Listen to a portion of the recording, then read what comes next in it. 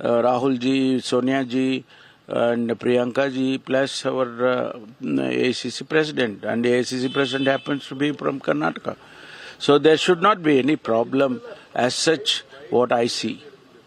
So your calmness, your coolness, is there any problem to you, sir, because you stand for on the party, the Karnataka? No, I've always been a congressman. There is no question about that. And we all work for the party and ideologies of the party. Nothing, there is no compromise in that. So we are committed ideologically and committed for the Congress and leadership. So there is nothing wrong in it. You think there's so many Thank you. sacrifices from you, sir? Sir, today the breakfast, how are you observing, sir, the breakfast meeting? Congress, they are insisting that it is united and there is no political rift, but there is an intense power tussle between Karnataka Chief Minister Siddaramaiah and his deputy Shivakumar for several months now. And amid these developments, a key moment has come, and that is the two meeting over breakfast now. And this after receiving call from the Congress High Command to resolve the apparent rift. And Siddaramaiah invited Shivakumar for a meeting over breakfast. The two are meeting even as we speak. And this coming in after the two kept on having a war of words. In fact, just 2 days back, Shivakumar wrote a very cryptic message. If somebody protests, yes, that's it. Especially the voice of Dalits here, rising day by day. See, it has been there for a long time. Every time there is a talk about the chief minister, whether after the election or somewhere in between, when there is the formation of the government, Dalits express their aspirations. That is nothing wrong in it. I don't think it is wrong in it. You are a senior leader. You have the chance in 2013. No, it is up to the High Command. All these developments are definitely watched by the High Command. They take note of these developments and they will resolve it. And whatever they want to do, it is their prerogative. And the High Command, Rahul ji, Sonia ji, and Priyanka ji, plus our ACC president. And the ACC president happens to be from Karnataka. So there should not be any problem as such, what I see. So your calmness, your coolness, is there any problem to you, sir, because you stand for on the party, the Karnataka? No, I've always been a congressman. There is no question about that. And we all work for the party and ideologies of the party. Nothing, there is no compromise in that. So we are committed ideologically and committed for the Congress and leadership. So there is nothing wrong in it. You think there's so many Thank you. sacrifices from you, sir? Sir, today the breakfast, how are you observing, sir, the breakfast meeting? So viewers, amid a tug of war game in Karnataka for the Chief Minister's post, now Karnataka Chief Minister Siddaramaiah and his deputy DK Shivakumar are holding a breakfast meeting right now to resolve the ongoing power crisis within the party. And it is expected that after this meeting, Shivakumar is going to head to Delhi to meet the party high command as well. And remember, this coming in after yesterday, Siddaramaiah said that there is no change in his stance and he invited Shivakumar for a breakfast meeting. He just said that the High Command has called both of us, so I have invited him, and there is no change in his stance, and that he said that I'll accept whatever the party High Command. So both the leaders insisting that they are going to follow the party High Command. But the power tussle has been continuing for several months now. And the Congress party is likely to discuss the crisis with the central leaders after the party's strategy group meeting ahead of the winter session of Parliament on 30th of November, that is tomorrow. And DK Shivakumar had also on Friday reiterated that the Congress High Command will take any decision regarding the leadership. And in fact, he went on to say that, the party workers may be eager, but I am in no hurry. That is what he said. But what is going to happen is going to be very significant. And these are the visuals that we are getting from that key breakfast meeting.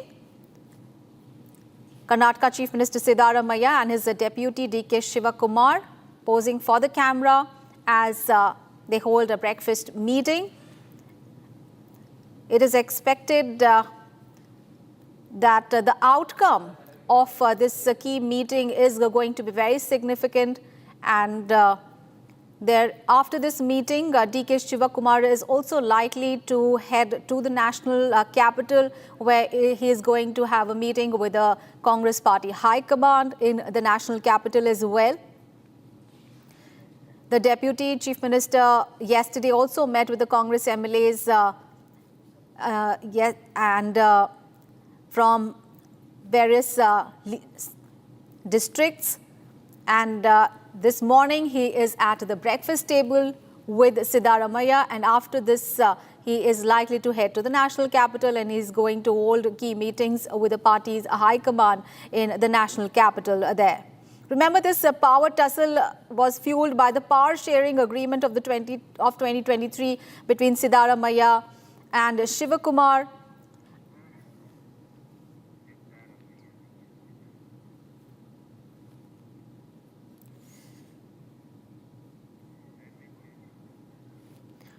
All right, so the tussle fueled by the power sharing agreement of 2023 between the two. And that has really pushed each other's loyalists to lobby for their leaders' claims to the state's top post. On Friday also, there was a huge war of words that was seen, and that too on social media. Shivakumar had written on X saying that keeping one's word is the greatest strength in the world, and one must walk the talk. Clearly, it was a nudge really for Siddaramaiah to vacate the post. However, the party high command, it is being said, held a meeting and nudged the two to resolve the apparent rift. Both received calls from the Congress High Command, and after that, Siddaramaiah invited Shivakumar for a meeting over breakfast. And these are the visuals where we can see Siddaramaiah and Shivakumar holding that key breakfast meeting. So the Congress party is really keen that the two resolve their rift. The Congress leaders have been insisting that this rift was affecting the image of the party negatively. And after the nudge from the party high command, Siddaramaiah and Shivakumar meeting over breakfast.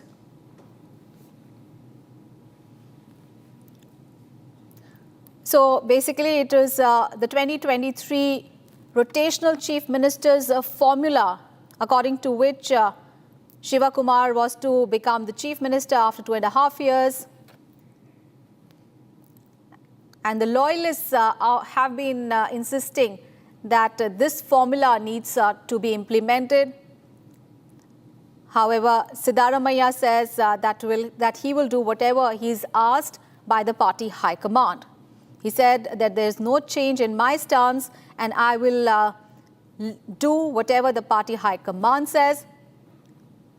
And both of us, in fact, have said that we will obey whatever the party high command says. But in spite of these words, the party loyalists, the loyalists from both the camps have been sparring over the issue of the chief minister's post. Intense power tussle have been witnessed over several months now between Karnataka Chief Minister and Karnataka Deputy Chief Minister.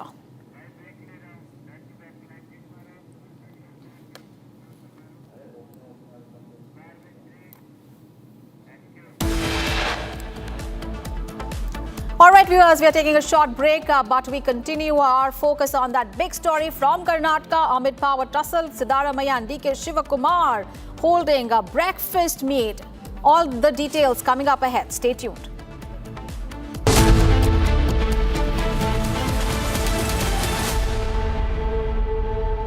Powered by Century Ply Club Prime. रहो बेफिकर. MDH की हल्दी मिर्ची धनिया करे कमाल, ये रंग दे, ये खुशबू दे, ये तीखा, ये कम पड़े, क्या निराला MDH मसाला. केसरिया से मन जोगी हुआ रे, दिल झूमे देखो, मतवारा हुआ रे, केसरिया से मन जोगी हुआ. हर पल मनाओ केसरी त्योहार. विमल, बोलो जुबान केसरी. थोड़े में ज्यादा स्वाद, ये तो है इसकी खास बात. वाओ मामा, क्या स्वाद है. अरे मेरे राजा. China and Japan are clashing verbally over Taiwan. Tensions between China and Japan have risen over Taiwan's security. Japan has signaled it may intervene in a potential conflict, viewing it as a threat to its own stability. China condemned this as meddling, issuing strong warnings and summoning diplomats. This conflict started when Japan's newly appointed Prime Minister, Sanae Takaichi, issued a direct warning to China during a session of the country's parliament. She stated that a conflict in the Taiwan Strait could represent a survival-threatening situation for Japan, implying that Tokyo might need to intervene militarily to protect its interests. This marked a bold escalation in Japan's stance on the Taiwan issue, signaling readiness to support Taiwan against potential Chinese action. Takaichi's comments, delivered amid rising regional tensions, prompted an immediate and sharp rebuke from Beijing, highlighting the fragile balance in East Asia and the risk of broader confrontation. The remarks made by the Japanese leader on Taiwan constitute an interference in China's internal affairs and a serious violation of the One China principle and the basic norms governing international relations. Such words are extremely irresponsible and dangerous in nature and have caused very negative impact. I actually can't stop. The problem is I asked ChatGPT once. Now ChatGPT said, what do rich people do? Okay? But they asked ChatGPT. अब rich people क्या करते हैं? What do rich people do? तो उसने बोला दो तीन चीजें करते हैं. They said one is you start serving humanity, which is what a Bill Gates Foundation would do or a Aziz Premji. Second is do something which humanity has never done, which is like probably a colonizing Mars, which probably an Elon Musk might be doing. And there are third type of people who are obsessed with challenges, obsessed with growth, obsessed with opportunities, obsessed with doing something different. And that I think is me. I think I'm obsessed with growth, challenges, competition.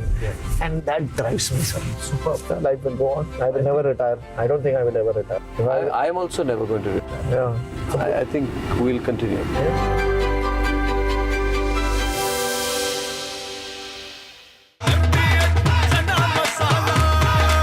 अब छोलिया हो या लोबिया, सफेद चने या काले चने, सब कुछ मजेदार बने. केसरिया से मन जोगी हुआ रे, दिल झूमे देखो, मतवारा हुआ रे, केसरिया से मन जोगी हुआ. हर पल मनाओ केसरी त्योहार. विमल, बोलो जुबान केसरी. आर प्योर सूजी पास्ता उबालो मिलाओ और खाओ 8 मिनट में तैयार. क्या टेस्ट है सबका राजा R pure masala.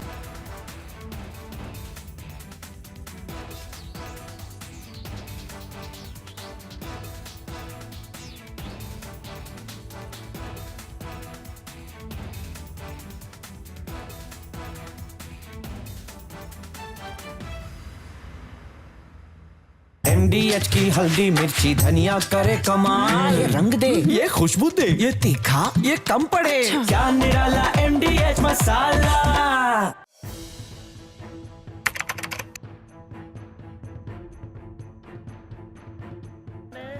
So in the past, we would see most of the terrorists who would get arrested, they would be like the people who would be working at a very low level. But today we have seen the white collar suspect.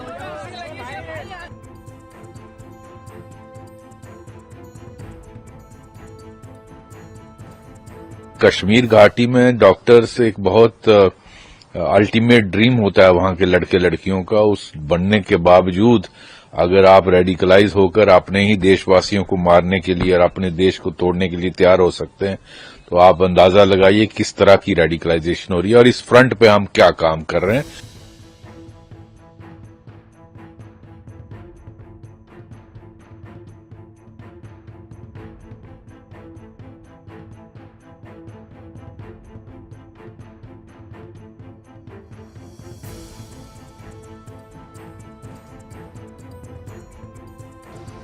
Investigators have identified Maulvi Irfan Wagha, also known as Imam Irfan, from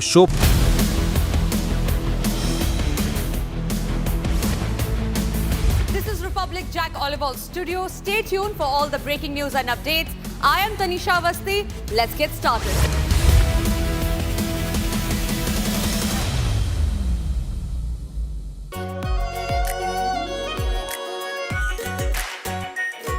pure shahi paneer masala, delicious, healthy, everyday. केसरिया से मन जोगी हुआ रे, दिल झूमे देखो मतवारा हुआ रे। केसरिया से मन जोगी हुआ। हर पल बनाओ केसरी त्योहार। विमल, बोलो जुबान केसरी। आधे बाउल दही में 4 चम्मच MDH चटनी पुदीना मसाला डाला, स्टर करो, पुदीना चटनी तैयार। MDH चटनी पुदीना मसाला। इसको घर पे लगाओगे तो शादी का तो पता नहीं, पर घर पक्का नहीं टूटेगा। रुंगटा नहीं तो घर स्ट्रॉन्ग नहीं। रुंगटा स्टील TMT बार एकदम सॉलिड। पहाड़ों में एक हाइकिंग शिप भी बन सकती है। थोड़े में ज्यादा स्वाद, यही तो है इसकी खास बात। वाओ मामा, क्या स्वाद है। अरे मेरे राजा। China and Japan are clashing verbally over Taiwan. Tensions between China and Japan have risen over Taiwan's security. Japan has signaled it may intervene in a potential conflict, viewing it as a threat to its own stability. China condemned this as meddling, issuing strong warnings and summoning diplomats. This conflict started when Japan's newly appointed Prime Minister, Sanae Takaichi, issued a direct warning to China during a session of the country's parliament. She stated that a conflict in the Taiwan Strait could represent a survival-threatening situation for Japan, implying that Tokyo might need to intervene militarily to protect its interests. This marked a bold escalation in Japan's stance on the Taiwan issue, signaling readiness to support Taiwan against potential Chinese action. Takaichi's comments, delivered amid rising regional tensions, prompted an immediate and sharp rebuke from Beijing, highlighting the fragile balance in East Asia and the risk of broader confrontation. The remarks made by the Japanese leader on Taiwan constitute an interference in China's internal affairs and a serious violation of the One China principle and the basic norms governing international relations. Such words are extremely irresponsible and dangerous in nature and have caused very negative impact. Taiwan is an island of 23 million people, situated about 100 miles off China's southeast coast. China regards it as a breakaway province under the One China principle, insisting that other countries acknowledge this and avoid treating Taiwan as a sovereign state. Taiwan, however, maintains its own government, conducts elections, and runs an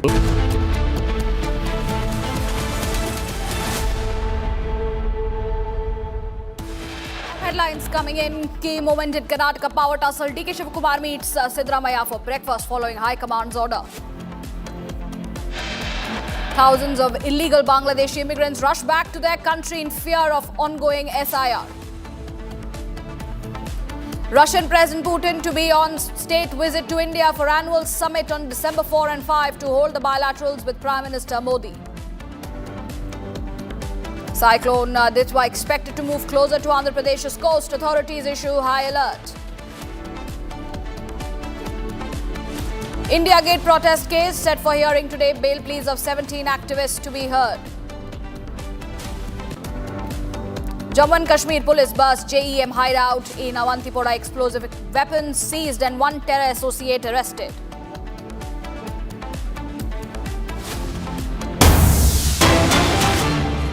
Viewers, breaking news coming in. Inside scoop on Republic TV. Karnataka Deputy Chief Minister DK Shivakumar has met Siddaramaiah at the Chief Minister's residence for the key breakfast meeting amid the ongoing tussle for the Chief Minister post in Karnataka. Inside scoop coming in exclusively on Republic. Sources have told Republic TV that DK Shivakumar is unwilling to compromise. That's the big breaking news coming in, viewers, on the broadcast this morning on Republic, where we are bringing to you minute-to-minute updates of the breakfast meeting between DK Shivakumar and Siddaramaiah at the Chief Minister's residence. The inside scoop coming in, the fact that DK Shivakumar is unwilling to compromise. These details are coming in as exclusive updates from Republic Kannada in terms of the ongoing tussle for Chief Minister post in Karnataka. From sources, what we are given to understand, that DK Shivakumar is unwilling to compromise. And this meeting was spearheaded and brought in order by the party high command. Post that, DK Shivakumar and Siddaramaiah met over breakfast. The tussle for the Chief Minister position continues in Karnataka. The tussle continues, viewers. All right, joining me at this point in time in Editor-in-Chief Arnav Goswami. Arnav, over to you. Yeah, thank you. Is Niranjan also on the line? No, we do not have Niranjan at this point in time, Arnav. Okay. So, we have been talking about the situation in Karnataka.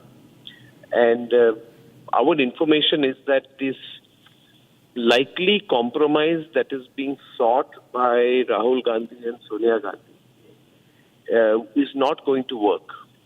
Because Rahul Gandhi and Sonia Gandhi have fielded KC Venugopal to sort things out. KC Venugopal has asked, for this breakfast meeting today between DK Shivakumar and Siddaramaiah.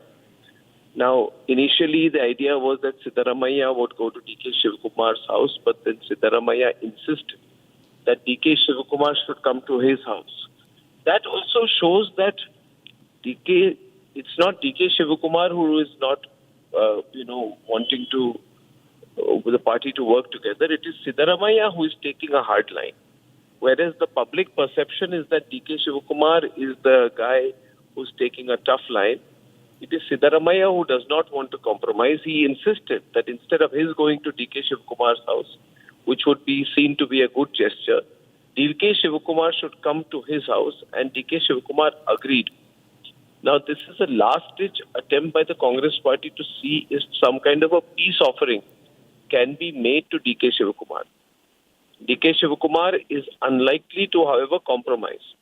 Sources close to the DK Shivakumar camp have told us that DK Shivakumar is not going to take any kind of middle line on this. And he has made his intentions clear when he put out a tweet saying that a word is a word. And he made it clear saying that if you've given a word that he's going to be made Chief Minister after 2.5 years of Siddaramaiah's tenure, then that time ends in November. And from my reading of it, I think tomorrow is the final day. And if by tomorrow DK Shivakumar is not offered the Chief Ministership, then all options literally are open for DK Shivakumar. He's confident about his support base. He's confident about his MLAs following him. And it is likely that given his clout, there is a likelihood he will be called to Delhi to have a direct conversation with Rahul Gandhi and Sonia Gandhi. For some reason, Rahul, Sonia and Mallikarjun Kharge have avoided a direct discussion with DK Shivakumar, knowing that it was they who had promised him that he would be made Chief Minister. He was the one who led the campaign. And now that DK Shivakumar has the support of the religious community and the religious leaders of the Vocaliga community, I think he feels very empowered. So DK Shivakumar has also played the caste card. He will come to Delhi tomorrow, but he is not going to come in to do any kind of intermediary compromise on this whole matter. So this compromise will not happen. Either DK Shivakumar will be made the Chief Minister and that formality will be concluded by tomorrow, or I think we're looking at the very likely possibility of things spinning out of control within the Congress party in Karnataka. I just wanted to share this with you and with Niranjan, who have been tracking the story very closely, and with all our viewers.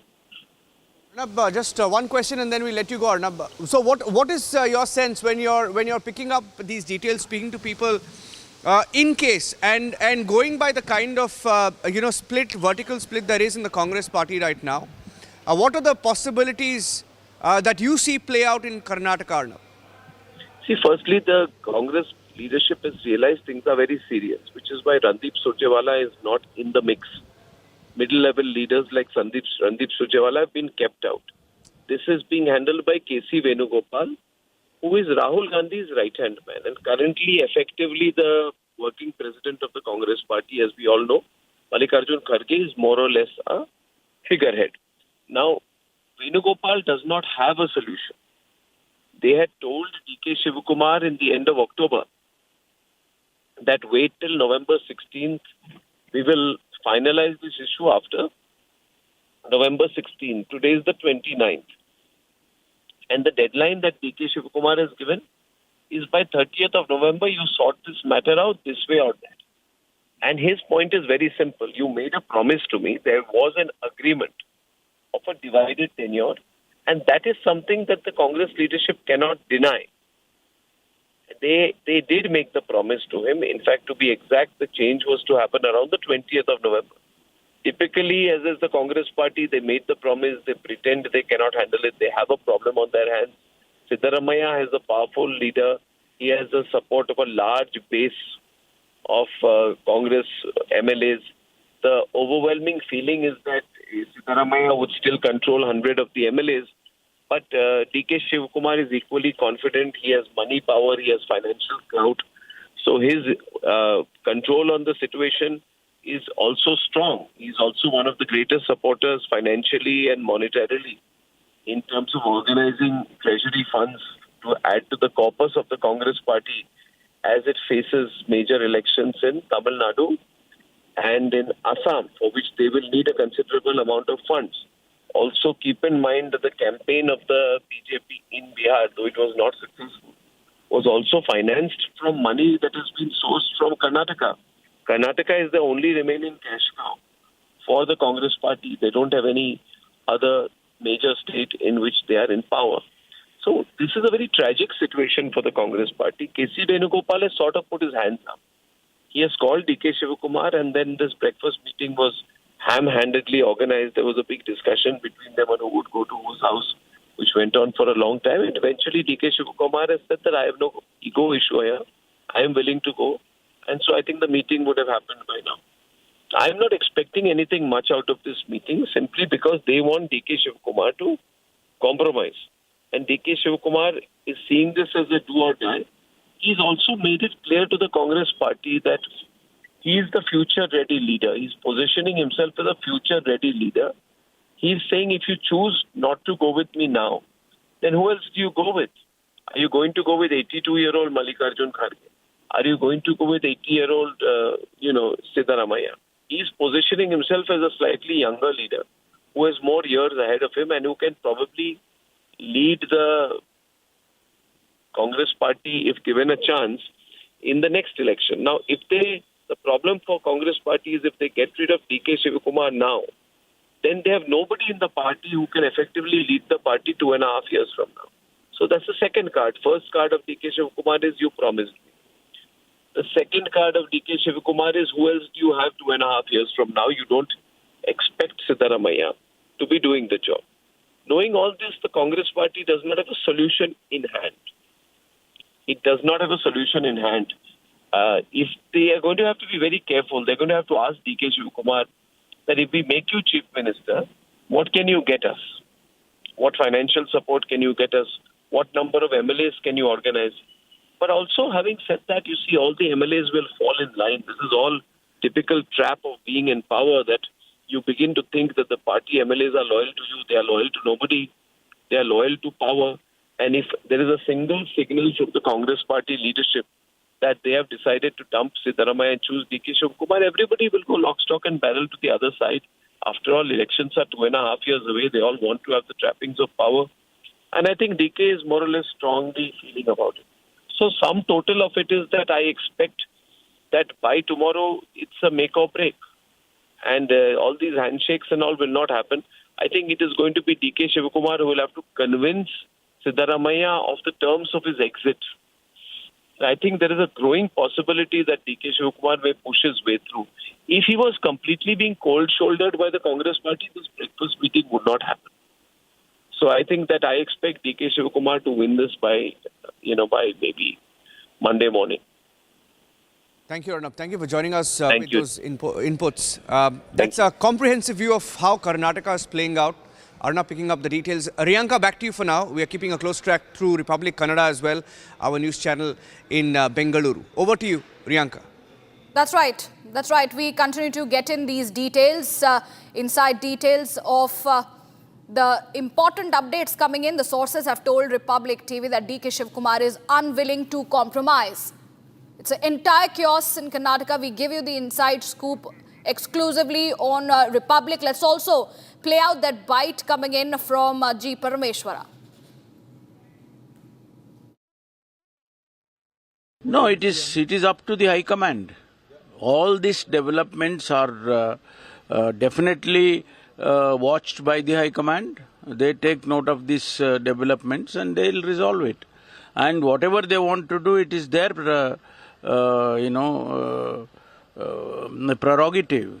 And the High Command, Rahul ji, Sonia ji, and Priyanka ji, plus our AICC President. And the AICC President happens to be from Karnataka. So there should not be any problem as such, what I see.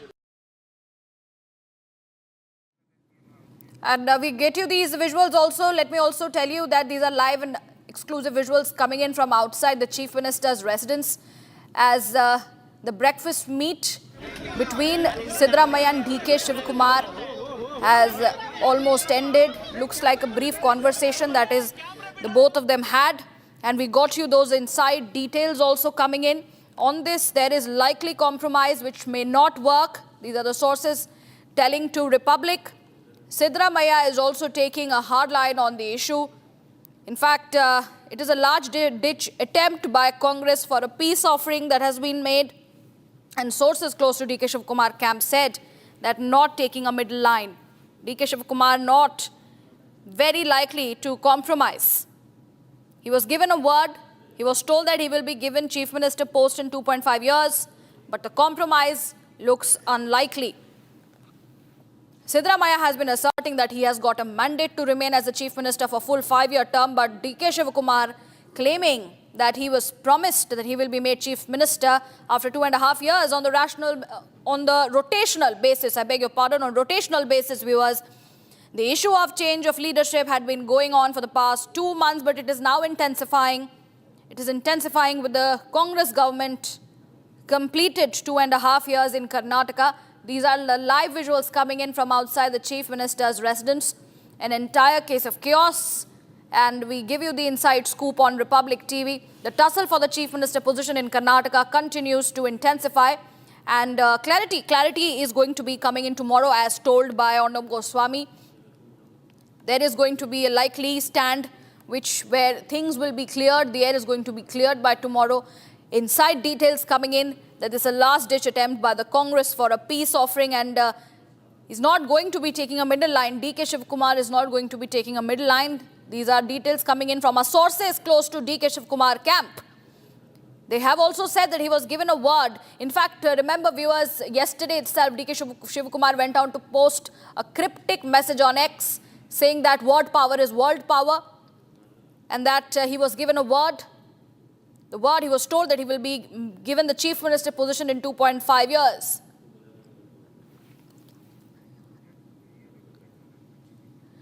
These are the inside visuals also coming in at this point in time from the Chief Minister's residence, where several of the leaders are coming together.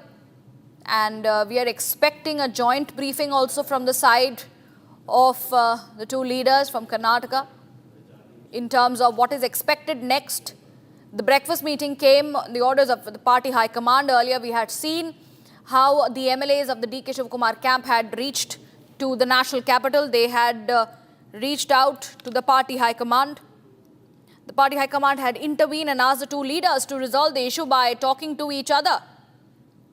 And it was earlier yesterday when Siddaramaiah invited Deputy Chief Minister DK Shivakumar to come for a breakfast meeting.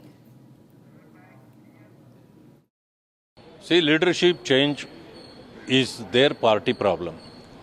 It is not connected with the people of Karnataka. See, people of Karnataka have given the 5 years mandate to Congress party to rule the state. But they are not given any facilities to the people. And at the same time, in the name of the guarantee, they wanted to run the show for 5 years. And there is no development at all. The farmers are fighting for their problems, and even Dalits have been cheated by government. So nobody is interested in their internal squabblings. Let whatever they do. It is the problem of the Congress party whether to hand over the power to DK Shivakumar or to continue Siddaramaiah. It is not our problem. But totally, they have failed to do their work. Viewers, we stay with these live updates and live visuals coming in from the Chief Minister's residence in Karnataka.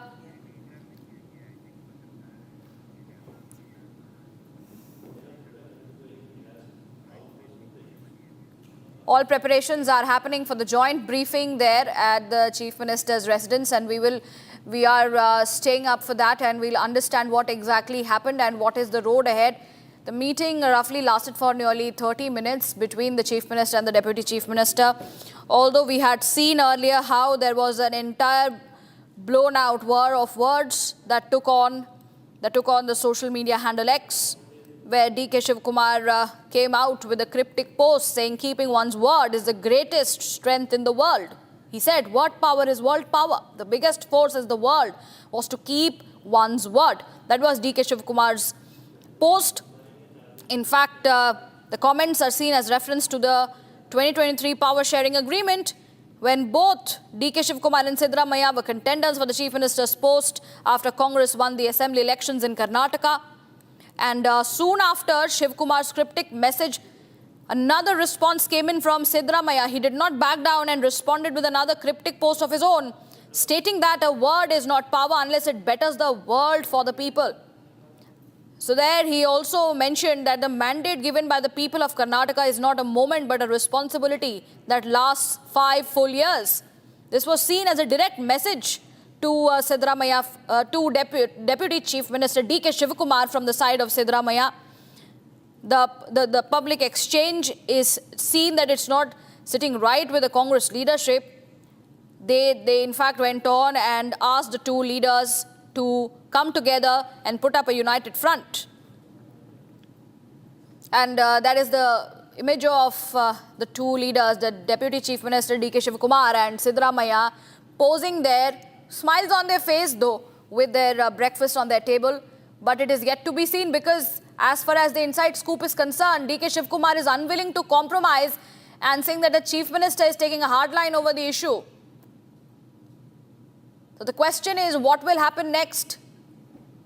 What is expected next? A last-ditch attempt by Congress for a peace offering.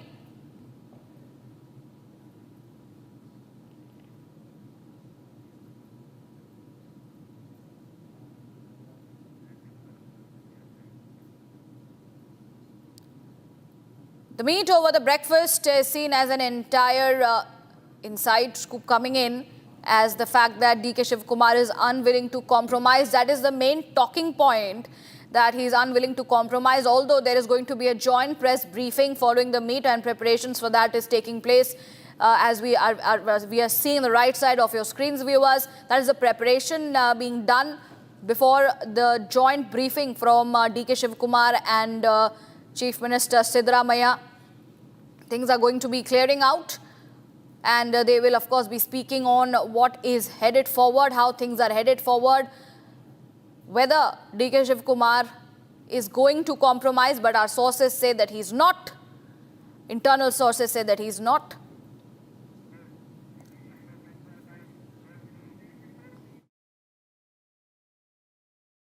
No, it is up to the High Command.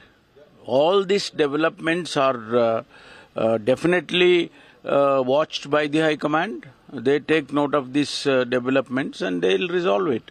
And whatever they want to do, it is their prerogative.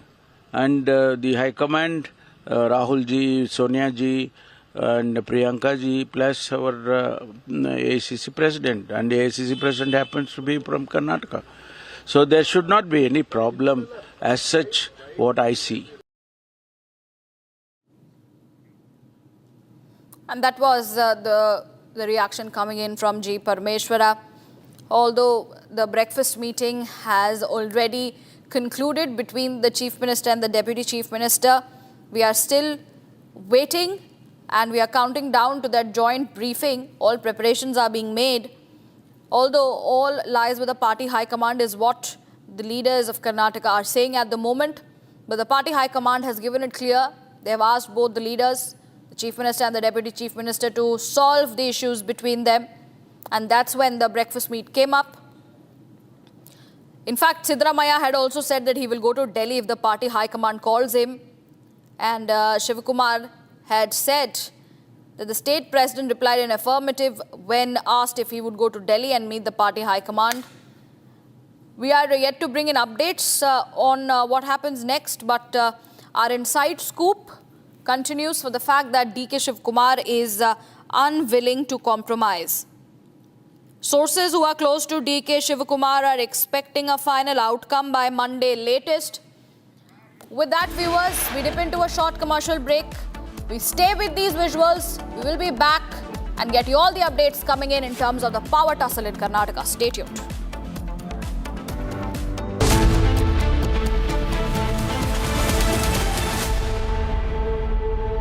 Pure सूजी pasta उबालो मिलाओ और खाओ 8 minute में तैयार क्या taste है सबका राजा hardware masala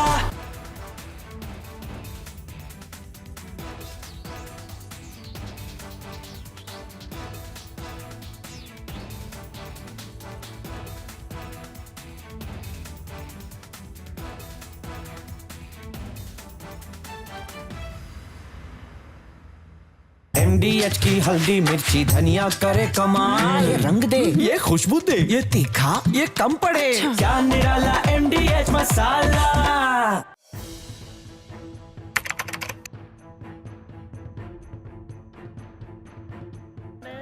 So in the past, we would see most of the terrorists who would get arrested, they would be like the people who would be working at a very low level. But today we have seen the white collar suspect.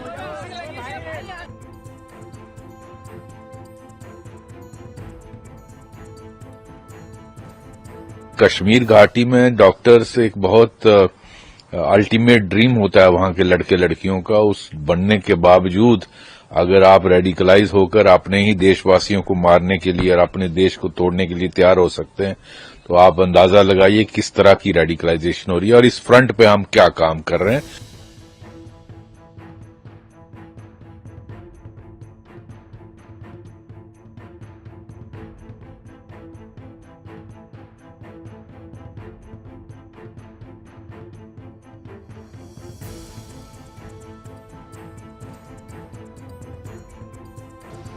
Investigators have identified Maulvi Irfan Wagha, also known as Imam Irfan, from Shopian in South Kashmir, as the mastermind who blended his dual identity, that of a preacher and healthcare worker, to influence and radicalize the educated youth.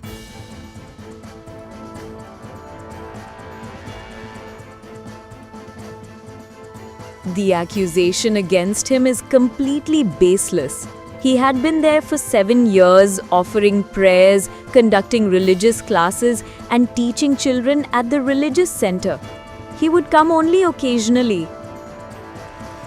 We had no idea about the allegations against him, but we don't believe them. He is a good person. We don't know anything else.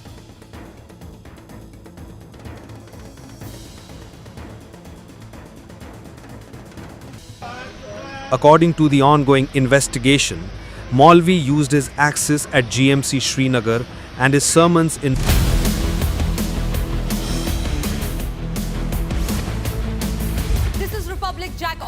studio. Stay tuned for all the breaking news and updates.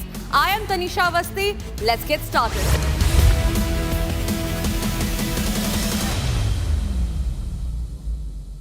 Pure सूजी pasta उबालो मिलाओ और खाओ 8 minute में तैयार क्या taste है सबका राजा hardcore masala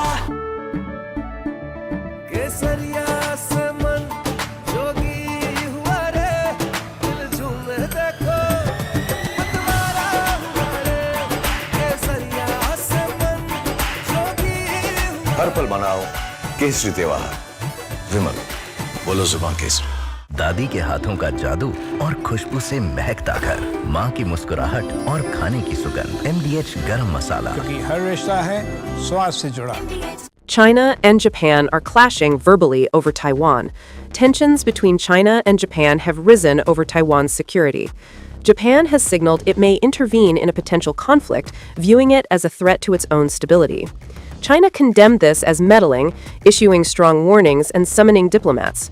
This conflict started when Japan's newly appointed Prime Minister, Sanae Takaichi, issued a direct warning to China during a session of the country's parliament. She stated that a conflict in the Taiwan Strait could represent a survival-threatening situation for Japan, implying that Tokyo might need to intervene militarily to protect its interests. This marked a bold escalation in Japan's stance on the Taiwan issue, signaling readiness to support Taiwan against potential Chinese action. Takaichi's comments, delivered amid rising regional tensions, prompted an immediate and sharp rebuke from Beijing, highlighting the fragile balance in East Asia and the risk of broader confrontation. The remarks made by the Japanese leader on Taiwan constitute an interference in China's internal affairs and a serious violation of the One China principle and the basic norms governing international relations. Such words are extremely irresponsible and dangerous in nature and have caused very negative impact. Taiwan is an island of 23 million people, situated about 100 miles off China's southeast coast. China regards it as a breakaway province under the One China principle, insisting that other countries acknowledge this and avoid treating Taiwan as a sovereign state. Taiwan, however, maintains its own government, conducts elections, and runs an independent economy, a setup rooted in 1949 when China's civil war concluded with the defeated nationalist forces retreating to the island while the communists consolidated power on the mainland. This division has persisted without full-scale war, but mutual distrust has grown.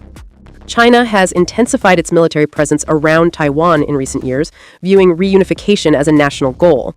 For instance, in October this year, H-6K bombers from the People's Liberation Army Air Force conducted flights over the island, while June exercises from Asia's largest news headquarters, setting the agenda for Bharat.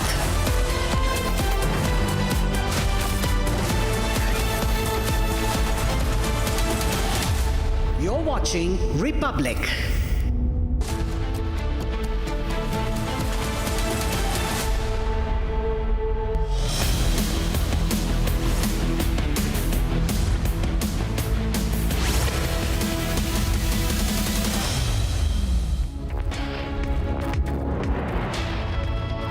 Very good morning, viewers. Thanks for tuning into Republic TV, and we continue our focus on the power tussle that is on in Karnataka Congress. And amid these developments, Chief Minister Siddaramaiah and Deputy Chief Minister DK Shivakumar met over breakfast this morning. We'll get you all the updates on that big story and much more. Here are the headlines first that we are tracking for you. Key moment in Karnataka power tussle. DK Shivakumar meets Siddaramaiah for breakfast following High Command's order. Sources have told Republic that DK Shivakumar is unwilling to compromise. Thousands of illegal Bangladeshi immigrants rush back to their country in the fear of the ongoing SIR. Russian President Vladimir Putin to be on a state visit to India for annual summit on 4th and 5th of December to hold bilateral with Prime Minister Narendra Modi. Cyclone Ditwa expected to move closer to Andhra Pradesh's coast Authorities issue a high alert. India Gate protest case set for hearing today. Bail pleas of 17 activists to be heard. And Jammu and Kashmir police bust JM hideout in Awantipora. Explosive weapons seized and one terrorist associate arrested.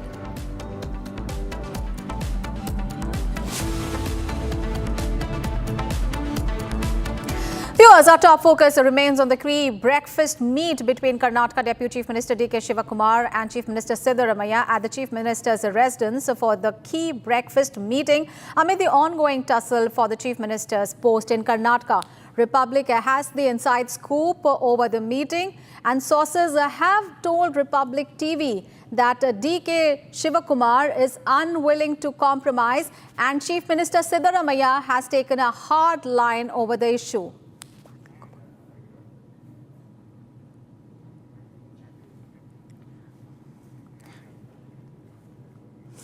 All right, right now we are joined in by Mr. Ashok Gora, BJP spokesperson. Very good morning, sir, and thank you so much for joining us here on Republic TV. So, how do we view this key meeting between the two leaders of two top leaders of Karnataka, the two holding a meeting, a breakfast meeting today? Do you think this is going to resolve the crisis within the party there? Definitely, it will not resolve the crisis. It will add on to the crisis more, because these two leaders are very adamant that they want the Chief Minister's chair. And Siddaramaiah was very clear that, he is going to continue. But DK Shivakumar always suggested that there is a compromise formula which is arrived between DK Shivakumar and Siddaramaiah, saying that it is whether nobody knows that it was 1 year, or 4 years, or 2 years, 3 years, or 2.5. And last week's statements clearly stated that it was a formula which was laid out in front of Sonia Gandhi, Priyanka Gandhi, Rahul Gandhi, stating that the formula was 2.5 years and 2.5 years. Siddaramaiah had agreed to quit the chair 1 week before that. And now the speculations are he wants to complete the Devaraj Arasu's record, or he wants to break the Vajubhai Walia's record of making the highest budgets in India. So nobody knows. So when is that date? Whether if it is Devaraj Arasu's record, it will be 12th of January. At the net number of days, gross number of days will be on 12th of December. Or Vajubhai Walia, it will take till 2027, yet 2028. So meaning to say, with all these confusions midst of the record breaking and the other things, Kannadigas are suffering every day, farmers are suffering, potholes are not getting filled, whether it is irrigation department, finance department, home department, rural development department, urban development department, nothing is getting attended, which states that Congress party is not bothered about the common Kannadiga. They are bothered only about who will be sitting on the chair and how much money will be given to the high command and how much funding will happen to the different states whenever the elections are going to happen. So, whether it is a dinner meeting, 5-star hotel meeting, resort meeting, or even going to Delhi, nothing is going to come out. People's life is not going to change. Even though Krishna Bairegowda says, will it make a difference? But Krishna Bairegowda should look into his own portfolio. Revenue department is the highest corruption. He himself acts. He's a dramatic person. He goes and rides on the people but does not take any action. Meaning to state that corruption in the revenue department is highest and he himself is also not acting. So Congress party is like a dramatic party which only speaks, stating that we are for the people, but they are only to grab the money and loot people and take it to their own homes or probably to take it to Italy or Switzerland. We don't know that. But Kannadigas are suffering and life of Kannadiga has become pathetic under Congress. Right. Sir, Mr. Koda, also, the BJP was mulling a no-confidence motion in the Assembly. If the power tussle continues between the Chief Minister and the Deputy Chief Minister, what is your take on that? We are considering that, but party as a whole has not decided. It's a suggestion given by our Sunil Kumarji, is also MLA from Karkala. So that's a suggestion. So we are definitely considering, can we move a no confidence motion, and can we at least do an embarrassment to the Congress government at this point, wherein the farmers are fighting for their FRP, MRP, and all other issues. Farmers are fighting for Mekkejola or for wheat or for sugarcane. So this is our concern. Concern is not to do anything. Our concern is about the people. And Sunil Kumarji has suggested that we want to move for it, and party is discussing on that line whether we can move or not. So party will decide it by another 8 days is there for the session.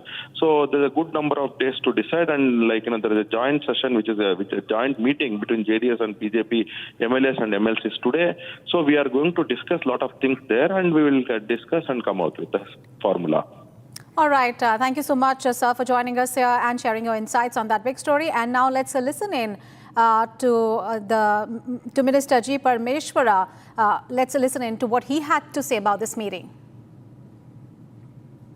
No, it is up to the High Command. All these developments are definitely watched by the High Command. They take note of these developments and they'll resolve it. And whatever they want to do, it is their prerogative. And the High Command, Rahul ji, Sonia ji, and Priyanka ji, plus our AICC President. And the AICC President happens to be from Karnataka.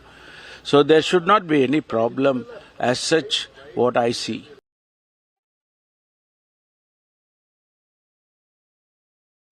All right, we are also right now joined in by Mr. D.R. D'Souza from the Karnataka Congress. Thank you so much, sir, for joining us here on Republic TV.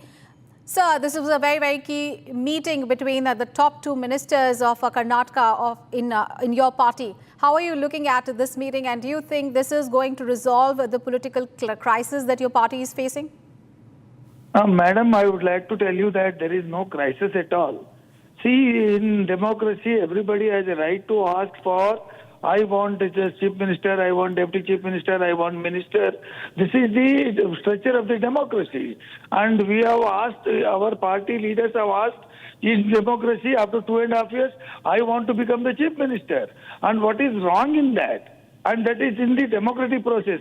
What is the allegation of the opposition? How they have got to interfere with the internal matters of the party? And this is all in the party, and whatever the problem, we will resolve at the High Command level. And High Command has been watching everything, and they will be going to resolve it. Whatever it is, nothing has affected to the public. Our governance is good. Siddaramaiah is the best chief minister in the Karnataka and also in the nation. And we will rule the people's mandate for 5 years without any problem to the common man, or we are, what we can say, there will not be any crisis in our ruling at all. So you insist that this power tussle is really not a crisis really happening within your party, but at the same time, the opposition claims that because of this rift and because of this power tussle, the entire governance has suffered. The people of Karnataka are suffering because the entire focus of your two top leaders is on this power struggle. This is not a power struggle, ma'am. Is there anything in the street we have fought? Only the media is hyping the issue. Only thing is that after 2.5 years, DK Shivakumar wants to be the chief minister, and that is within the party. There is no dissident, there is no MLA saying that I am going to that side, this side, nothing. See, if in the democracy, if such rights are not there for any legislator to asking for is to work as a minister or work as a chief minister, then who else is having? This is nothing but a pure democracy in the world. This is the real democracy in the party. What is there in BJP? They have changed 3 chief ministers during their tenure. They made 3 chief ministers. On what they have achieved? End of the day, nothing. They have lost their power, and we got 140 seats out of 224 seats. And we have never ditched the people. We have implemented whatever we have promised to the people, whatever the manifesto we have said, we have achieved it. We have our Chief Minister Siddaramaiah ji is given a best governance in the state of Karnataka, and he is one of the best Chief Ministers emerged in the state of Karnataka and also in the national level, ma'am. Sir, you insist that it is the media that is actually hyping up this entire issue, but then how do you explain the numerous meetings that the Congress High Command had? There were several meetings that Mr. Mallikarjun Kharge had with both these two ministers over the last few months. How do you explain that? See, he is our national leader. He is happened to be from Karnataka. When you are asking for a right, you want me, I want to become a chief minister or I want to become a minister, who else we have to go? We have to go with our party leader. And we have made and requested him that you make me as a minister, because he is happened to be the 2.5 years. After 2.5 years, there is a reshuffle in the ministry. And it's a right to go and meet him, having series of meetings, to think about good and bad, who will be bringing in, who will be going out, who has given the service in the government, who can be sent to the party to work. All these things have to be decided, and that has been highlighted by the media. Whatever the things, ma'am, at the end of the...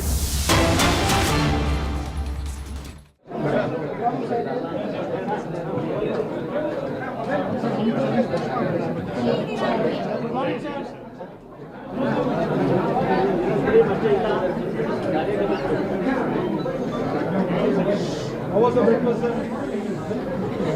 How was the breakfast? Breakfast was nice.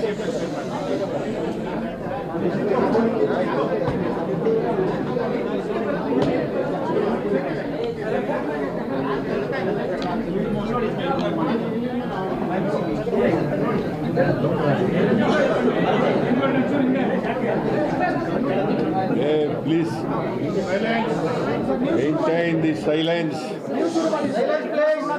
ಕೇಳಿಸ್ತಾ ಇಲ್ವಾ?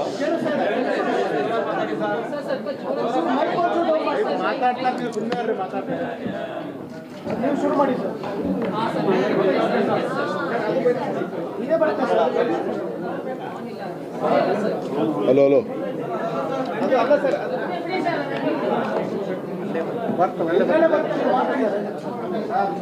ಕೇಳಿಸ್ತಾ ಇದೆಯಾ?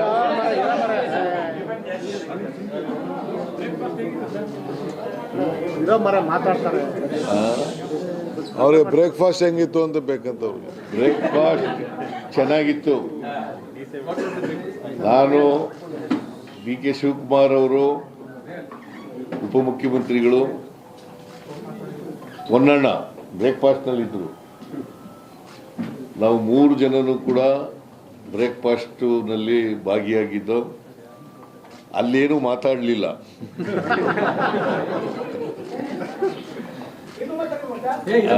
ಅಲ್ಲಿ breakfast ಬಗ್ಗೆ ಅಷ್ಟೇ ತಿನ್ನೋದು. Breakfast ಚೆನ್ನಾಗಿತ್ತು. ಬ್ರೇಕ್ಫಾಸ್ಟನ್ನು ಮಾಡಿದ್ದೀವಿ ಒಟ್ಟಿಗೆ.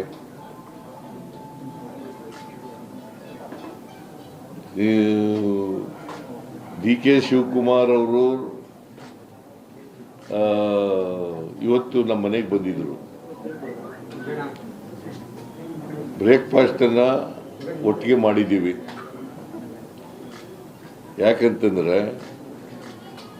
ಹೈಕಮಾಂಡ್ನವರು ವೇಣುಗೋಪಾಲ್ ಅವರು ಮೊನ್ನೆನೇ ಹೊನ್ನಣ್ಣನಿಗೆ ಫೋನ್ ಮಾಡಿದರು.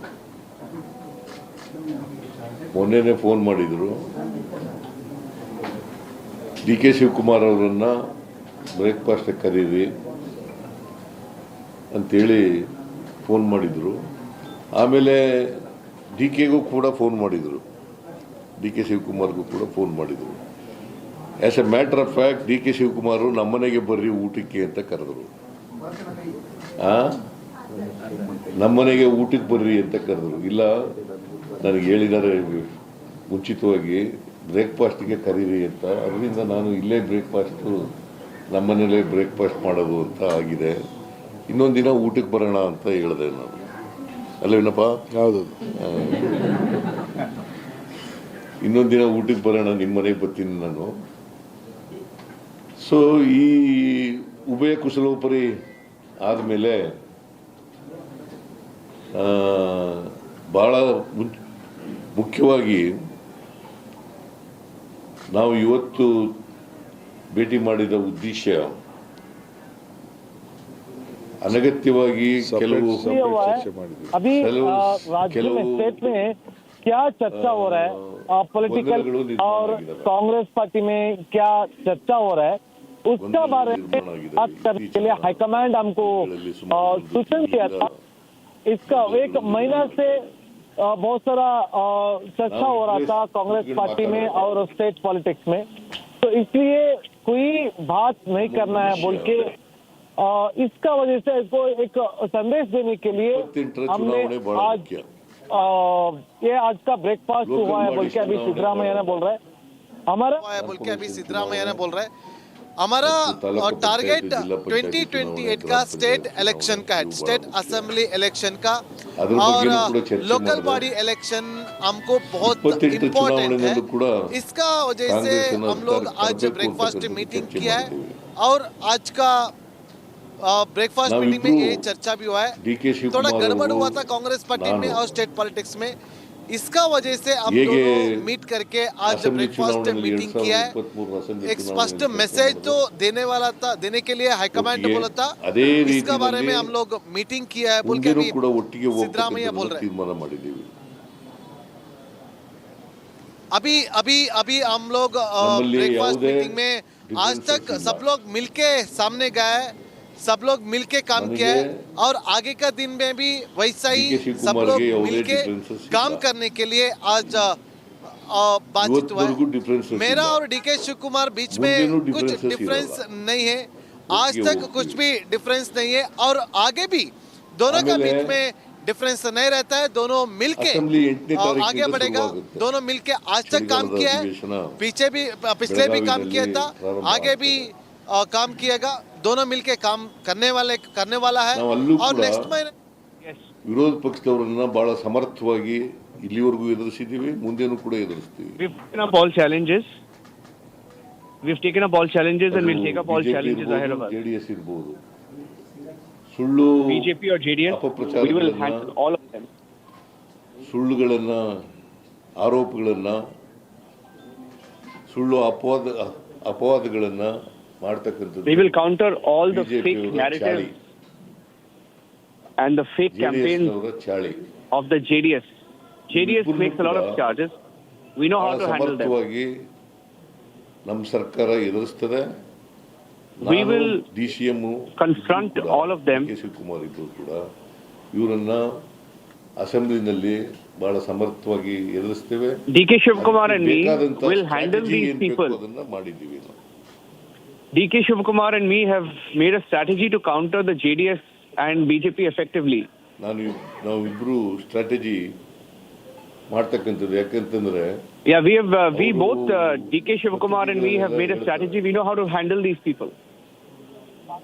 ನಾವು ನೋ ಕಾನ್ಫಿಡೆನ್ಸ್ ಮೋಷನ್ ಮೂವ್ ಮಾಡ್ತೀವಿ. ಇದು impossible. They want to move a no confidence motion. 142 ಜನ ಇರತಕ್ಕಂಥದ್ದು. We are 142 MLAs. 64 ಜನ ಮಾತ್ರ. There are just 64 of them in the opposition.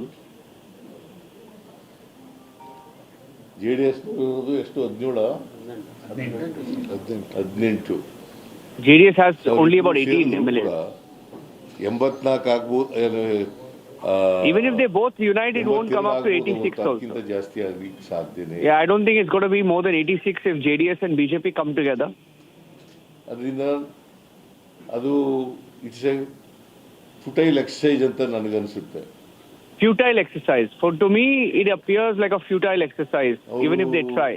ಏನೇ ಮಾಡಿದ್ರು ಕೂಡ ಅಸೆಂಬ್ಲಿನಲ್ಲಿ whatever they try and do in the assembly, ಆರೋಪಗಳನ್ನು ಮಾಡಿದ್ರು ಕೂಡ ಸುಳ್ಳು ಆರೋಪ, whatever allegations they level at us in the assembly, ಸಮರ್ಥವಾಗಿ we know how to handle it.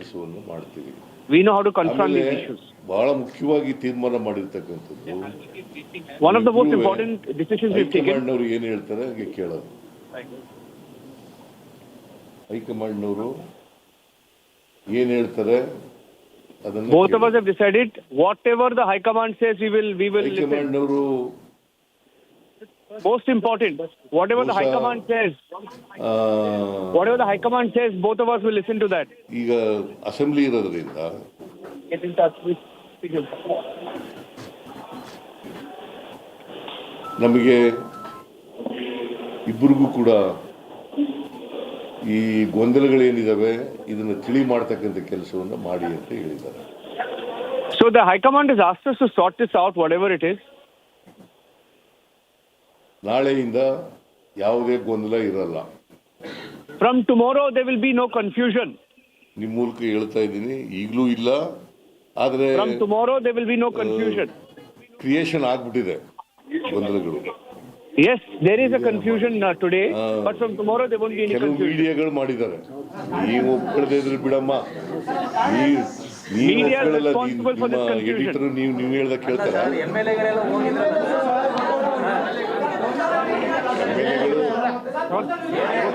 ಕೇಳಪ್ಪ ಇಲ್ಲಿ MLAಗಳು ಹೇಳಗಂಟ ಕೇಳ್ರಿ. ನೀವು ಯಾವ್ದು the shows some of the media reporters have created confusion. Some of the media sections have created this issue in the first place. See, confusion ನೀವು create ಮಾಡಿಲ್ಲ ಅಂತಂದ್ರೆ ಆಯ್ತು. Media has created this issue. There is no confusion. ಮಾಡಿಲ್ಲ. ನನ್ನ ಪ್ರಕಾರ, ನನಗಿರೋ ಮಾಹಿತಿ ಪ್ರಕಾರ MLAಗಳು ಹೋಗಿದ್ದಾರೆ. MLAಗಳು ಈಗ Yes, MLAs have gone to Delhi. ಮಂತ್ರಿ ನಾನು ರೀಸಬಲ್ ಮಾಡ್ತೀನಿ ಅಂತ ಹೇಳಿದ್ನಲ್ಲ, ಅದಕ್ಕೋಸ್ಕರ ಹೋಗಿರ್ಬೋದು ಕೇಂದ್ರಕ್ಕೆ ಮಂತ್ರಿಗಳು ಮಾಡಿ ಅಂತ ಹೋಗಿರ್ಬೋದು. So it doesn't mean that they are against the leadership. They are not against the leader. ಹೌದು, ಕೆಲವರೆಲ್ಲ ಈಗ ಇವನು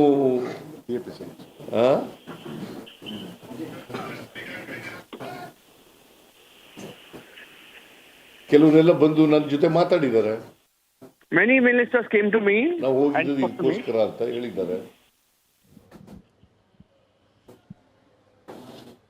ಸೊ ಒಟ್ಟಾರೆಯಾಗಿ ನಾವು ಹೈಕಮಾಂಡ್ ಏನ್ ತೀರ್ಮಾನ ಕೊಡ್ತದೆ, ಏನ್ ಡೈರೆಕ್ಷನ್ ಕೊಡ್ತದೆ, ಏನ್ ಇನ್ಸ್ಟ್ರಕ್ಷನ್ ಕೊಡ್ತದೆ, ಆ ರೀತಿಯಾಗಿ ಮಾಡ್ಕೊಂಡು ಹೋಗ್ತೀವಿ.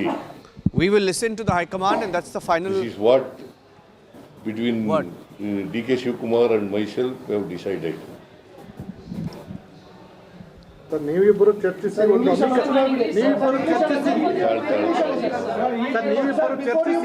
ಅಮಿಕಬಲ್ ಸೆಟಲ್ಮೆಂಟ್ ಮಾಡ್ಕೋತಾರೆ ಅಂತ ಅನ್ಕೊಂಡಿದ್ರು. ಇದುವರೆಗೆ ಯಾರು ನೀವೇ ಅನ್ಕೊಂಡಿರೋದು? ನಾವೇಂಗ ಅನ್ಕೊಳ್ಳೋಣ ಸರ್. ಇಷ್ಟು ಶುರುವಾಗಿದ್ದು ಮುಖ್ಯಮಂತ್ರಿಗಳು DCM ನಡುವೆ, ನಮಗೇನು ಸಂಬಂಧ ಸರ್ ಅದು?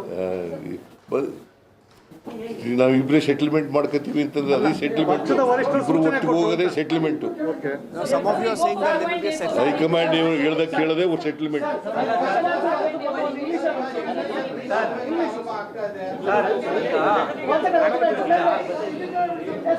ಹೇಳಪ್ಪ.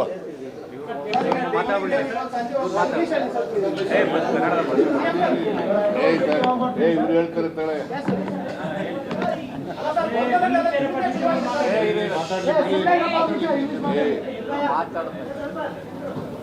ಎಲ್ಲರಿಗೂ ನಮಸ್ಕಾರ. ಗೌರವಾನ್ವಿತ ಮುಖ್ಯಮಂತ್ರಿಗಳೇ, DK Shivakumar taking questions now, making his opening statement. ಸಹಕಾರದಿಂದ ಈ ರಾಜ್ಯದಲ್ಲಿ ಕಾಂಗ್ರೆಸ್ ಸರ್ಕಾರ ತಂದಿದ್ದೀವಿ. Because of all your help, the Congress government is here in the state of Karnataka. ಸೇವೆಯನ್ನು ಮಾಡ್ಕೊಂಡು ಬಂದಿದ್ದೇವೆ. ಈ ರಾಜ್ಯದ ಜನತೆ ನಮ್ಮ ಮೇಲೆ ಅಪಾರವಾದಂಥ ವಿಶ್ವಾಸ, ನಂಬಿಕೆ ಇಟ್ಕೊಂಡು ನಮಗೆ ಸಹಕಾರವನ್ನು ಕೊಟ್ಕೊಂಡು ಬರ್ತಾ ಇದ್ದಾರೆ. People have faith in us, and that is why they have given us the mandate. ಆಶೋತ್ತರಗಳನ್ನು ಈಡೇರಿಸಬೇಕಾದ್ದು ನಮ್ಮೆಲ್ಲರ ಕರ್ತವ್ಯ. It is our duty to ensure that we give it to the people and ensure that we give them exactly what they want us for. ನೇತೃತ್ವದಲ್ಲಿ ಸರ್ಕಾರ ರಚನೆ ಆಗಿದೆ. ಹಿಂದೆ high command ಅವರು The government is headed by Siddaramaiah ಇವತ್ತು ನಾವು ಕೆಲಸವನ್ನು and is working under him. ಹೋಗ್ತಾ ಇದ್ದೇವೆ. ಈಗ 8ನೇ ತಾರೀಕು ಅಸೆಂಬ್ಲಿ ಬರ್ತಾ ಇದೆ. Assembly session starts on the 8th of December. ನಮ್ಮ ಪ್ರತಿತಂತ್ರವನ್ನು ವಿರೋಧ ಪಕ್ಷಕ್ಕೆ ಯಾವ ರೀತಿ ಮಾಡಬೇಕು ಅಂತ ಹೇಳಿ ನಾವು ಈಗಾಗಲೇ ಚರ್ಚೆ ಮಾಡಿದ್ದೇವೆ. We've discussed how to handle the opposition in the assembly when the special session starts. ವಿರೋಧ ಪಕ್ಷದವರಿಗೆ ನಾವು ಕೊಡ್ತೇವೆ. ರಾಜಕೀಯವಾಗಿ ನಮ್ಮಿಬ್ಬರದು ಕೂಡ ಒಂದೇ ತೀರ್ಮಾನ. ಪಕ್ಷದ ವರಿಷ್ಠರು ನಮ್ಮ ಹೈಕಮಾಂಡ್ ಏನು ಹೇಳ್ತದೆ ಆ ರೀತಿ We have just one stand. Whatever the High Command says, we will abide by that. High Command decision is final. ಯಾರು ಮಧ್ಯದಲ್ಲಿ ತಾವೇ ಆಗಲಿ and nobody can try and interfere in between. ನಮ್ದು ಯಾವ ಗುಂಪು ಇಲ್ಲ. ನಾನು ಯಾವ ಗುಂಪಿಗೆ ಅವಕಾಶ ಕೊಡಲಿಲ್ಲ. There are no groups. ಇವತ್ತು ಅವಕಾಶ ಕೊಡೋದಿಲ್ಲ. ನನಗೆ ಅವಶ್ಯಕತೆಯೂ ಇಲ್ಲ. ನಮ್ದು ಒಂದೇ ಒಂದು ಗುಂಪು, ಕಾಂಗ್ರೆಸ್ ಗುಂಪು. There is only one group and that group is the Congress group. ನಾನು ಅವತ್ತು ಕಾಲದಲ್ಲಿ ಸಿದ್ದರಾಮಯ್ಯನವರು 3 ತಿಂಗಳು ನನ್ನ 4 ತಿಂಗಳು ಹೈಕಮಾಂಡ್ ಆದೇಶದ ಮೇರೆಗೆ ಸ್ವಲ್ಪ ದಿನ ವೇಟ್ ಮಾಡಿ ಡಿಕೆ ಅಂತ ಹೇಳಿದಾಗ ಕೂಡ ಒಂದು ಶಬ್ದ ಅವತ್ತು ಕೂಡ ನಾನು ಮಾತಾಡಿಲ್ಲ. I did not say anything and I won't say even today on whether I need to ಕೆಲಸ ಮಾಡ್ಕೊಂಡು ನಾವು ಹೋಗ್ತೀವಿ. Be the CM or not, or whether I was given high command ಏನು ಹೇಳ್ತದೆ ಆ ರೀತಿ ನಾವು any word by the High Command. I will just go by what they say. I am waiting for their decision. ಹೋಗುವಂತ ಕರ್ತವ್ಯ ಪ್ರತಿಯೊಬ್ಬ ಶಾಸಕನ್ನ ಎಷ್ಟು ಶಕ್ತಿಶಾಲಿಯಾಗಿ ಬೆಳೆಸಬೇಕು, ಪಕ್ಷನ ಯಾವ ರೀತಿ ಶಕ್ತಿಶಾಲಿಯಾಗಿ ಬೆಳೆಸಬೇಕು, ಅದು ನಮ್ಮಿಬ್ಬರ ಕರ್ತವ್ಯ. ಆ ದಿಟ್ಟಿನಲ್ಲಿ ನಾವು ಮುಂದಕ್ಕೆ ಸರ್ಕಾರನ 28ಕ್ಕೆ ನಾವೇ ತರಲಿಕ್ಕೆ ಅನೇಕ ಕಾರ್ಯರೂಪವನ್ನು ನಾವು ರೂಪಿಸಿದ್ದೇವೆ. ಆ ದಿಟ್ಟಿನಲ್ಲಿ ನಾವು ಕೆಲಸವನ್ನು ನಾವು ಮಾಡ್ಕೊಂಡು ಹೋಗ್ತೇವೆ. We will continue working. ಮುಖ್ಯಮಂತ್ರಿಗಳು ಈಗಾಗಲೇ ತಮಗೆ ಸಂದೇಶವನ್ನು ಕೊಟ್ಟಿದ್ದಾರೆ. ಆ ಸಂದೇಶಕ್ಕೆ, ಆ ಮಾತಿಗೆ ನಾನು ಕೂಡ ಸಹಮತವನ್ನು ವ್ಯಕ್ತಪಡಿಸ್ತಾ ಇದ್ದೀನಿ.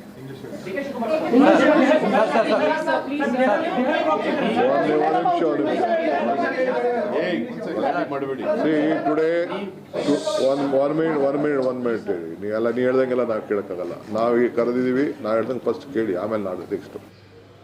Today I am very happy that all of you have come for our press conference. Today myself and the Honorable Chief Minister, we had a breakfast meeting, and Mr. CM is also going to come for a lunch or dinner within next few days to my residence. We all have joined together, we have worked together. The party, as the entire workers of the state, have jointly supported us, and the people of Karnataka has blessed us with a massive mandate. Whatever promises we have given to the people of Karnataka, it is our bound duty to deliver everything. The promises, whatever we had given to them, we have delivered. At the same time, we are fortunate with all your cooperation and all the legislation's cooperation. We are giving a government with a good governance. We will continue to do so. Today we discussed the strategy of 28. We discussed the strategy of 8th assembly session which is going to be held. How to tackle the opposition party.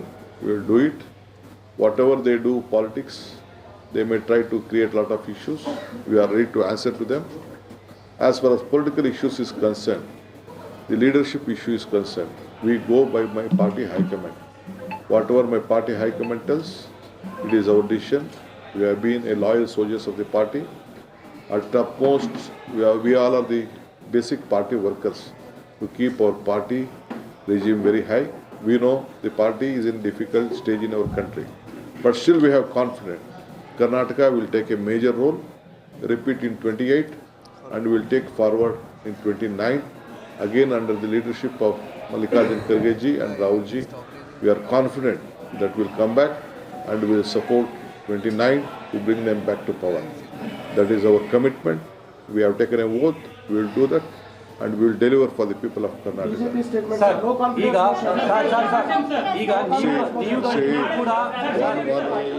ಒಬ್ಬೊಬ್ಬರು ಉತ್ತರ ಕೊಡ್ತೀನಿ. ಒಬ್ಬೊಬ್ಬರು ಉತ್ತರ ಕೊಡ್ತೀನಿ.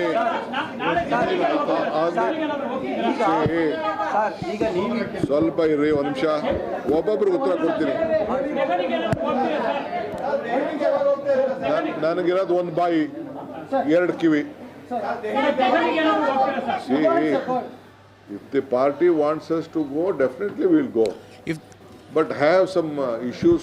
ನಾನು ಸಿದ್ದರಾಮಯ್ಯನವರು ಮಾತಾಡಿದ್ದೀವಿ. We both have spoken. There are major issues which the parliament members has to take up in this session because they are not supporting us either on the sugar cane or on Mekkejola, whatever is there, maize issue and various other program. Whatever they had promised, they are not committing to to help the state, which we are bound to get the support from the central government. Other day, the Honorable Chief Minister met the Prime Minister also, has given a representation. Yesterday, Mr. Dinesh also has requested the Prime Minister on this issue. So we are going to ask our parliament members, don't waste your time. You are not helping the state government. You will have to go collectively. If you are interested in the interest of state, let us all join to go. And I could see that many of the central ministers were telling that we will be a part of the delegation. I will go.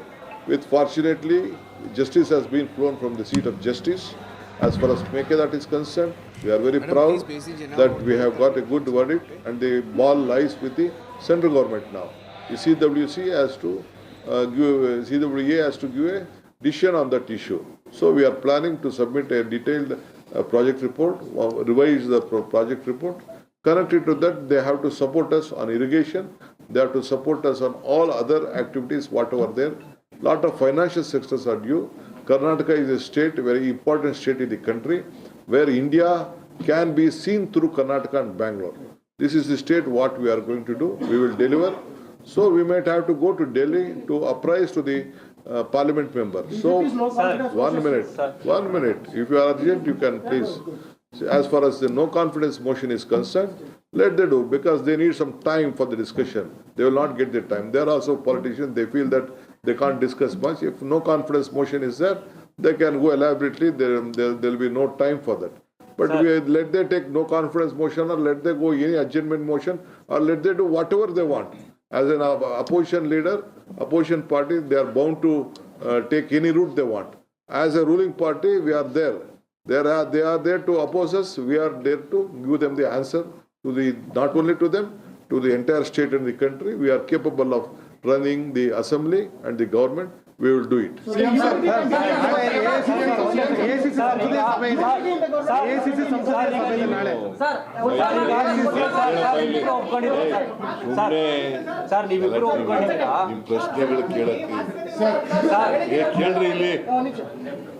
Unity will continue, sir. The unity will continue.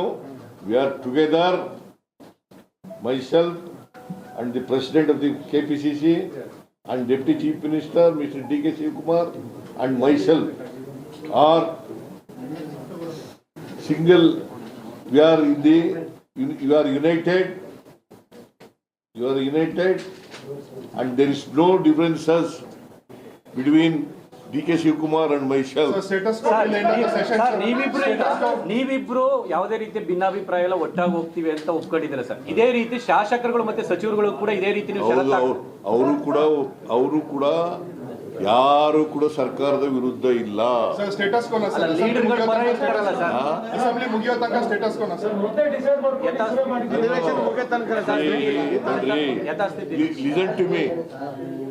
Listen to me. See, the High Command, whatever decision it takes, both of us will obey. Sir DK sir ಕೊಟ್ಟ ಮಾತಿನ ಚರ್ಚೆಗೆ ಪರಿಹಾರ ಏನಾದರೂ ಕಂಡುಕೊಂಡ್ರೆ CM ಮಾತಾಡ್ತಿದ್ದಾರೆ. Sir ಕೊಟ್ಟ ಮಾತಿನ ಚರ್ಚೆಗೆ ಪರಿಹಾರ ಏನು ಕೊಟ್ಟ ಮಾತು? ಹೈಕಮಾಂಡ್ ಹೇಳಿದ್ರೆ ಮಾಡ್ತೀವಿ ಅಂತ ಹೇಳಿದ್ಮೇಲೆ ಕೊಟ್ಟ ಮಾತಿನಂತೆ ಅಲ್ಲ ಸರ್ ಕೇಳ್ತಾ ಇದೆಯಲ್ಲ. We go together. Sir, can you clarify if the 2.5 years agreement is there or not? No, whatever High Command tells. So, but is there agreement? Agreement is there 2.5 years or not? ಪ್ರಶ್ನೆಗೆಲ್ಲ ನಾವು ಉತ್ತರ ಕೊಡಲ್ಲ. Whatever High Command tells, you will obey. Sir, at least you understood it or not? No, I agree. This is my reply to your question. No, sir, status quo till assembly See, we go together. There are no differences between me and DK Shivakumar. We face the election, assembly. We have worked out a strategy how to face the BJP and JDS, and you will face it. I don't know. They are telling that no confidence motion. It will also face it. Or adjournment motion, if they want to bring.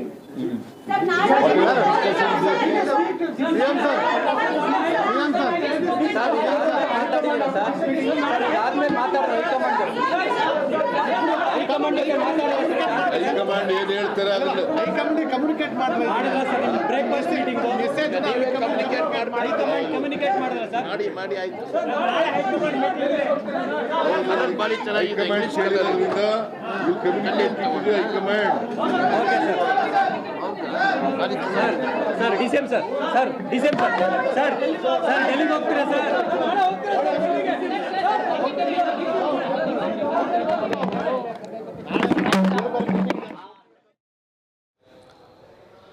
Well, this is classic Congress politics. All's not well, pretending that all is well and saying that they are loyal soldiers of the party, saying they will go with whatever the High Command says. Both of them, for the moment, saying they will work together. But ladies and gentlemen, it's easy to say these things, but reality on the ground is much different, much different. Because both of them are attacking each other outside of the public glare when they are not sitting together, taking a swipe at each other. You had the tweets that were put out by both leaders a few days back, and this is extremely interesting now. They're saying they will go by what the High Command says. But the fact is, this is not going to end anytime soon. For now, DK Shivakumar saying that he will abide by the High Command, whatever the High Command says, saying they will go to each other's house, have breakfast, etc., have lunch, but none of this is going to solve the problem, and that problem is that sources close to DK Shivakumar say that it's not going to end well if he's not given his promise. He's got his options. He was promised the post of Chief Minister after 2.5 years, and those 2.5 years have already ended on the 20th of November. You had a very long news conference, breakfast meeting, and then a news conference by both these leaders. Let's see what happens next. They spoke in English. We'll cut those sound bites when they address the media in English. Ashok Gowda, I think, is on the phone line. Ashok Gowda of the BJP. Ashok Gowda, they're saying they're loyal soldiers. They will work together. They will counter your party. But privately, they can't stand each other. See, in fact, how they can't stand each other, I have an example. When we speak to the supporters of DK Shivakumar, they say that we have our spies in Siddaramaiah's house. Same thing when we speak to Siddaramaiah supporters, they say that we have our spies in DK Shivakumar's house. That's what the level it has reached.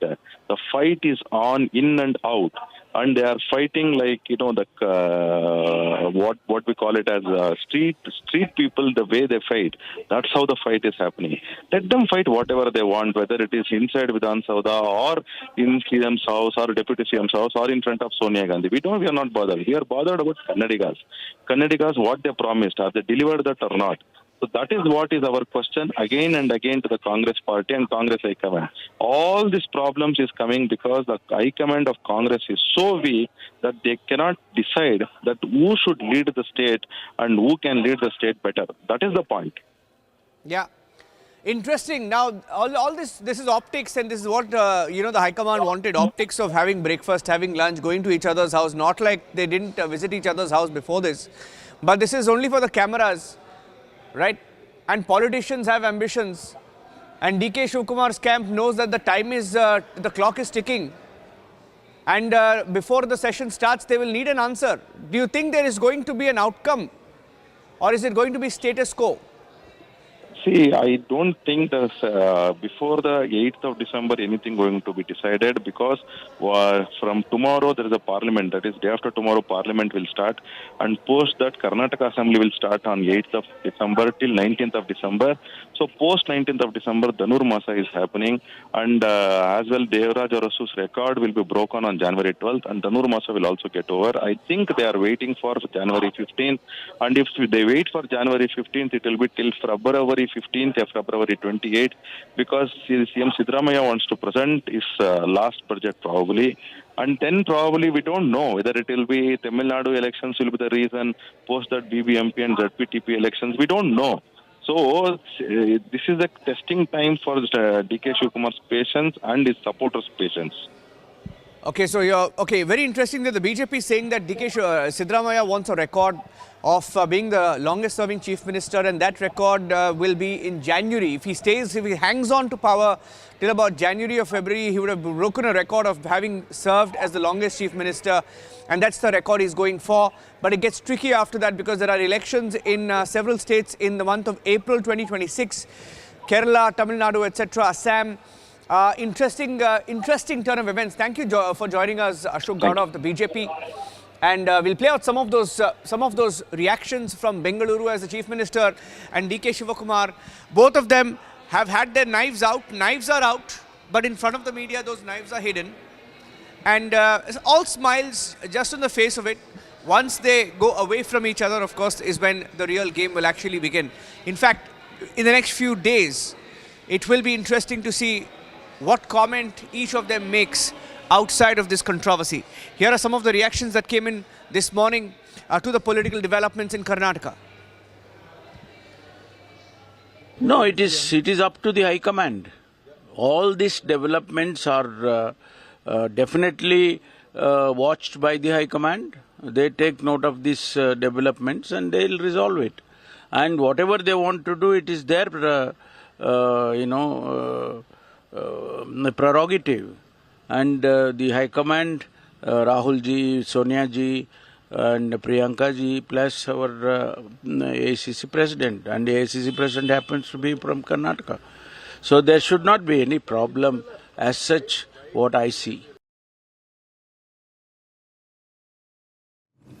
Viewers, we were just listening into the reactions coming in, and both the leaders reaffirming that party High Command's decision is going to be final and they will be abiding by High Command's decision. That has been the major takeaway of the joint press conference, and they also said that they will return to power in 2028. That is going to be their main focus. And this is coming in after the breakfast meet between the two, Chief Minister and the Deputy Chief Minister of Karnataka, where they have reaffirmed that the final word will be executed, the final word from the party High Command. They will be abiding by the party High Command's decision. And they've also reaffirmed that there is no differences between the two, and also said that they will go to Delhi if the party High Command calls them. So several of those very, very key takeaways that has taken place.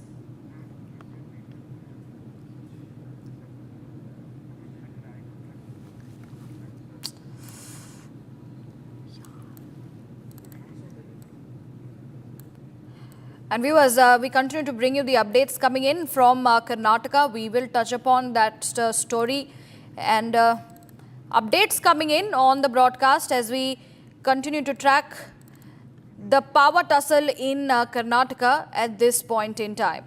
Moving on, viewers, we have some more news and updates coming in on the broadcast. The Indian Navy has announced the Navy Day 2025 that will be celebrated in a large-scale operational demonstration on 3rd of December. That is what is coming up. Let's play that out.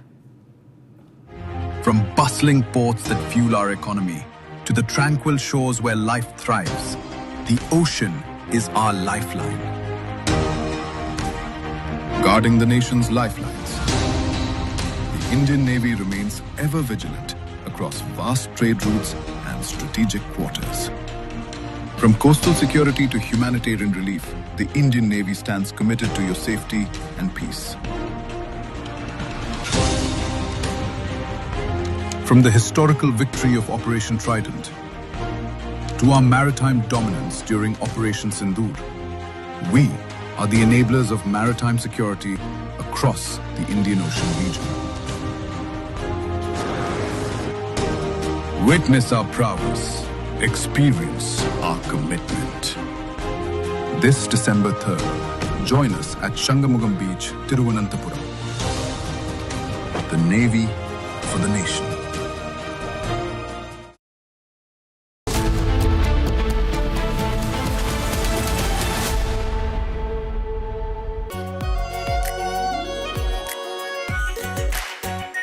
Our pure Shahi Paneer Masala. Delicious, healthy, every day.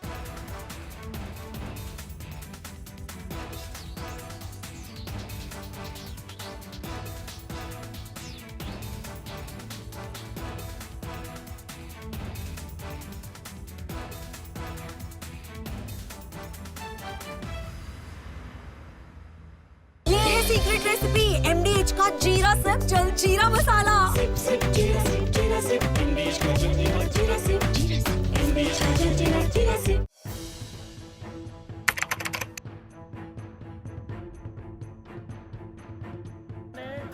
So in the past, we would see most of the terrorists who would get arrested, they would be like the people who would be working at a very low level. But today we have seen the white collar suspect.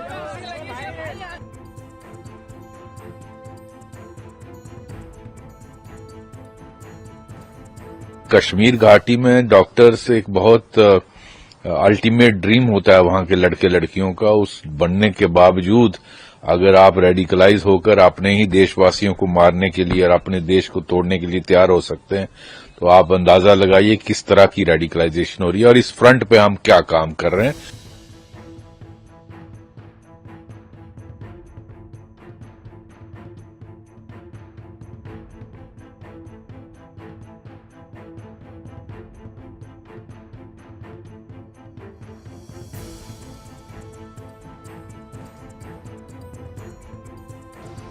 Investigators have identified Maulvi Irfan Wagha, also known as Imam Irfan, from Shopian in South Kashmir, as the mastermind who blended his dual identity, that of a preacher and healthcare worker, to influence and radicalize the educated youth.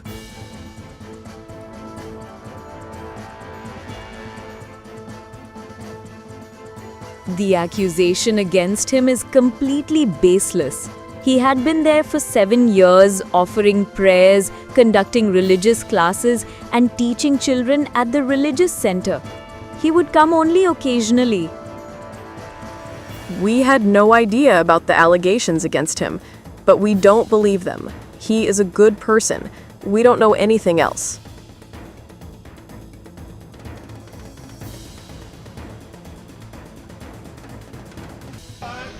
According to the ongoing investigation, Maulvi used his access at GMC Srinagar and his sermons in Naugam's local mosques to identify and influence those he saw as easy targets, pushing them towards radicalization. He used social media to radicalize highly qualified professionals.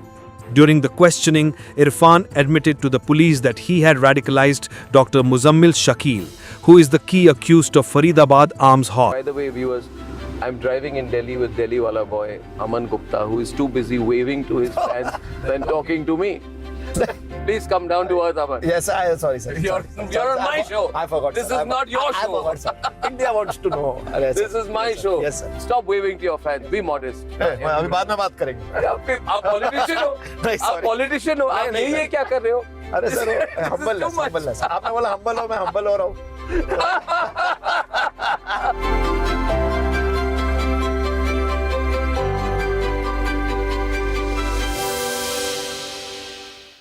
Secret recipe MDH का जीरा sip जल जीरा मसाला।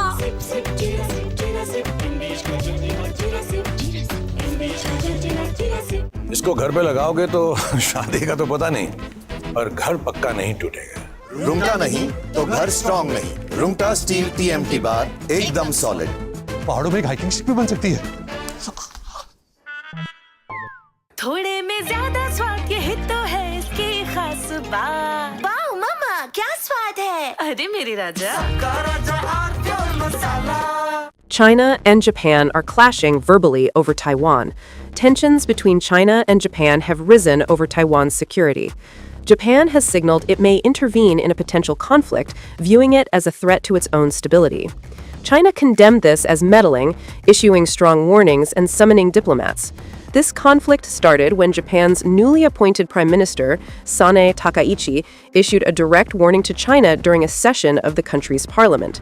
She stated that a conflict in the Taiwan Strait could represent a survival-threatening situation for Japan, implying that Tokyo might need to intervene militarily to protect its interests.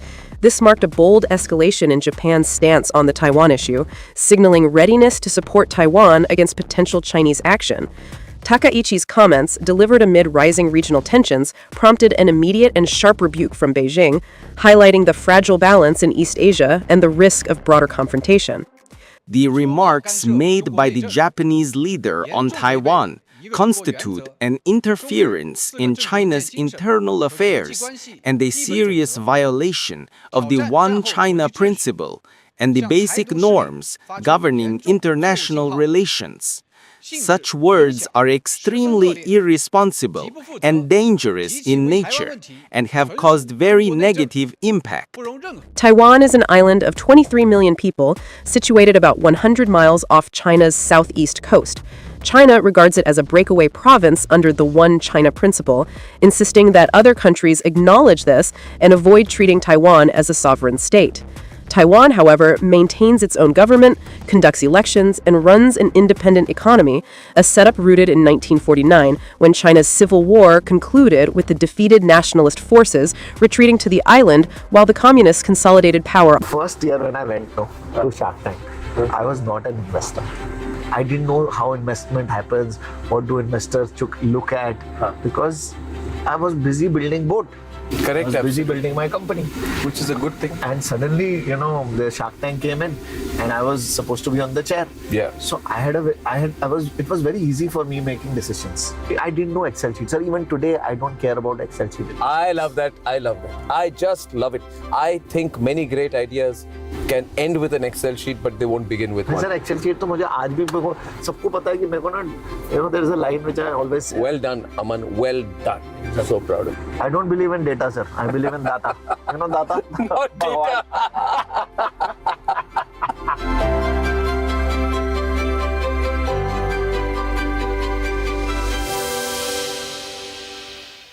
थोड़े में ज्यादा स्वाद ये तो है इसकी खास बात। वाओ मामा क्या स्वाद है? अरे मेरे राजा राजा और pure masala.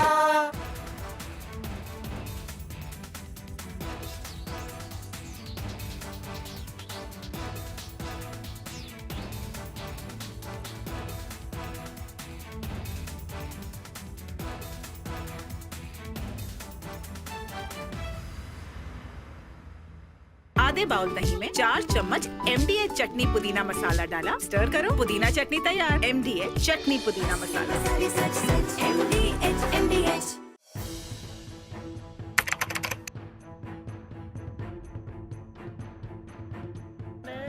So in the past, we would see most of the terrorists who would get arrested, they would be like the people who would be working at a very low level. But today we have seen the white-collar suspect.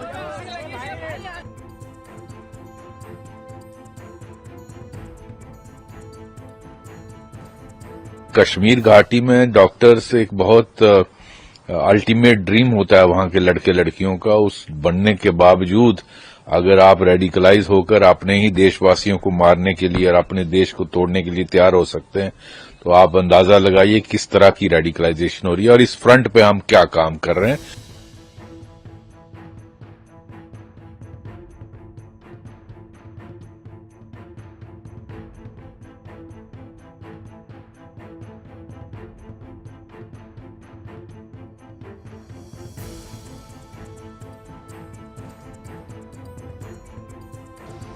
Investigators have identified Maulvi Irfan Wagha, also known as Imam Irfan, from Shopian in South Kashmir, as the mastermind who blended his dual identity, that of a preacher and healthcare worker, to influence and radicalize the educated youth.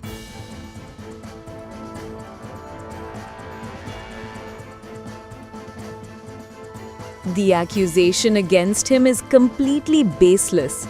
He had been there for 7 years, offering prayers, conducting religious classes, and teaching children at the religious center. He would come only occasionally. We had no idea about the allegations against him, but we don't believe them. He is a good person. We don't know anything else.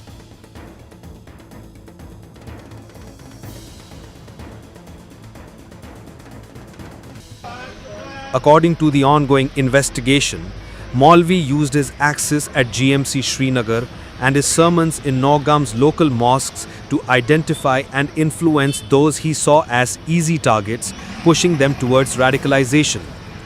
He used social media to radicalize highly qualified professionals. During the questioning, Irfan admitted to the police that he had radicalized Dr. Muzammil Shakil, who is the key accused of Faridabad arms haul. According to the officials, Imam Irfan allegedly built and expanded a white-collar terror network with the help of Pak-based I actually can't stop. The problem is I asked ChatGPT once. मैं ChatGPT से पूछा, what do rich people do? ठीक है? But they ask ChatGPT. अब rich people क्या करते हैं? What do rich people do? तो उसने बोला 2-3 चीजें करते हैं. They said one is you start serving humanity, which is what a Bill Gates Foundation would do or a Aziz Premji. Second is do something which humanity has never done, which is like probably a colonizing Mars, which probably an Elon Musk might be doing. And there are third type of people who are obsessed with challenges, obsessed with growth, obsessed with opportunities, obsessed with doing something different. And that I think is me. I think I'm obsessed with growth, challenges, competition. And that drives me super. Life will go on. I will never retire. I don't think I will ever retire. I am also never going to retire. Yeah. I think we'll continue.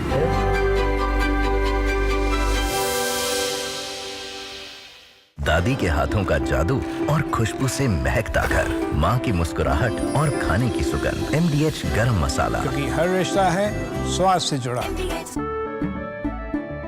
केसरिया से मन जोगी हुआ रे, दिल झूमे देखो मतवारा हुआ रे।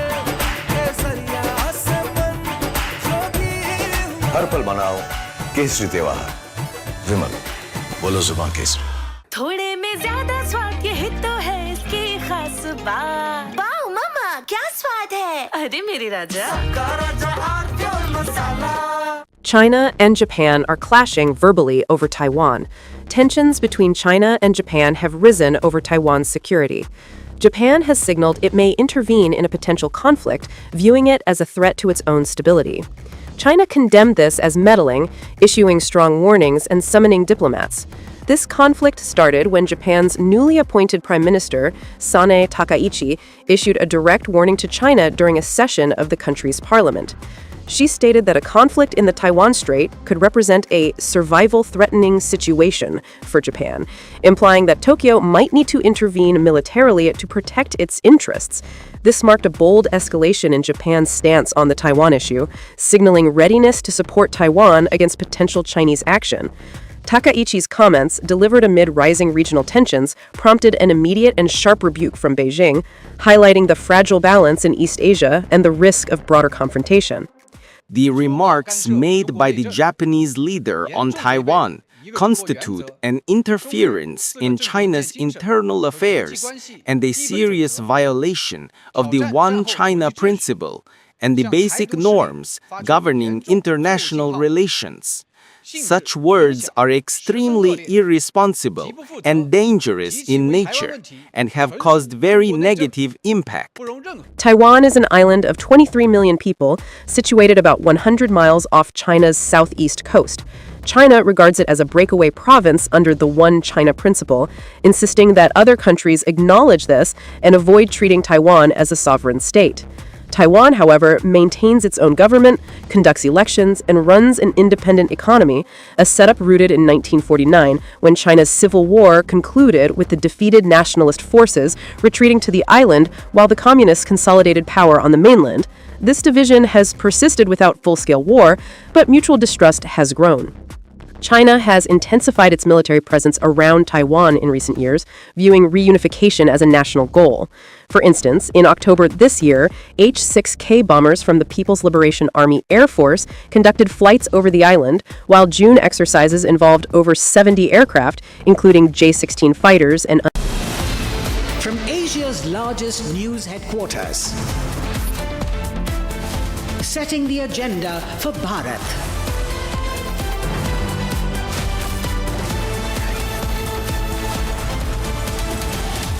You're watching Republic.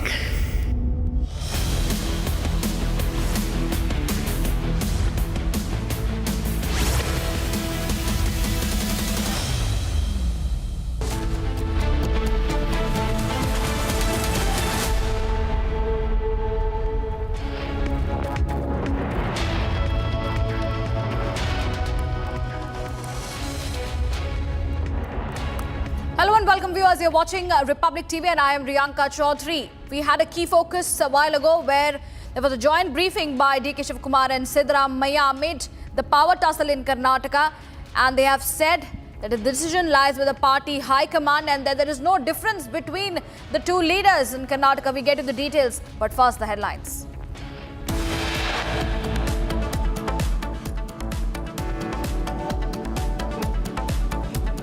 Me and DK Shivakumar will face the election, assembly. We have worked out a strategy how to face the BJP and JDS. Karnataka Chief Minister Siddaramaiah and DK Shivakumar hold joint press briefing following key breakfast meeting. Siddaramaiah says there is no differences between them. Republic gets inside scoop on Karnataka power tussle. Sources told Republic that DK Shivakumar is unwilling to compromise. Sources tell Republic TV that Chief Minister Siddaramaiah is taking a hard line on the issue, claiming that it is a last-ditch attempt by Congress for a peace offering. More skeletons stumble out in the 10-11 conspiracy. NIA finds rupees 18 lakh cash in terror Dr. Shaheen's wardrobe in Al Falah, room number 22. Russian President Putin to be on state visit to India for annual summit on December 4 and 5 to hold bilaterals with Prime Minister Modi. Cyclone Litwa expected to move closer to Andhra Pradesh's coast. Authorities issue high alert. India Gate protest case set for hearing today. Bail pleas of 17 activists to be heard.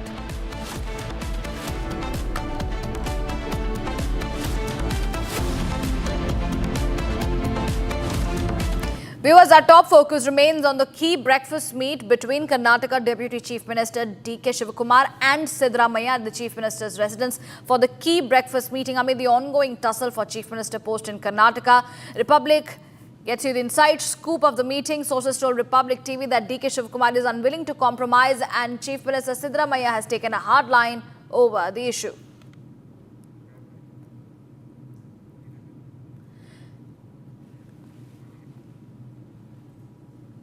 We have been talking about the situation in Karnataka, and our information is that this likely compromise that is being sought by Rahul Gandhi and Sonia Gandhi is not going to work, because Rahul Gandhi and Sonia Gandhi have fielded KC Venugopal to sort things out. KC Venugopal has asked, for this breakfast meeting today between DK Shivakumar and Siddaramaiah.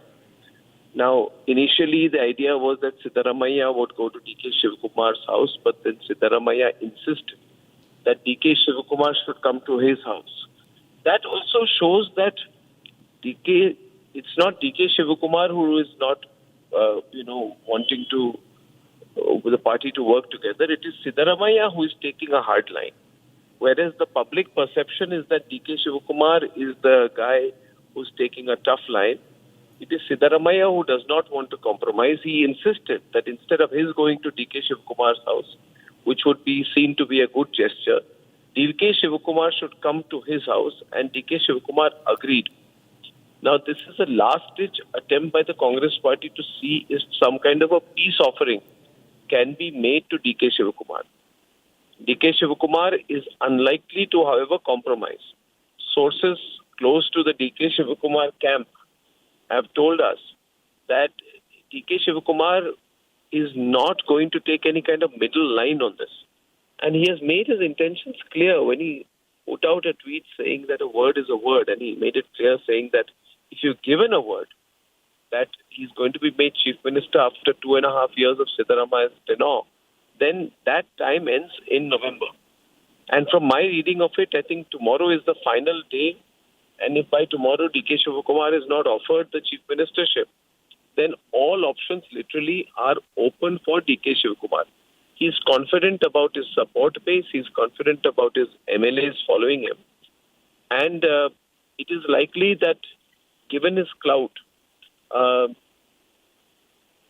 there is a likelihood he will be called to Delhi to have a direct conversation with Rahul Gandhi and Sonia Gandhi. For some reason, Rahul, Sonia and Mallikarjun Kharge have avoided a direct discussion with DK Shivakumar, knowing that it was they who had promised him that he would be made Chief Minister. He was the one who led the campaign.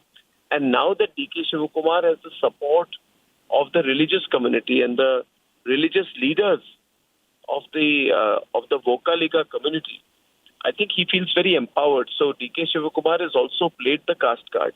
He will come to Delhi tomorrow, but he is not going to come in to do any kind of intermediary compromise on this whole matter. So this compromise will not happen. Either DK Shivakumar will be made the Chief Minister and that formality will be concluded by tomorrow, or I think we're looking at the very likely possibility of things spinning out of control within the Congress party in Karnataka. I just wanted to share this with you and with Niranjan, who have been tracking the story very closely, and with all our viewers. Arnab, just one question and then we'll let you go, Arnab. So what is your sense when you're picking up these details, speaking to people in case and going by the kind of vertical split there is in the Congress party right now? What are the possibilities that you see play out in Karnataka, Arnab? See, firstly, the Congress leadership has realized things are very serious, which is why Randeep Surjewala is not in the mix. Middle-level leaders like Randeep Surjewala have been kept out. This is being handled by K.C. Venugopal, who is Rahul Gandhi's right-hand man and currently effectively the working president of the Congress party, as we all know.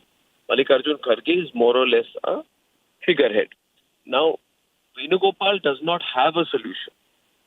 They had told DK Shivakumar in the end of October that wait till November 16th, we will finalize this issue after November 16th. Today is the 29th. And the deadline that DK Shivakumar has given is by 30th of November, you sort this matter out this way or that. And his point is very simple. You made a promise to me. There was an agreement of a divided tenure. And that is something that the Congress leadership cannot deny. They did make the promise to him. In fact, to be exact, the change was to happen around the 20th of November. Typically, as is the Congress party, they made the promise, they pretend they cannot handle it, they have a problem on their hands. Siddaramaiah is a powerful leader. He has the support of a large base of Congress MLAs. The overwhelming feeling is that Siddaramaiah would still control 100 of the MLAs. But DK Shivakumar is equally confident. He has money power, he has financial clout.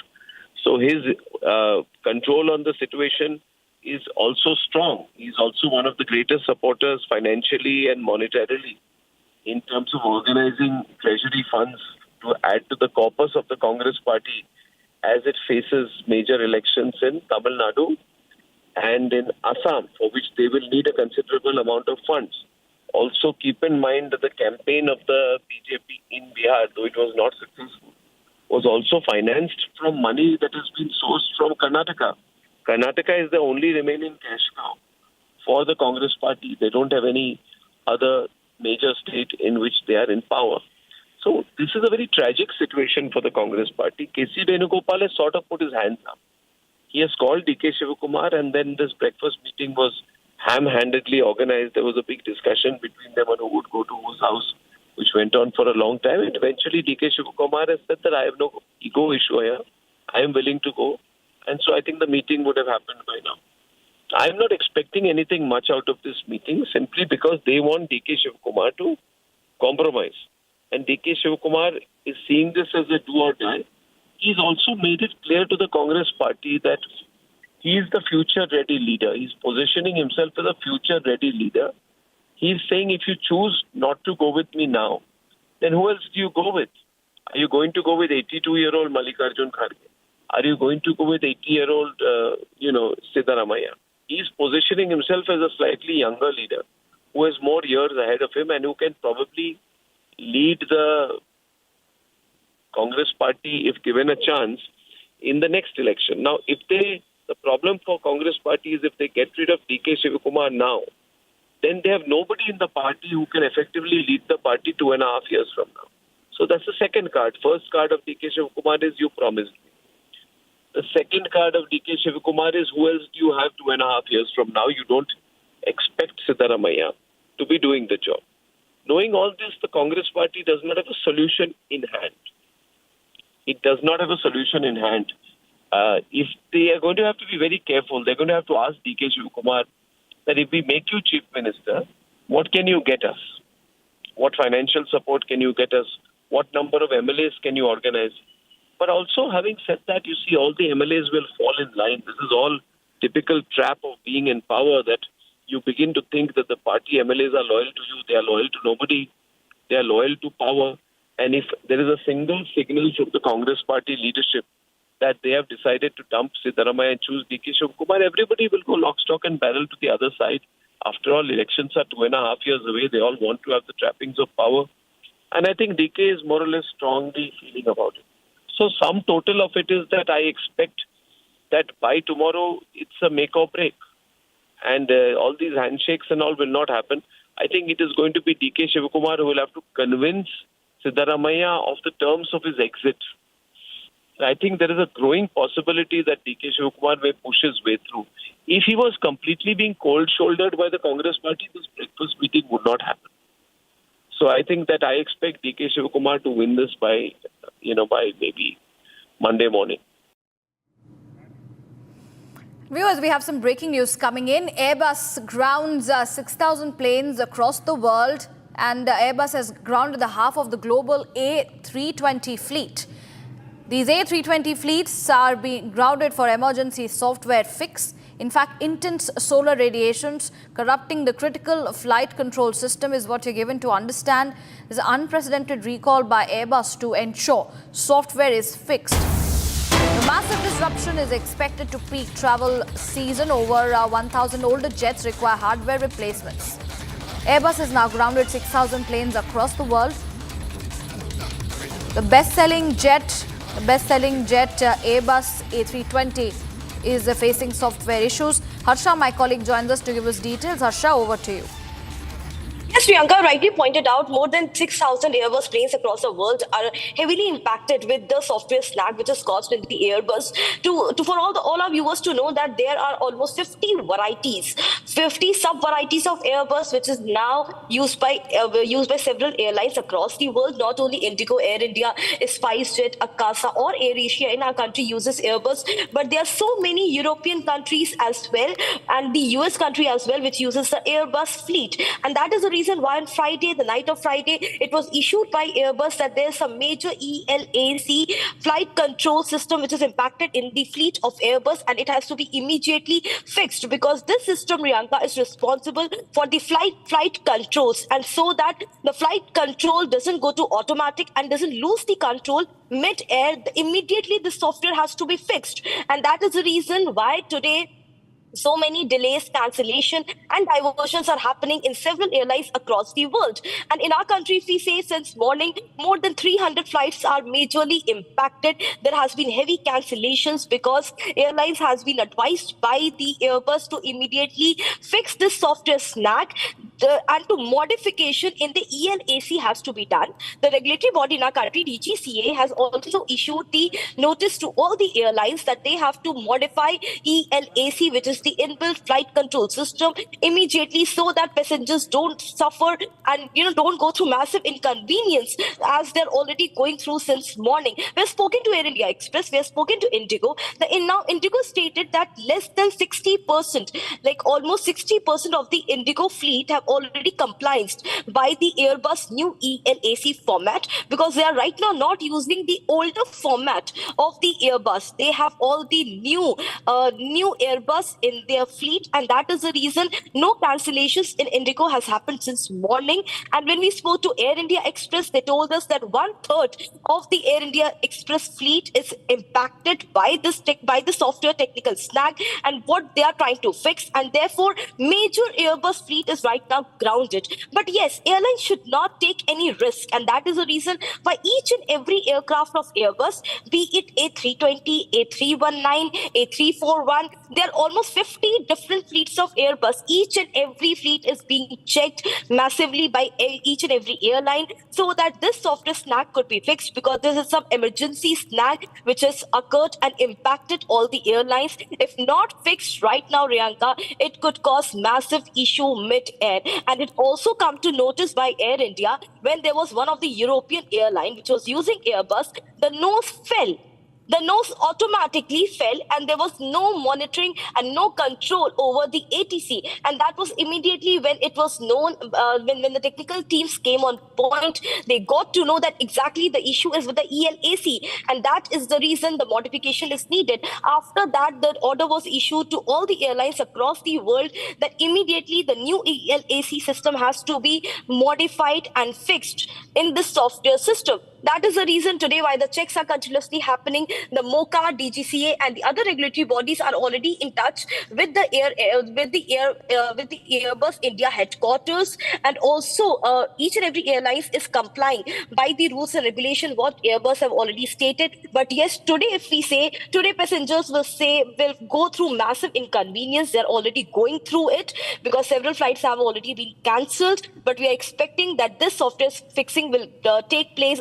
Will be fixed by today evening, and from tomorrow onwards there could be the smooth travel across the world. So today it's a massive inconvenience in all the Airbus fleet. It's not only one, two, but all the Airbus fleet. And Riyanka, for all of viewers to also understand, the Airbus is the computerized inbuilt technical system in all the airlines. Airbus is one which is not manually, which is not like Boeing, which needs a lot of skill or engineering in its system. It's majorly controlled through computerized system. The ATC and the pilot in command, they are directly linked to the ELAC system. Everything happens through software. So in this Airbus, if software malfunction happens, then it's a huge problem. It's a huge trouble for not only for passengers, but for the pilot also, who will not be able to control anything if the problem occurs in the system of the aircraft. That is the reason why the software system to be changed, to be modified is very important. Back to you. That's right, Harsha. Appreciate you giving those details. But for the fact that most of these models, whether it's A320 or the others, these are one of the best selling when it comes to Airbus. It is best world selling passenger jet, and the ripple effect is being felt across. For how long are we expecting things to get back to normal? See, Riyanka, major airlines, like if we talk about Air India Express, if we talk about Air Asia, if we talk about SpiceJet, they might be using the older aircraft of Airbus, but the order which was placed with Airbus by Indian Airlines, like Indigo and Air India, they are not using many of the older jets. These all problems are occurring majorly in the older jets of Airbus. The first lot of Airbus, the second lot of Airbus, which Airbus delivered to all these airlines, majorly the problem is occurring in the European and the US nation, where the Airbus older systems are being used. In our country, less than one third of the fleet our airlines are using of the Airbus. Yes, that one-third fleet is also of the 30 to 40 flight. We can't deny that. We can't ignore that. Air India, right now, if we talk about the Airbus issue in Air India, almost 50 to 60 Airbus jets have suffered in Air India. They are using the older format of Airbus. They are using only 20 to 30 new Airbus, new Airbus model. Likewise, if we talk about Indigo, they are using approximately, they have 15 to 17 older Airbus jet. Majorly 60% of Indigo fleet is already using new Airbus fleet, which order they placed 2 years ago. They got the delivery last year also they got the delivery of the new Airbus system. So yes, there's an issue, there's an occurrence of this problem, and therefore almost 40 flights of Air India, almost 15 flights of Air Indigo, almost Air Asia, 20 aircraft of Air Asia. SpiceJet, if we talk about Entire spice jet. Spice jet in the span of 3 years have not placed any new order of the Airbus fleet. And that is the reason why Spice Jet, Air Asia, Akasa, they are majorly facing this problem. But in Indigo and Air India, they are the bigger airlines. They have the new Airbus, yes, but older ones as well.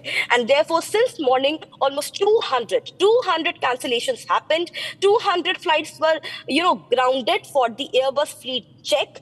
And this is a system which Airbus really need to, monitor in their fleet, because this is an occurrence problem.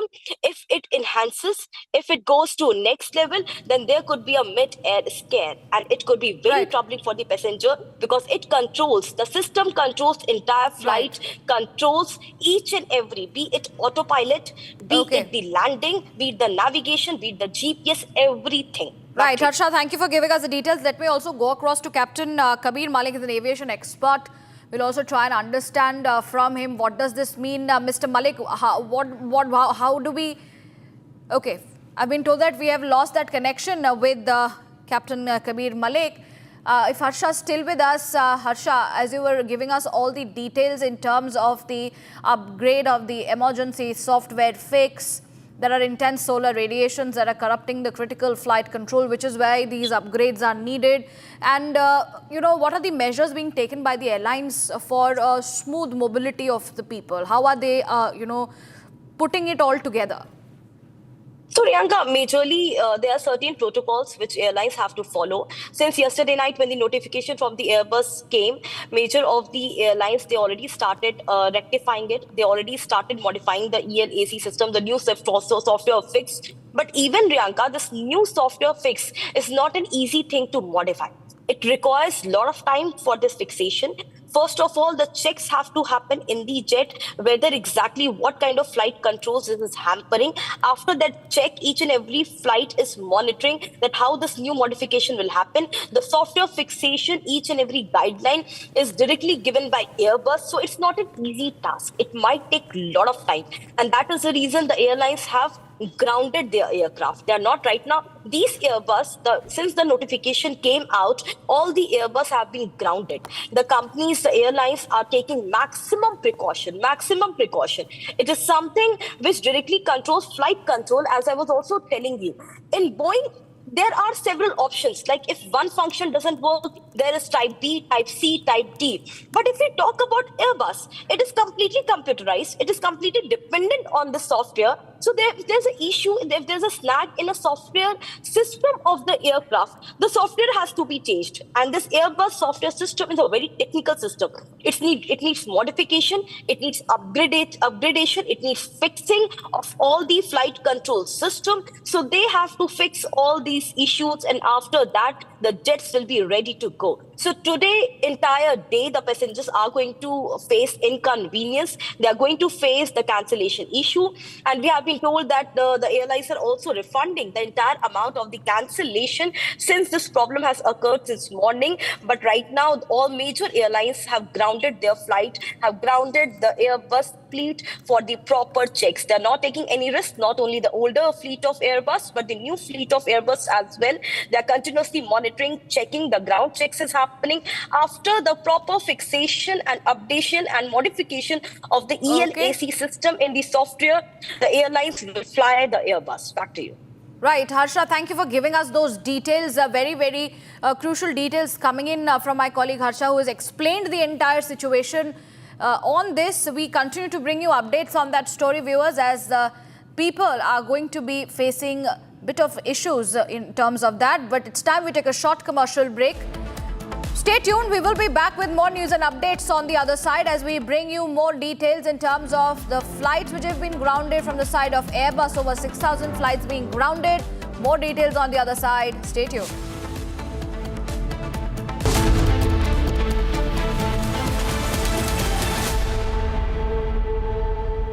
थोड़े में ज्यादा स्वाद ये तो है इसकी खास बात। वाओ मम्मा क्या स्वाद है? अरे मेरे राजा।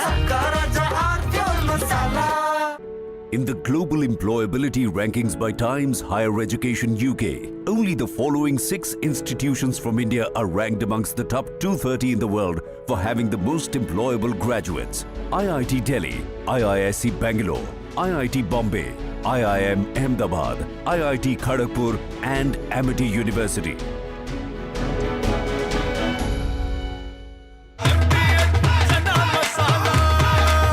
अब छोलिया हो या लोबिया, सफेद चने या काले चने, सब कुछ मजेदार बने।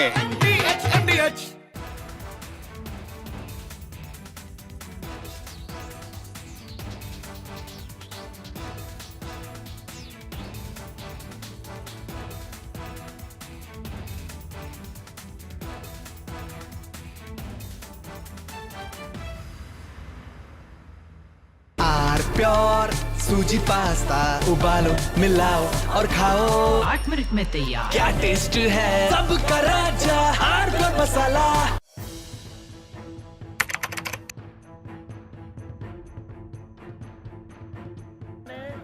So in the past, we would see most of the terrorists who would get arrested, they would be like the people who would be working at a very low level. But today we have seen the white collar suspect.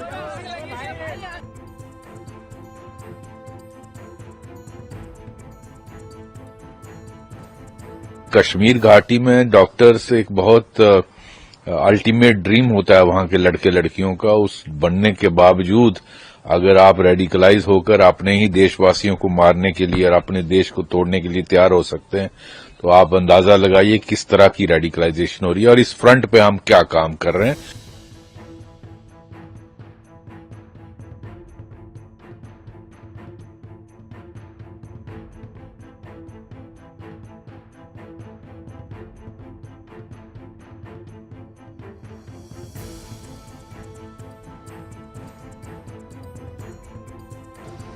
Investigators have identified Maulvi Irfan Wagha, also known as Imam Irfan, from Shopian in South Kashmir, as the mastermind who blended his dual identity, that of a preacher and healthcare worker, to influence and radicalize the educated youth.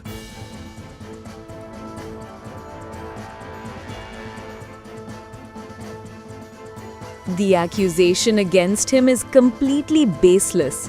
He had been there for 7 years, offering prayers, conducting religious classes, and teaching children at the... By the way, viewers, I'm driving in Delhi with Delhi wala boy, Aman Gupta, who is too busy waving to his fans than talking to me. Please come down to earth, Aman. Yes, sorry, sir. You're on my show. I forgot. This is not your show. I forgot, sir. India wants to know. This is my show. Yes, sir. Stop waving to your fans. Be modest. अभी बाद में बात करेंगे। आप politician हो। आप politician हो। आप नहीं ये क्या कर रहे हो? अरे सर, हम्बल है। आपने बोला हम्बल हो, मैं हम्बल हो रहा हूँ।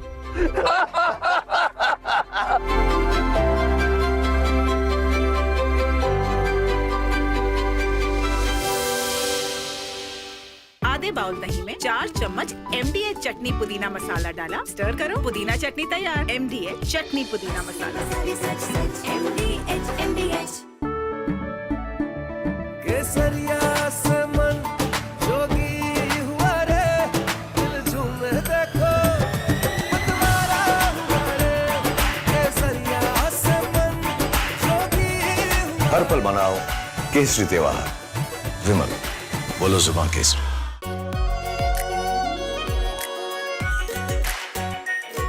Pure shahi paneer masala. Delicious, healthy, every day. China and Japan are clashing verbally over Taiwan. Tensions between China and Japan have risen over Taiwan's security. Japan has signaled it may intervene in a potential conflict, viewing it as a threat to its own stability. China condemned this as meddling, issuing strong warnings and summoning diplomats. This conflict started when Japan's newly appointed Prime Minister, Sanae Takaichi, issued a direct warning to China during a session of the country's parliament. She stated that a conflict in the Taiwan Strait could represent a survival-threatening situation for Japan, implying that Tokyo might need to intervene militarily to protect its interests. This marked a bold escalation in Japan's stance on the Taiwan issue, signaling readiness to support Taiwan against potential Chinese action. Takaichi's comments, delivered amid rising regional tensions, prompted an immediate and sharp rebuke from Beijing, highlighting the fragile balance in East Asia and the risk of broader confrontation. The remarks made by the Japanese leader on Taiwan constitute an interference in China's internal affairs and a serious violation of the One China principle and the basic norms governing international relations. Such words are extremely irresponsible and dangerous in nature and have caused very negative impact.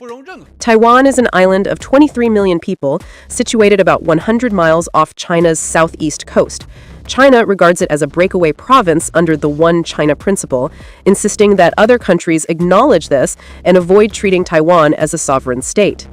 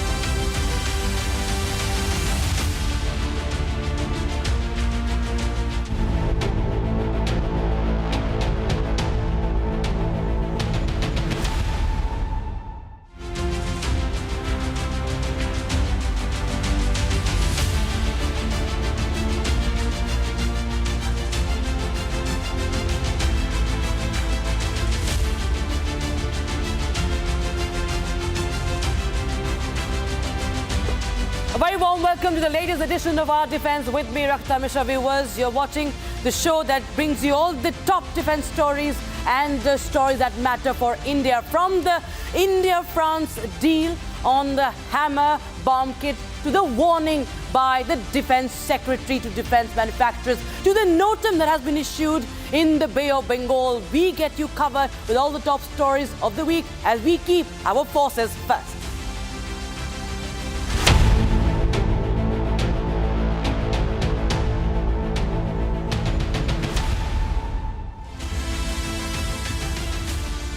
So viewers, India has taken a big step forward in defense manufacturing. Bharat Electronics Limited and France's Safran Electronics and Defense have signed a 50-50 joint venture agreement to manufacture the advanced hammer precision guided air to ground weapon system on Indian soil. It's going to be made in India. Now the hammer, it stands for highly agile modular munition extended range. It's a smart munition, a smart bomb that converts regular bombs into high-precision weapons using GPS plus laser or infrared guidance, enabling accurate strikes with minimal collateral damage. And now, under this deal between Safran and, of course, BEL, components, electronics and mechanical parts will gradually be produced in India, raising the indigenous content about 60%.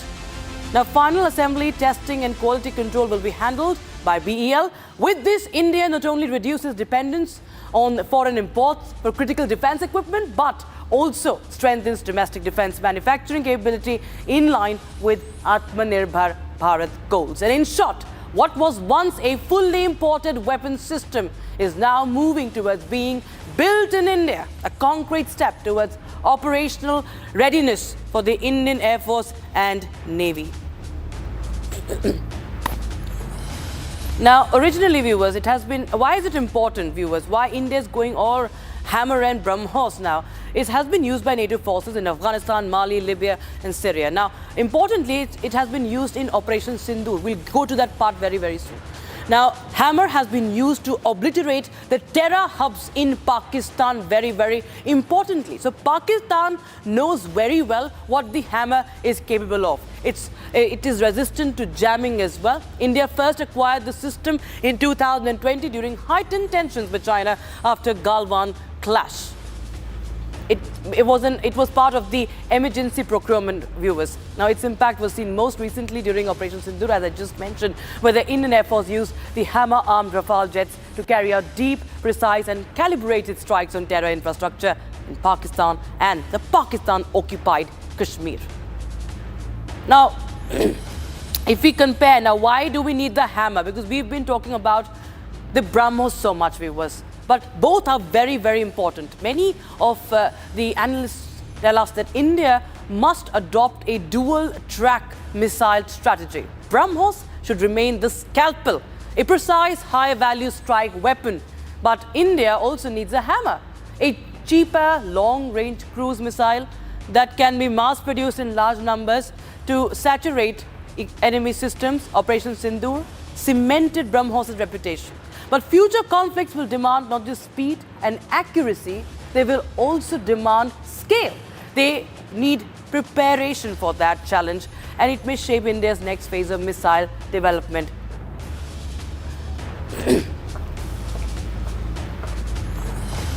Okay, so viewers, let me just get you, we will go straight across to our guest without wasting any time, and we will go across to Air Commodore Ashminder Behel joining us on the broadcast for more.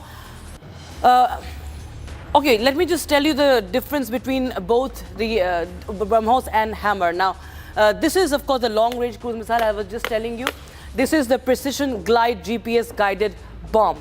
It's a smart bomb, as it is called. Now, the range for Hammer is 15 to 70 kilometers. Of course, this is a very, very longer range missile. Speed is Mach 2.823. It is subsonic. If you talk about Hammer, it's a glide munition. If you talk about the role, it is used for surgical strikes on fortified targets, just like India had done that during Operation Sindoor. BrahMos, the deep strike, anti-ship and attack. Of course, this is what Pakistan is well aware of. What BrahMos is capable, they have admitted themselves. People in India can keep questioning. Now, warhead is 200 to 300 kilograms. If you talk about the BrahMos. 125 to 1,000 kilograms. You can see the difference as far as the warhead carrying capability of these two are concerned. Talking about the other, the differences, it's low altitude launch, pinpoint accuracy, and jam-proof guidance. Jam-proof is very, very important. So it doesn't, it is resistant to the jammers. This is high speed, of course. BrahMos is a supersonic missile. It's high impact, and it, of course, carries out kinetic destruction. And next we go on to another, okay, we will discuss more about the difference and the requirement with Air Commodore Ashminder Behel joining us on Our Defense once again. Thank you so much, sir, for joining us on Our Defense, sir. Commodore Behel, well, you know, India is going all Hammer and BrahMos on the enemy, isn't it? Now, Hammer, sir, is going to be made in India. It's known as a smart bomb, big boost for Make in India. But could you just highlight for our viewers, sir, why is it so important? Rachita, so nice to come back again with you on this important channel and discuss issues that are very germane to our country's movement of forward in Atmanirbharta. It's a great moment for India that we are going to co-develop those systems which are considered to be extremely advanced in the world. First of all, why should we develop a bomb like Hammer when we have a missile like BrahMos, which can reach up to 450 kilometers with 300 kg warhead?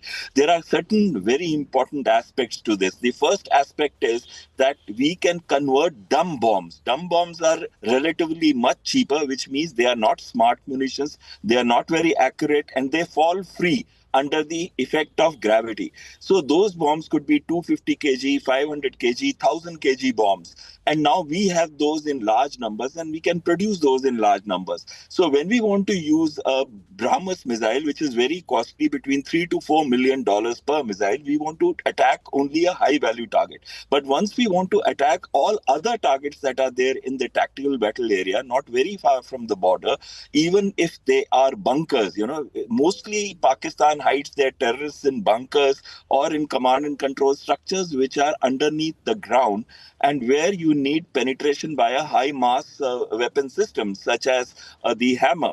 We had earlier used in Balakot strikes Spice 2000 bomb. Whereas we don't need those now, we are going to co-develop it with the Safran company itself this with Bharat Electronics Limited, with the indigenization content going up to 60%.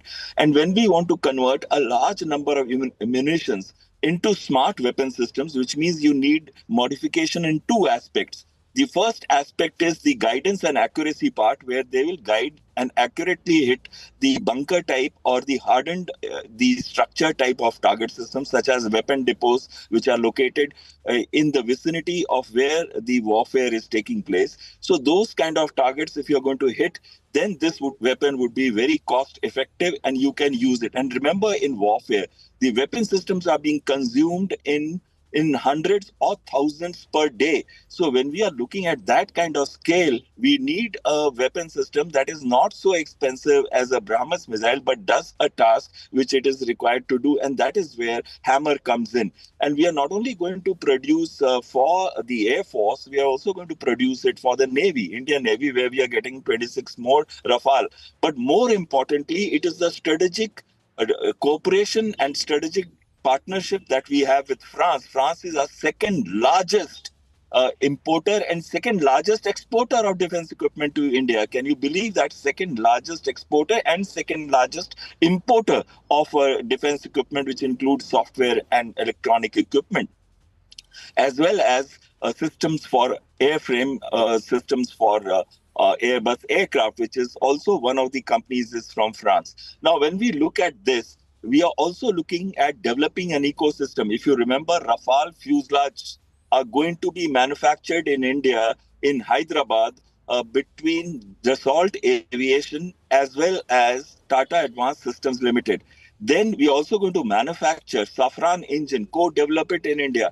And that's going to have 100% transfer of technology. Imagine the ecosystem that we are developing in India today. Imagine how fast we are indigenizing things. Imagine how fast we don't have to depend on any country in case a war takes place, when you require the scale of weapon systems which are being consumed very rapidly, being produced in India. So you are not going to be held economic blackmail from any country if you can develop those systems in India.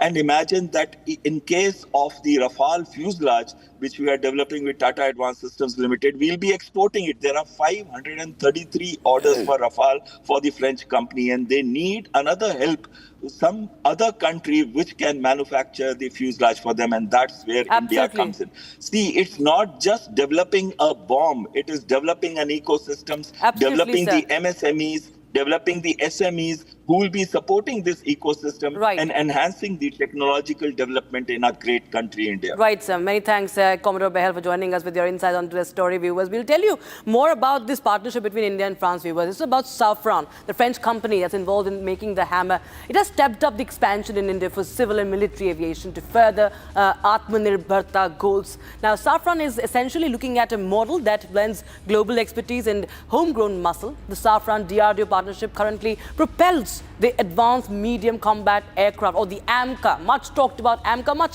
awaited AMCA. Now, Safran has sealed a landmark 61,000 crore deal with DRDO's GTRE to co-develop a clean sheet 120 to 140 kilonewton thrust class turbofan engine.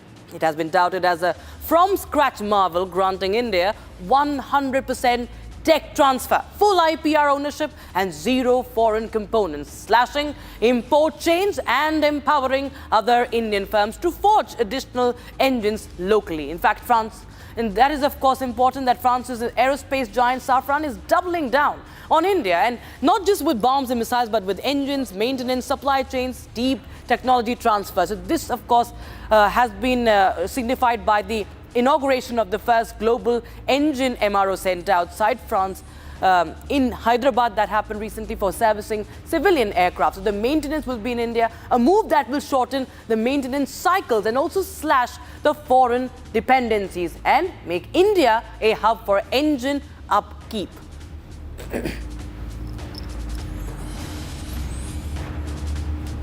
All right, viewers, now shifting focus to the other big story that we are tracking for on our defense today, viewers. We have on one hand modernization within the armed forces that is quickly picking up. It's much talked about, but Defense Secretary Echoing what the CDS said days ago, Defence Secretary Rajesh Kumar has sounded an alarm. He has in fact issued a warning. He has laid bare the emergency procurement deals that are meant for lightning fast buys.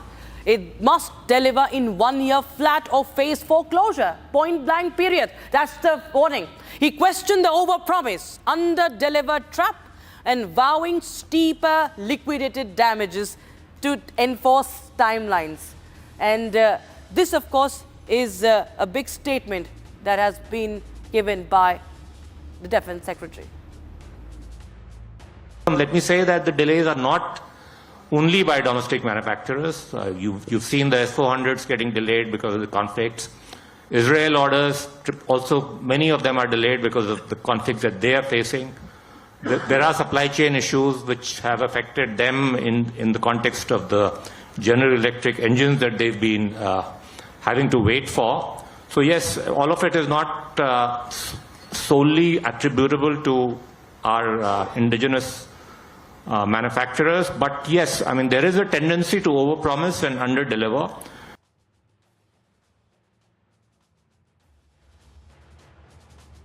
All right, so viewers, this is a comment that comes close on the heels of what Chief of Defence Staff General Anil Chauhan had said, echoing the same sentiment. In fact, General Chauhan had ripped into domestic players as well for botching the 5th and 6th phase fast tracks, calling the delays unacceptable. He had said that the army had reported that most Indian firms did not meet contractual deadlines. Listen in. We expect a bit of nationalism and patriotism in your profit-driven endeavors.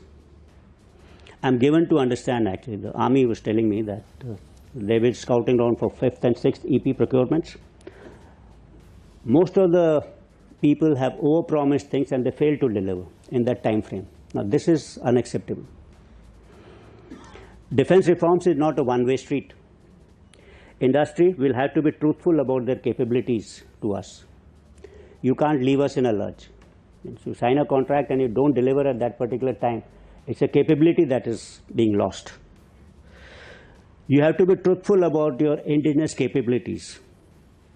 There could be security-related issues. A lot of industries say, okay, this is 70% Indian, but actually if you find out, it is not. So you have to be truthful in this because it is related to its questioning matters of security. You'll have to be cost competitive. Cost competitive is not for selling to the Indian Armed Forces. You have to be cost competitive so that you can compete in the foreign market. You can't have products which are overpriced. And viewers, a similar, of course, sentiment was raked up, and in fact, it was Air Chief Marshal A.P. Singh just recently who had in fact lamented the delay in the delivery of from HAL, of course, from Tejas, and this is a massive delivery deadlock that we're talking about.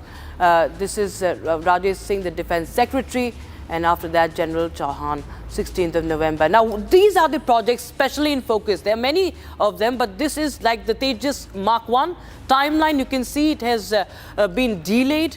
We talk about the next. Tejas, of course, is for HAL. Now, CATS Warrior UCAV as well. The original timeline was 2026, delayed, postponed to 2027 now. And Zorawar light tank, original timeline, again, you can see it was to be delivered this year, but again, it has been delayed. It's also about the S-400 air defense systems. India, of course, is waiting for the pending deliveries. Now, 2025 looks difficult. Next year, India is expecting, and with Vladimir Putin coming to India soon, India will be taking up that issue with the Vladimir Putin and the delegation from Moscow.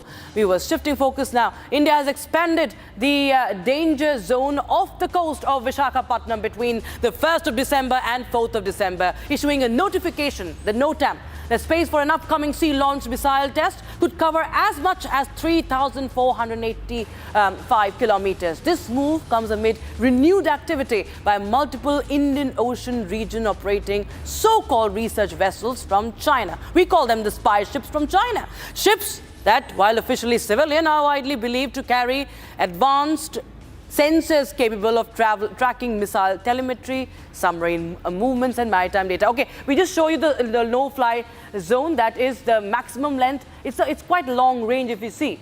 And India, of course, aims to ensure the safety in the region, and it is in continuation of those efforts. So from Visakhapatnam, you can see this is off. This is near, of course, Odisha, but you go to it goes up to Visakhapatnam down south. Now, you show you this here on the wall, viewers. This is the Bay of Bengal region. The maximum length is 3,485 kilometers.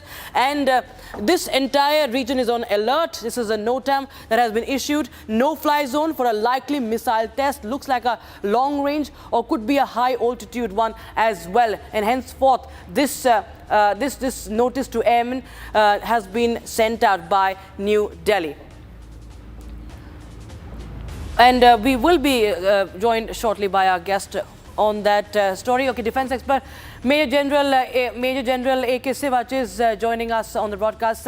General Sivach, many thanks for joining us on our defense. How do you read into this NOTAM, sir? Because it's quite a long-range missile what we are looking at. We do not know exactly, of course, it is not going to be revealed. But in your understanding, sir, these NOTAMs and the missile test after missile tests, what message is this sending out, and what measures, India should be taking in this pursuit? No, Shita, 3 things stands out. One is this, initially the planning of testing of these weapons was in October. But however, it was postponed because there were 4 spy ships which were though in international water, very close to Bay of Bengal. But they were the Chinese ship and they could monitor this. And hence it was postponed. And possibility now taking place from 1st to 3rd. And again on 6th to 8th. And the type of missile which are likely to be tested, one is the BrahMos, that is anti-ship cruise missile. That is likely to be tested because that's a very potent weapon which we have, BrahMos, because it has done extremely well in Operation Sindoor. Now we want to use it as also anti-ship and with extended range. So that is one. Second thing is possibly Agni 6 is the another one on the range that can be also tested because Agni 6 now the range is more than 3,550 kilometers, and this is a very, very potent missile, and though of course it's a cruise missile, but it's extremely good. And even in BrahMos point 2 is again decided that it will be hypersonic. BrahMos 1.0 is a supersonic. Now Agni 6, and then there is chance of K4. That is a missile which can carry a nuclear warhead, and this can be fired from Arihant ship, submarine which we have now recently got it manufactured within the country. Now that is again possibly can be tested. So we are contemplating, it can be BrahMos, it can be BrahMos hypersonic also, it can be anti-ship also with extended range, it can be also Agni 6 which has a range of 3,550 kilometers, or possibly it can be a K4 which has also range of approximately 4,000 kilometers, which can be fired, it's a nuclear war. It can be fired basically from the submarine, and that is an Ariane nuclear powered submarine. Now the question comes is that how have we performed as far as the missile concerned? Remember that we are the powerhouse of the missiles, and after Russia and China it is India. And the best point of this is that it is all indigenous. And majority of these missiles we have made it ourselves. Initially we start with Prithvi, then we have now gone to Agni, then we have got Parle, we have also got BrahMos. BrahMos is a world-class cruise missile, and as we were discussing, BrahMos 2.0 will be hypersonic, though it is a joint production of India and Russia. The demand is increasing manifold. Philippines have already by Indonesia and Malaysia are on the last phase of the talk. So what I am saying, Asita, as far as the missiles are concerned, we are the powerhouse of the world, and the best thing is make in India, make for world. That is the formula which India is following. Sir, absolutely. General Sivach, many thanks for joining us on our defense, viewers. And we now shift our focus to what happened in the national capital. Chanakya Defense Dialogue, viewers, important statements coming in from the Chief of Defense Staff, General Anil Chauhan. He sounded a stark warning that global geopolitics is slipping into turbulence. Next era may bring far greater instability. He in fact flagged the change in future warfare and how India must be prepared. Also, we'll tell you what Rajnath Singh, the defense minister, said during the Chanakya Defense Dialogue, as he said that India wants peace but not at the cost of sovereignty. Listen in. Global geopolitics itself is in a kind of a state of flux with shifting alliances and security interdependencies. The future world could hence be more violent and a very, very unstable place. And the militaries of nations have to be prepared for this particular eventuality. The technology and geopolitical trends will influence warfare. Essentially, this addresses the question of why and how wars take place. So Indian armed forces have to think of new trends to define new concepts, doctrines and strategies to take care of these two trends which I just spoke about. And they must therefore be ready to operate in an environment where rules of engagement are either non-existent or complex, or there are no rules of engagement at all.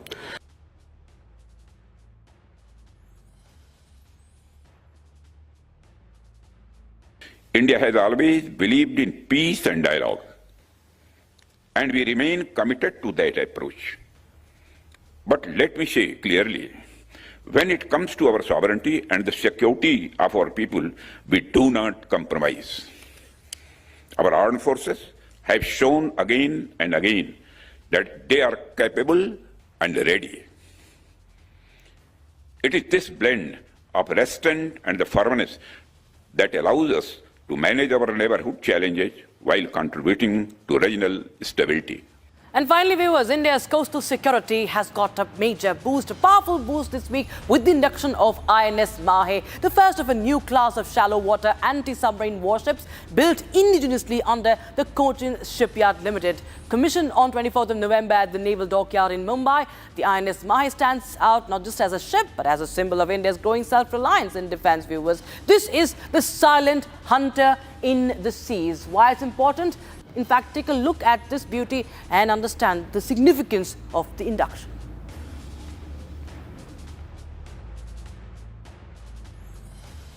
Today, I am reminded that the strength of armed forces lies in synergy.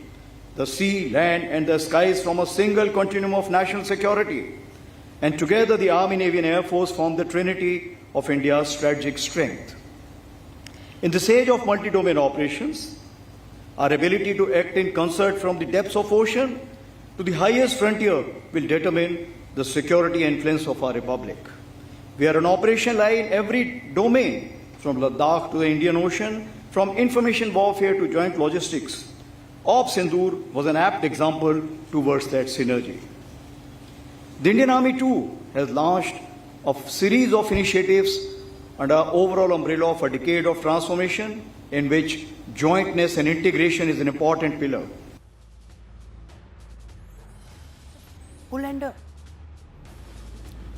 And viewers, with that as a wrap on this edition of Our Defense, we leave you with the latest visuals that have been released by the Indian Army, how India is fully prepared for any conflict. The Ashni platoon, the drone platoon, is also fully prepared, and we tell you how. Thanks for watching. Jai Hind.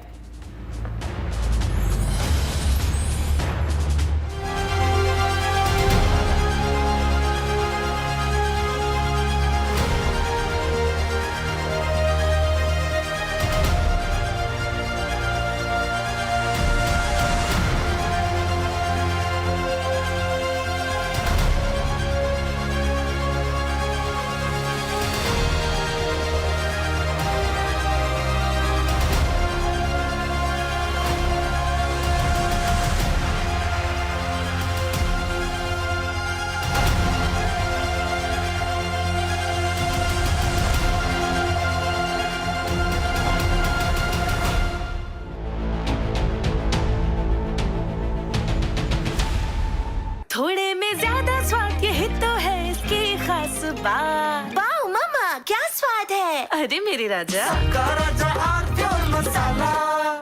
In the global employability rankings by Times Higher Education UK, only the following 6 institutions from India are ranked amongst the top 230 in the world for having the most employable graduates: IIT Delhi, IISc Bangalore, IIT Bombay, IIM Ahmedabad, IIT Kharagpur and Amity University. आधे bowl दही में 4 चम्मच MDH चटनी पुदीना मसाला डाला, stir करो, पुदीना चटनी तैयार। MDH चटनी पुदीना मसाला। MDH।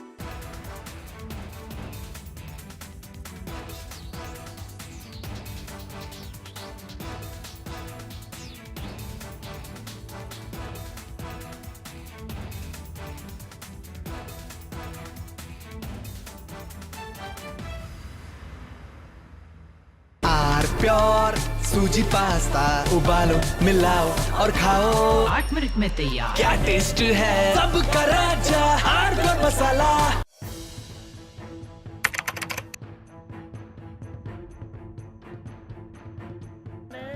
So in the past, we would see most of the terrorists who would get arrested, they would be like the people who would be working at a very low level. But today we have seen the white collar suspect.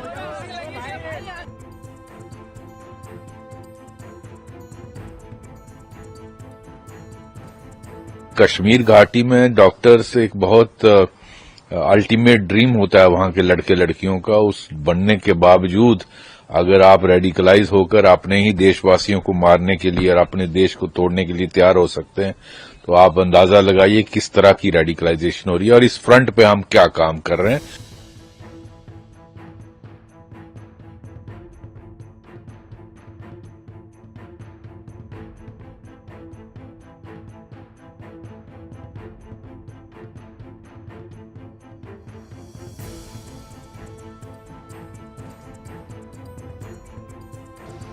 Investigators have identified Maulvi Irfan Wagha, also known as Imam Irfan, from Shopian in South Kashmir, as the mastermind who blended his dual identity, that of a preacher and health.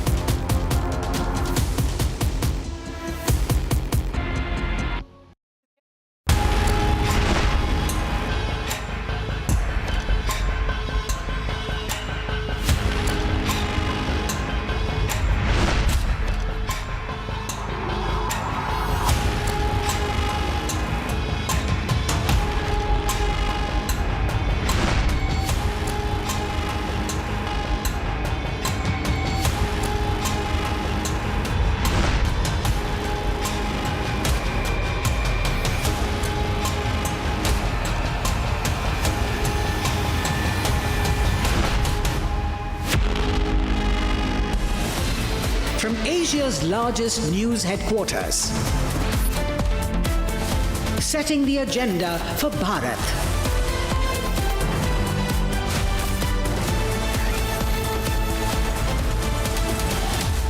You're watching Republic.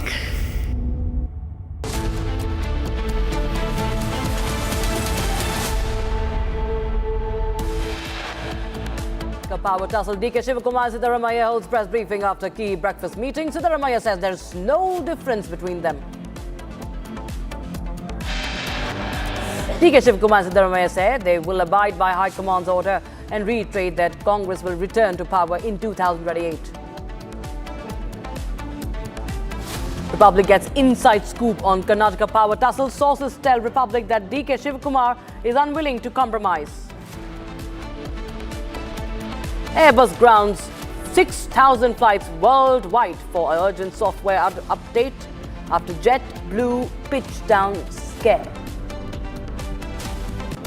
Imran Khan's sister issues sharp warnings over his isolation, denied access and rising tension, saying any harm to Imran could push Pakistan into chaos.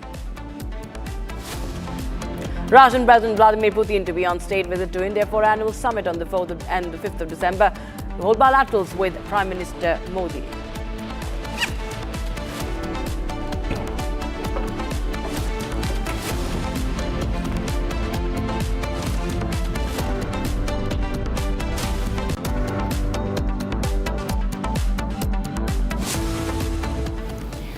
Right, viewers, thank you for staying with us. We start with the breaking news coming in. Airbus has now grounded 6,000 planes across the world, with half of the global A320 fleet has been grounded for emergency software fix. This is after intense solar radiations corrupting critical flight control systems were reported. Unprecedented recall by Airbus to ensure that the software is fixed. There have been massive disruptions that is expected during the peak travel season. Over 1,000 older jets have now been required to replace their hardware systems. That is the big breaking news that we're getting in at the moment, the biggest story, the headline of the moment. Let's go across to Riyanka, my colleague who joins me live from the newsroom with more details. Riyanka, first of all, give us a sense of what is this issue that has been reported which has forced Airbus to take this step. That's right. First we see that there is a technical issue, the software upgrades and hardware upgrades also, which are required for the older models of Airbus, which is why nearly 6,000 aircrafts have now been grounded by Airbus, and that is going to be holding a huge effect on the travel and mobility of the people at this point in time during the extreme travel times, and there is expectancy of a huge inflow of passengers already. Although we understand that a JetBlue operated A320 aircraft traveling from Mexico to the United States had encountered an in-flight control issue due to a computer malfunction, and that is when the particular issue had come up. A320 aircraft cruising at 35,000 feet suddenly pitched nose down without the pilot input. That has caused a brief but harrowing drop altitude that had also injured nearly 15 people. And because of the experience of the uncommanded and limited pitch down event, the autopilot had remained engaged throughout the event with a brief and limited loss of altitude. In fact, the preliminary technical assessment done by Airbus identified a malfunction of the affected ELAC as possible contributing factor, which is why now they have gone ahead and they have decided that they will be grounding in 6,000 Airbus aircrafts to do the checks and give in more upgrades in terms of software and hardware. Now, if we talk about Air India Airbus fleet, a total of 104 aircraft have been identified as affected by the required software upgrade. No flight cancellations are expected as a result of this activity, and operations continue normally. That is coming in as far as the update of Air India Airbus is concerned. So far, the software upgrade has already been completed on 47 aircraft is what we are given to understand, and the remaining work is progressing rapidly on that. All right, Priyanka, thank you for giving us those details. On that note, viewers, let's go across to Captain Kabir Malik, aviation expert, who joins us live with more details. Sir, thank you for connecting with us this afternoon. Sir, given that half of, the global A320 fleet has now been grounded, from your perspective, so if you can give us a sense of how critical the situation is and what is the next course of action for Airbus here on? See, in the earlier stage, it came to in the knowledge of the Airbus company, and they notified, and notification had been issued by this Airbus all over the world to all the airlines which is they are using Airbus 319, 320 and 321 aircrafts these days. This thing has happened because of the solar radiations in the software of this aircraft, particularly effect on the ELAC, which is we count elevator and aileron computer control system. It had happened as this Priyanka shared with this all detail that it had happened this with the aircraft, JetBlue aircraft, which is heading towards Mexico to New York to New Jersey flight, and it was hardly 4 to 5 second impact was this radiation, solar radiation on this aircraft, and the big incident had happened with the passenger and the aircraft. And it was an emergency landing, which is, they landed this aircraft somewhere in the Florida Tempe airport. And it is very critical, which is came to knowledge in Airbus, and they took the action immediately, and advisory had been issued all over the world with the airlines, and the same is it issued against this Air India and Indigo have the biggest fleet of this series aircrafts. And this panic situation, I think so, it may be solved within 2-3 days. This Airbus company will be modified and update the software with their systems. Right. Captain Malik, I also want to understand, this radiation malfunction that has been reported, if and whenever this is fixed, what sort of checks and balances would you say that the airlines must have in place so that, in the future, such incidents are not reported again, and, we don't see a case where at least, half of the entire fleet worldwide is grounded? See, the fleet of almost of this series, 6,000 of machines are flying these days, and impact definitely would be going on their business and the passengers also. But it is very necessary, and this glitch is found out and detected by this airline. It is undercome to the safety norms, and it is good. I think so, better than going to be happen anything serious. At previous had happened in July. You can find out in the Ahmedabad this. Boeing 789 aircraft was, crashed, and it. So this is the precautionary action by Airbus, and I just welcome to this company, and then DGC also they are taking instant action against of these Airbus series. And I think in this panic situation, they have the alternate flying machinery also with them. And I don't think so within 2-3 days, it will going to be solved out very shortly. And it's not going to be happen in future. Airbus had the latest technology, and they have very renowned and experienced engineers with them. And I had idea long time back, it had happened in the history of this Airbus in 55 years. The first kind of incident it came to in the knowledge, and they upgraded this software. I think is more advanced with the backup system also in the future. All right, Captain Kabir Malik, thank you for joining us and giving us your take on that matter, keeping a close watch on that for you viewers. For the moment, let's quickly take a look at everything else that is making news across the country at this hour. This is Bharat in 2 minutes.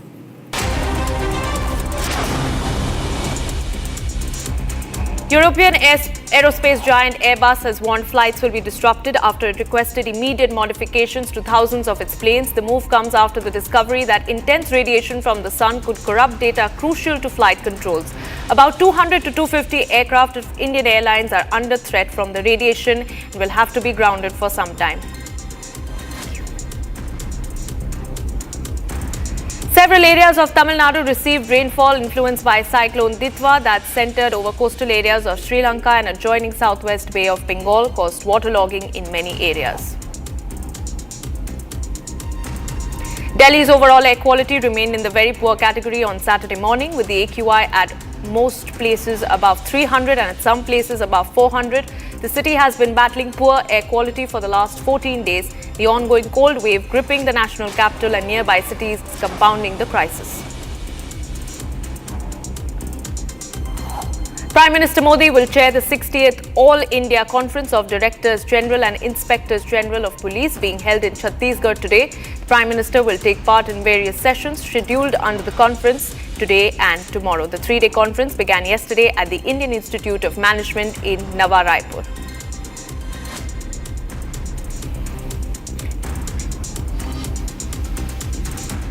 And viewers, the Indian Navy announced that Navy Day 2025 will be celebrated with a large-scale operational demonstration on the 3rd of December at Thiruvananthapuram in Kerala. The event, advanced by a day from its earlier December 4th schedule, will highlight the Navy's precision, professionalism and expanding maritime capabilities. From bustling ports that fuel our economy to the tranquil shores where life thrives, the ocean is our lifeline. Guarding the nation's lifelines, the Indian Navy remains ever vigilant across vast trade routes and strategic quarters. From coastal security to humanitarian relief, the Indian Navy stands committed to your safety and peace. From the historical victory of Operation Trident to our maritime dominance during Operation Sindoor. We are the enablers of maritime security across the Indian Ocean region. Witness our prowess, experience our commitment.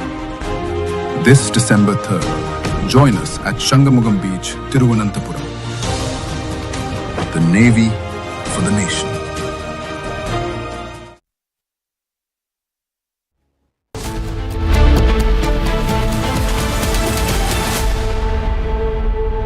MDH की हल्दी मिर्ची धनिया करे कमाल, ये रंग दे, ये खुशबू दे, ये तीखा, ये कम पड़े, क्या निराला MDH masala.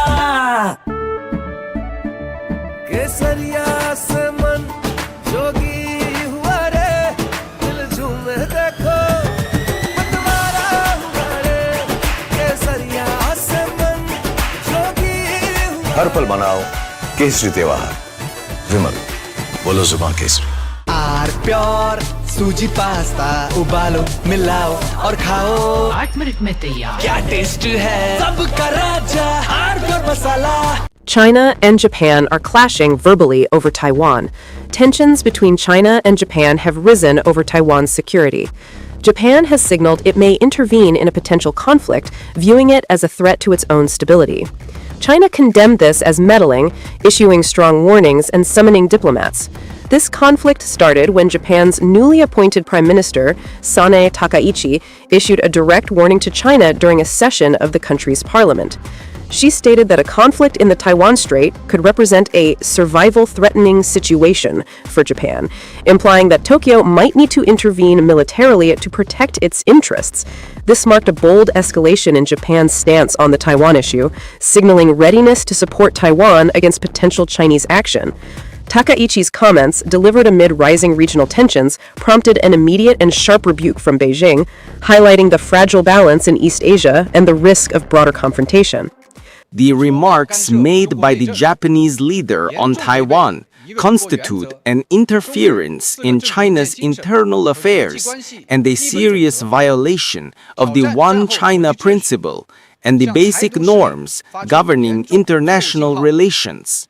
Such words are extremely irresponsible and dangerous in nature and have caused very negative impact. Taiwan is an island of 23 million people, situated about 100 miles off China's southeast coast. China regards it as a breakaway province under the One China principle, insisting that other countries acknowledge this and avoid treating Taiwan as a sovereign state. Taiwan, however, maintains its own government, conducts elections, and runs an independent economy, a setup rooted in 1949 when China's civil war concluded with the I did my MBA, went around, and I joined JBL, sir. There's a story also when I told my boss, sir, मेरे पैसे बढ़ा दो, उन्होंने बढ़ाई नहीं, तो मैंने बोला मार्केट में मिलता है सर. Market में मिलता है. They were very aggressive, very aggressive. चलिए market. Passionate, sir, passionate. Passionate. Yeah. By the way, Aman, I also left Times Now. I started Times Now on my own. Yeah. And I left in 2016. I launched the product in 2017. Yes, yes. But I did not use this line. मुझे भी use करना चाहिए था. Market में मिलते हैं आप. You have to say it in a particular tone. Yeah, it has to be said like swag. Which swag? Yeah. Market में मिलते हैं. हाँ? ऐसे बढ़ाओ Market में market. ऐसे बढ़ाओ मगर market में. नहीं तो.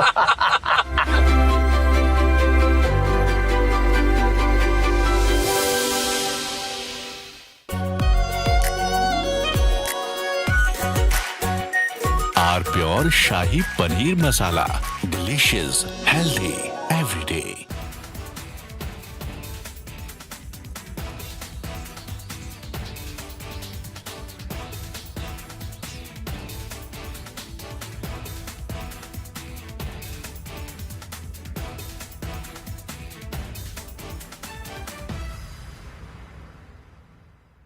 सीक्रेट रेसिपी MDH का जीरा सिप जल जीरा मसाला. सिप सिप जीरा सिप MDH का जल जीरा सिप MDH का जल जीरा सिप.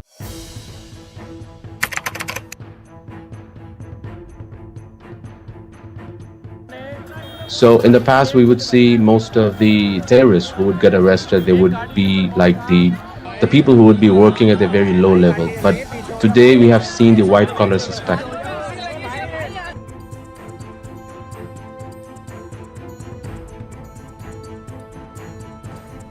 कश्मीर घाटी में डॉक्टर्स एक बहुत अल्टीमेट ड्रीम होता है वहां के लड़के लड़कियों का, उस बनने के बावजूद अगर आप रेडिकलाइज होकर अपने ही देशवासियों को मारने के लिए और अपने देश को तोड़ने के लिए तैयार हो सकते हैं, तो आप अंदाजा लगाइए किस तरह की रेडिकलाइजेशन हो रही है और इस फ्रंट पे हम क्या काम कर रहे हैं।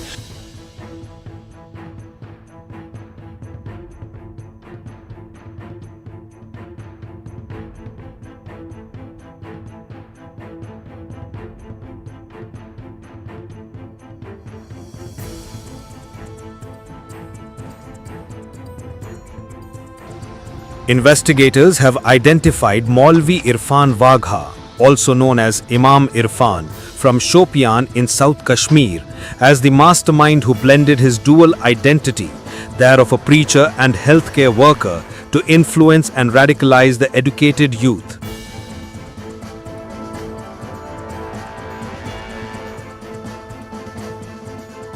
The accusation against him is completely baseless. He had been there for 7 years, offering prayers, conducting religious classes, and teaching children at the religious center. He would come only occasionally. We had no idea about the allegations against him, but we don't believe them. He is a good person.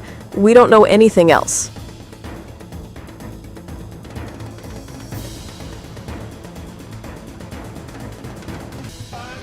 According to the ongoing investigation, Maulvi used his access at GMC Srinagar and his sermons in Naugam's local mosques to identify and influence those he saw as easy targets, pushing them towards radicalization.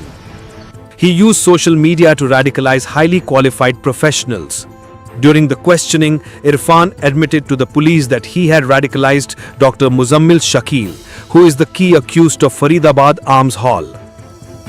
According to the officials, Imam Irfan allegedly built and expanded a white-collar terror network with the help of Pak-based Jaish handler Umar bin Khattab, alias Harjula. The police found improvised explosive devices materials, electronic gadgets during raid at his residence, providing leads to a wider nexus. The investigation continues, with agencies coordinating across Delhi, Haryana, and Jammu and Kashmir. By the way, viewers, I'm driving in Delhi with Delhi wala boy Aman Gupta, who is too busy waving to his fans than talking to me. Please come down to earth, Aman. Yes, sorry, sir. You're on my show. I forgot. This is not your show. I forgot, sir. India wants to know. This is my show. Yes, sir. Stop waving to your fans. Be modest. अभी बाद में बात करेंगे. आप politician हो. आप politician हो. आप नहीं ये क्या कर रहे हो? अरे सर, humble. आपने बोला humble हो, मैं humble हो रहा हूँ.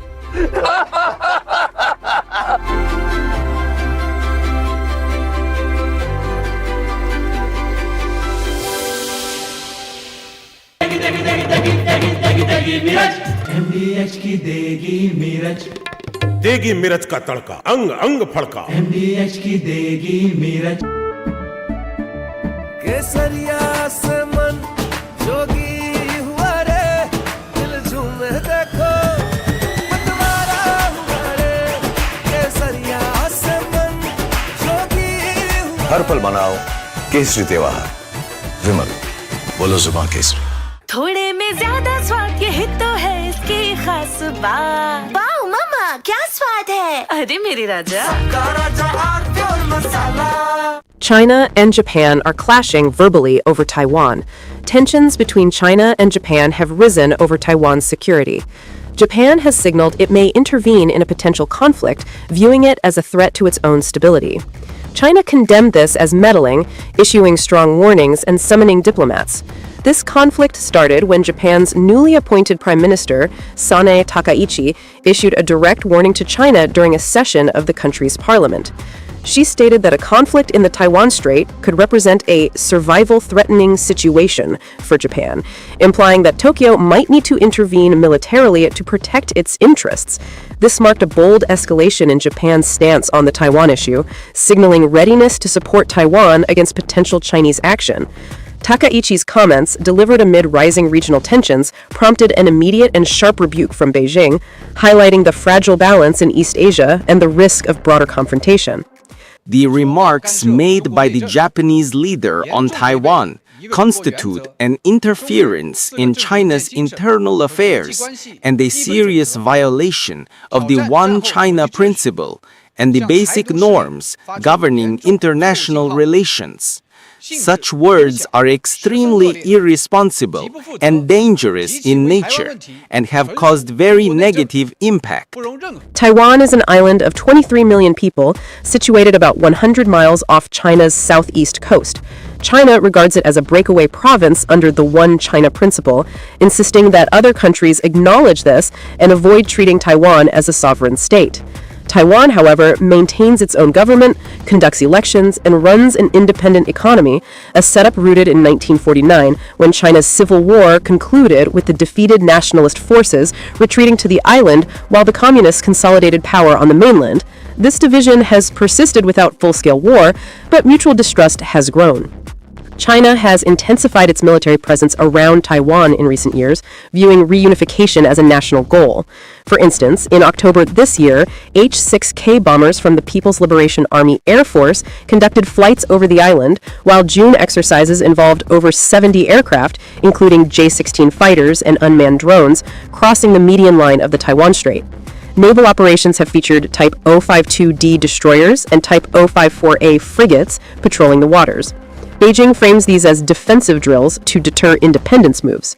Japan claims to be a peace-loving nation, yet the Takaichi administration has made vague and ambiguous remarks.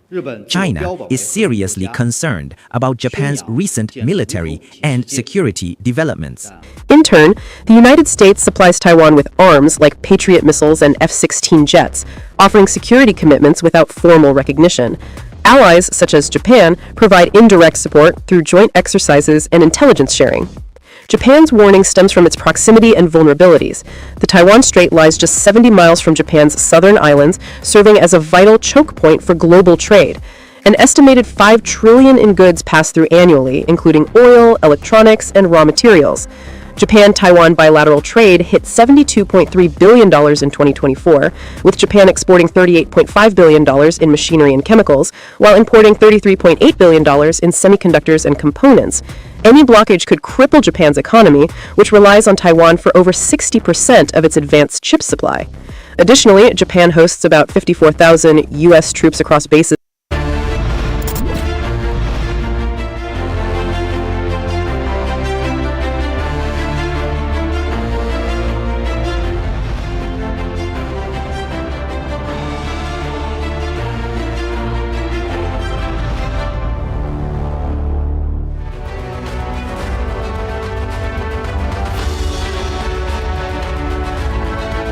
Ladies and gentlemen, today we convene under a defining theme, India's global moment. A phrase that reflects not just an aspiration but a reality taking shape, where reform, resilience and innovation are converging to position Bharat as a force of transformation on the global stage.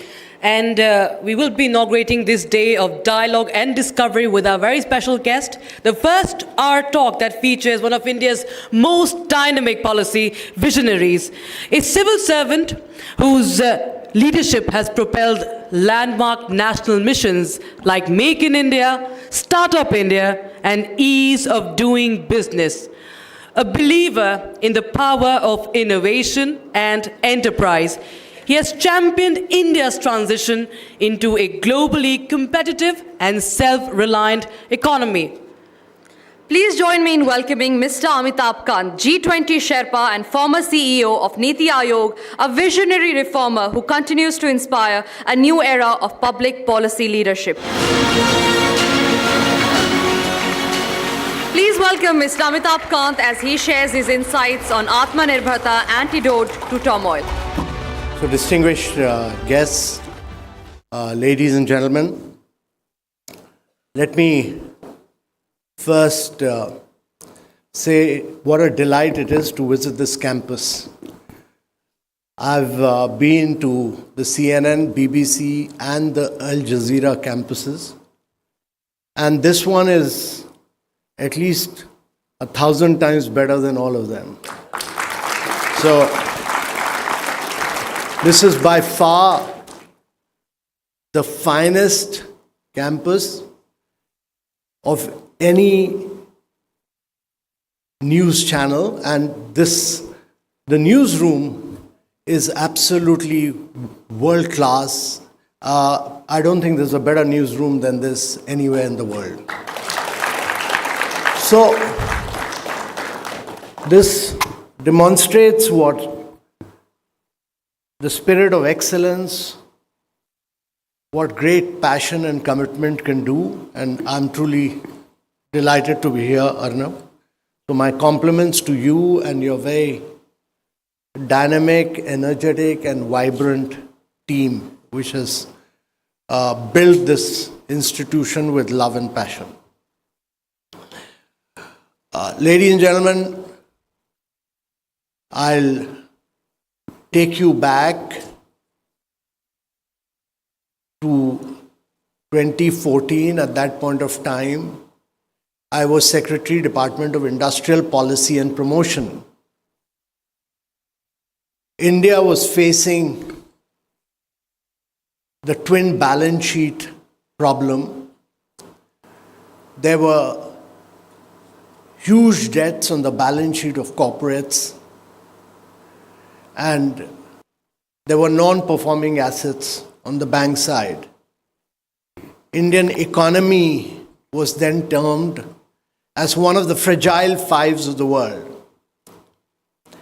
In the last decade, we've moved from fragile five to the top four. And in a year and a half, we'll be the top 3 economies of the world.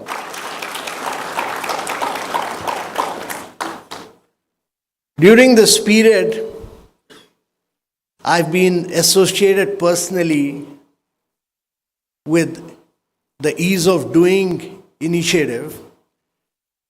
And at that point of time, India was ranked 144th in the World Bank Ease of Doing Business. And the Prime Minister tasked me to eliminate a lot of rules, regulation, procedures. India, while the World Bank was doing the ranking, India jumped up in 2 years, 79 positions in the World Bank Ease of Doing Business. But more than that, it's the only country in the world which has eliminated about close to 1,800 laws. It's fully digitized its economy. But this is a work in progress. Every day we do keep doing innovative things, and as the Prime Minister yesterday announced, that the nuclear sector, which has been a monopoly of the public sector, will be opened up for the private sector. In the last 3 to 4 years, we've opened up the space sector, we've opened up the geospatial sector, we've opened up the drone sector, and now we are opening up the nuclear sector for private sector participation. The space sector, the geospatial sector, the drone sector have led to almost over 3,500 new startups emerging in these areas and accelerating the pace of growth of Indian economy. And with nuclear sector opening up, you will see the emergence of India as a champion of small modular reactors. So you will see a large number of young companies emerging in this area of nuclear growth. And to my mind, one of the greatest hallmark of the Indian economy in the last decade is that it's built the spirit of free enterprise. That it's not the government. The government will act as a catalyst, as a facilitator, but the private sector will be the driver of growth. And the Indian private sector and the Indian startup movement will really be the key torch bearer of this growth. And in the long run, if India is to grow on a sustained basis from a 4 trillion to a 30+ trillion economy, the private sector of India and the young startups of India and our ability to create young entrepreneurs will be the key to India's growth story.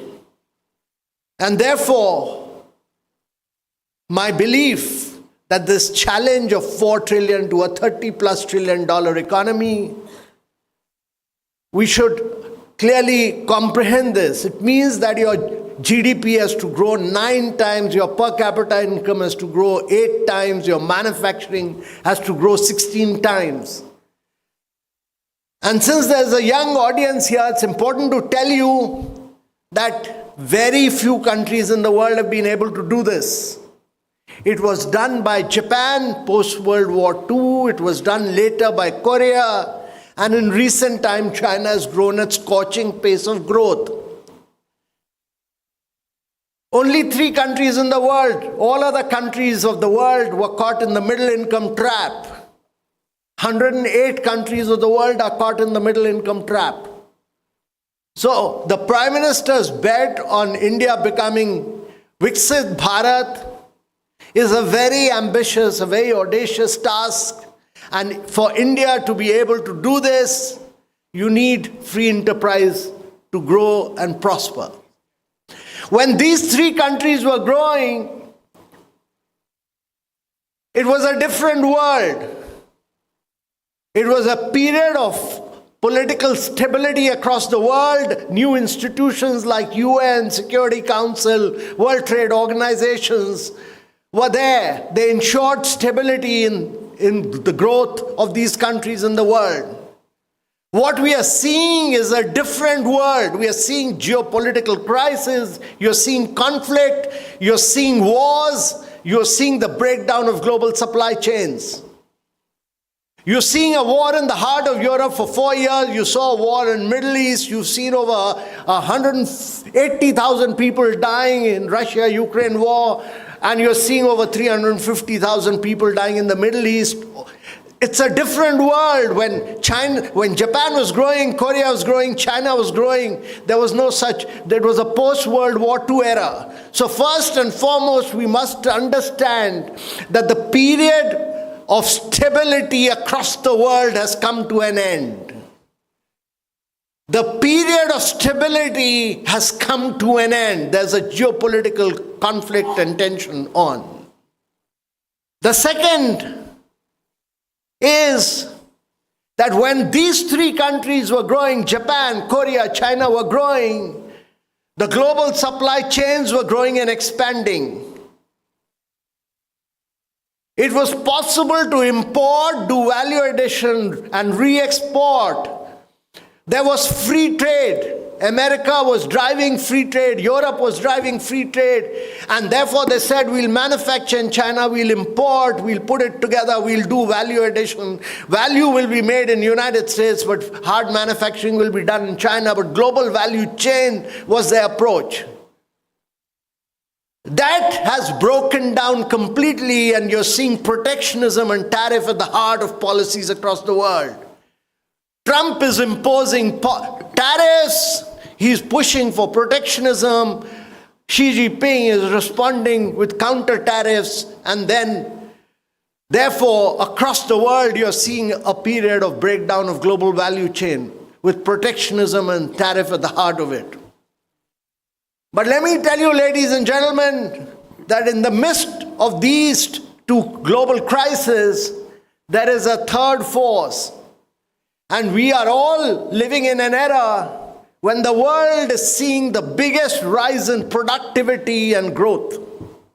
And that is because of data, machine learning, artificial intelligence. We are seeing disruption which will enable us to solve problems which the world could never solve earlier. You can now improve learning outcomes, health outcomes, nutritional standards at a much more rapid pace because of the emergence of artificial intelligence. Today, vast amount of data is backed by huge amount of very sophisticated software, and huge computing power, which was not available earlier, enables you to do artificial intelligence at a scale and size which was unparalleled. And therefore, we are very fortunate to be living in an era which will see the rise of productivity which the world has never seen before. And therefore, to my mind, this is a great opportunity for India. And this is an opportunity to technologically pole vault. So what has India done to move from fragile 5 to top 4? First, that you want to be in the global spot, you want to be a leader. As the Prime Minister said, you have to constantly reform. You have to constantly reform like we did with the GST, the goods and services tax across the country. No other country has that, but we have one tax across the economy and we constantly refine it, like we've done recently. We brought in the insolvency bankruptcy code because India had socialism which prohibited entry and you could not exit capitalism without exit. But what India has done with insolvency and bankruptcy code is to bring a lot of financial discipline. And since you're all here in this part of Noida, you could see a number of uncompleted buildings because of real estate, where we've brought in the Real Estate Regulation Act, which has brought discipline. But the corporate tax rate was lowered 2 years back to bring it on par with the world's best regime. And we focused on ease of doing business in a very big way. So structural reforms. But the most important thing for India has been that it digitized its economy, and 1.5 billion people in India have a digital identity. It enabled young startups to do fast payments. Between 2015 and 2017, we opened 550 million bank accounts. Every second bank account was opened in India. We then seeded it with Aadhaar and mobile number. And then it enabled all these young startups to do fast payments. India is the only country where PhonePe competes with Google Pay and Paytm competes with Amazon Pay. We built an alternative model of open source, open API, globally interoperable model. It's very different from the Western part of the world, where all of you, when you get into Meta or you get onto Google or you get onto Amazon, your data is owned by them. Your data is owned by them, and that data is then analyzed by them. They build new products and sell it back to you at high prices. So your data is owned by them, but in India, the digital empowerment protection architecture ensures that your data is owned by you. The model cannot memorize your data. And that is why during India's G20, it was accepted that this is the model for the rest of the world and the global south should emulate what India has done. So ladies and gentlemen, India built up an alternative model where we built the digital public interest layer, but we allowed private sector to innovate and compete. And therefore, we did fast payments, and today we do 50% of the fast payments in the world. China is next with 20%. But then we had a number of young startups, Mobiquick, Pine Lab, etc., who started looking at the history of fast payments and provided credit. And then you had another set of startups, Zerodha, Grow Up Stock, who took stock market to tier 2, tier 3 cities and rural areas. And then you had another set of startups like GoDigit and Echo, who took insurance to tier 3 and rural areas. So India does identity, credit, fast payment, stock market, credit, all within 30 seconds to 1 minute on the back of mobile. No other country does this. No other country does this, and that is why India leapfrogged, and during COVID period, we did 2.2 billion COVID vaccination without any paperwork. My daughter, who was living in San Francisco, was only doing paperwork. I haven't used my credit card for over 4 years now. I've never been to an ATM machine. The only time I used it when I went to visit her to hire a Uber vehicle. So in many of these areas, India has really pole vaulted digitally. And as the Bank of International Settlements said, India achieved in 7 years what it would have taken India 50 years to achieve. 7 years what it would have taken India 50 years to achieve. And we started, the cost of acquisition of a customer had fallen from what the World Bank says from $30 to 15 cents. From $30 to 15 cents, the cost of acquisition of a customer had fallen, and India became a more productive country in many, many ways. The third thing that has happened in India is that we built up huge infrastructure in the last decade. We've built up over 40 million houses, which is more than the population of Australia. We should try and understand and comprehend this. We do not understand this, that we've actually built a complete Australia within India. We've provided toilets to over 130 million citizens of India, which is more than the population of Germany. And we've provided piped water connection to 253 million Indians, which is more than the population of Brazil. But more important, we provided 120 million women of India cooking gas connection, LPG. They used to spoil their life by burning on firewood. So we've transformed the lives of women in rural India by giving LPG connection.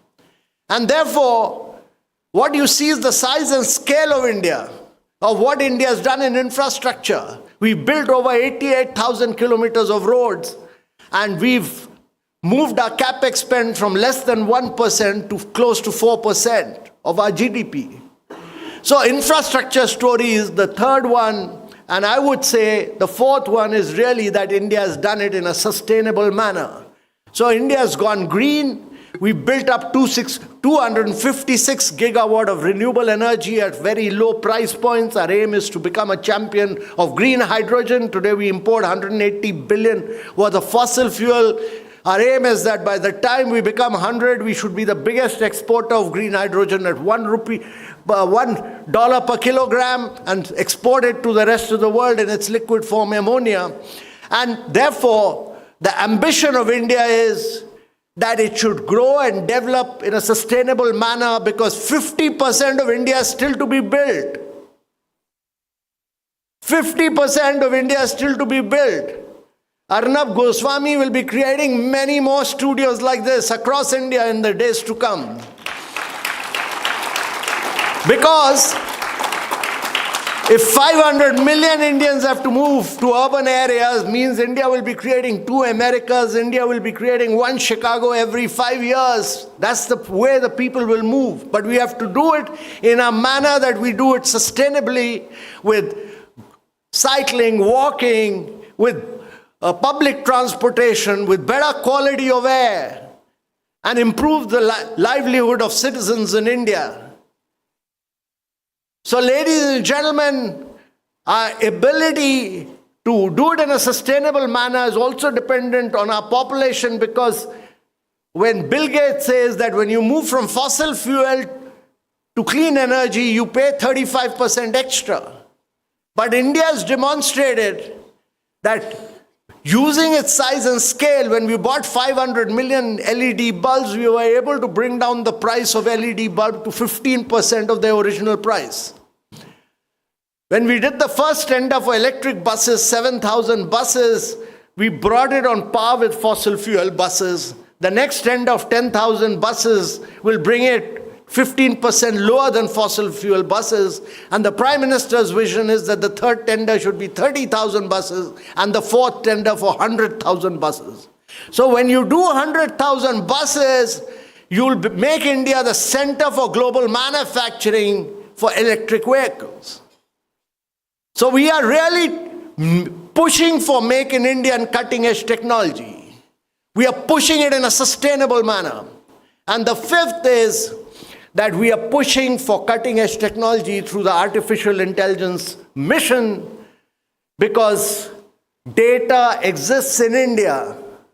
Today, what is happening is that Indian data is being used by ChatGPT, by Gemini, and they are taking your data free of cost, They are developing products and they'll sell it, the same data to you at very high prices tomorrow. They will sell you the end product at high prices. Never allow that. Build your own product. And therefore the government has pushed for India to build its own sovereign models, sovereign large language models. If you don't build it, you will lose your history, your civilization. That will be new colonization in a stealth form. And therefore, when we talk about globalization, you must understand that you can't afford to lose your history, your culture, your civilization. You have to use your data to build your large language models, and that is why India government has supported 10 young startups. We are providing computing power at almost 40% the price to our researchers and startups. We have opened up government data bank through AI Kosh to them. And our objective is that once these large language models are built, you build applications on top of them, and you Indians then use their data on these large language models. We've also launched the AI quantum computing mission.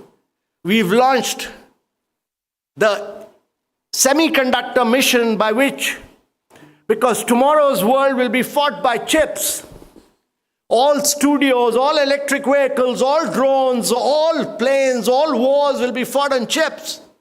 And therefore the country for the first time has pushed for the manufacturing of 10 large companies to do chip manufacturing in India. India was a center for design manufacturing, but now we'll be doing large-scale chip manufacturing in India. So ladies and gentlemen, using technology to leapfrog will be very, very critical in the days to come. And how we pole vault using technology across quantum, across AI, across green hydrogen, all this will be critical for India. But as I said, we are confronted by challenges in the breakdown of supply chains and the breakdown of political stability. Those are international challenges. We also have domestic challenges. We've largely grown on the back of services. We need to give a major push to manufacturing, because that will create jobs. We need to urbanize in a very sustainable manner. We need to ensure that the eastern part of India, which is the most populous part of India, grows rapidly. We also need to ensure that we transform the physical quality of life index and the human development index. Ladies and gentlemen, therefore, for all this, to my mind, Atmanirbharta is critical. And Atmanirbharta is not about protectionism. It's about becoming the most competitive nation in the world, using the size and scale of your population to become the most competitive nation in the world. All these countries, you look at the history of the United States in the 19th century, you look at the history of Japan, you look at the history of China. All these countries actually practiced hardcore protectionism when they were growing and expanding. They talk about free trade now, but they were all protectionists when they were growing and expanding. Today, in today's world, when they've grown and become highly developed, they're talking about free world. But they were all protectionists. Even today, it's impossible for India to export to China. We are a major importer of goods from China, but it's impossible to export. All non-tariff barriers. You try putting up an industry in Japan, it's impossible. You look at America, what it is doing with tariffs on India. All these countries are following all hypocrisy and double standards across the world. All hypocrisy. They're all basically, we have to be nationalist. We have to pursue growth with one single-minded vision, one single-minded clarity with one single-minded goal, and that is making India a $30+ trillion economy. And this requires us, to my mind, have the clarity that this is going to be India's decade, but this is also going to be India's century. And if this is going to be India's century, and I'm a great optimist that this is going to be India's century because of young demographics. 90% of the people sitting in this room are young. India is the only country where the average age of population is 29, even when we become 100, the average age will be 35. United States is aging, Europe is aging, China is aging, Japan is aged, but India will still be young. And rarely has a country not created wealth when it is young. Secondly, ladies and gentlemen, there's no country in the world which is making 30 kilometers of roads and 12 kilometers of railway line every day when it is growing.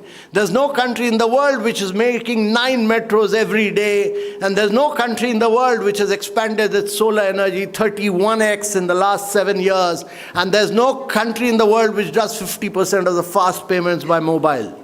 So ladies and gentlemen, my belief is that this is going to be India's decade and India's century, but we have to be very clear that we have to use our size and scale and our young population to drive India's growth and become a leader.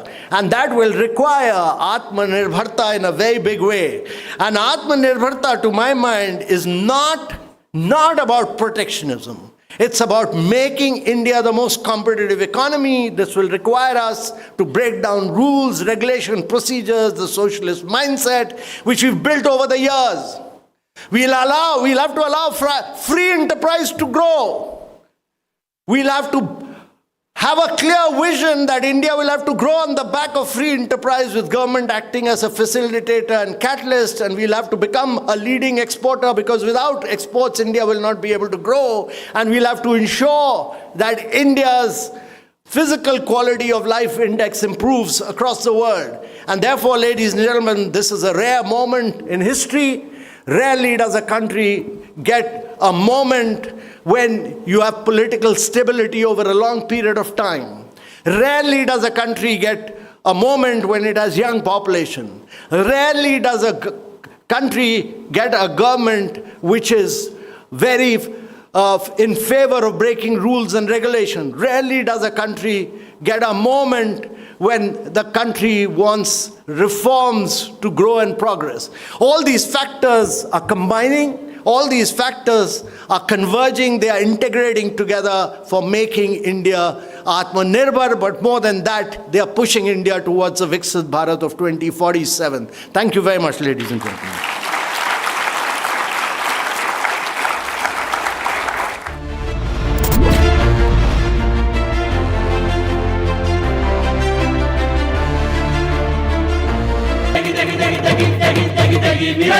MDH की देगी मीरज, देगी मिरज का तड़का, अंग अंग फड़का। MDH की देगी Miraj. In the global employability rankings by Times Higher Education UK, only the following 6 institutions from India are ranked amongst the top 230 in the world for having the most employable graduates. IIT Delhi, IISc Bangalore, IIT Bombay, IIM Ahmedabad, IIT Kharagpur and Amity University.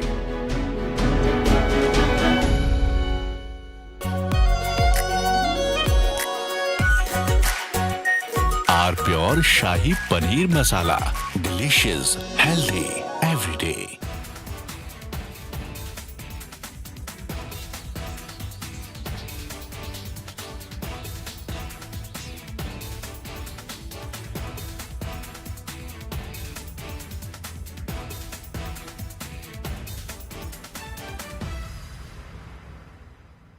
दादी के हाथों का जादू और खुशबू से महकता घर, माँ की मुस्कुराहट और खाने की सुगंध। MDH गरम मसाला, क्योंकि हर रिश्ता है स्वाद से जुड़ा।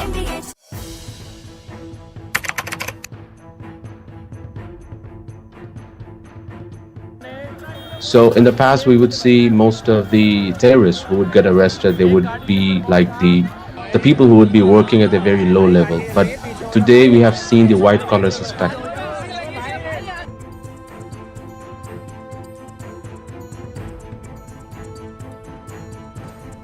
कश्मीर घाटी में डॉक्टर्स एक बहुत अल्टीमेट ड्रीम होता है वहां के लड़के लड़कियों का। उस बनने के बावजूद अगर आप रेडिकलाइज होकर अपने ही देशवासियों को मारने के लिए और अपने देश को तोड़ने के लिए तैयार हो सकते हैं, तो आप अंदाजा लगाइए किस तरह की रेडिकलाइजेशन हो रही है और इस फ्रंट पे हम क्या काम कर रहे हैं।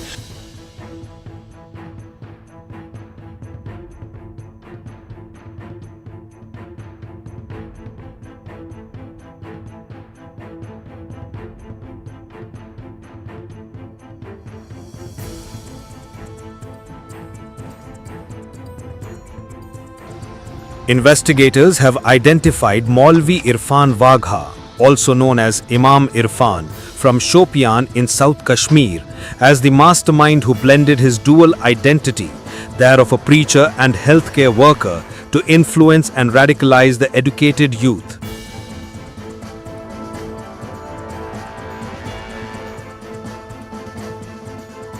The accusation against him is completely baseless.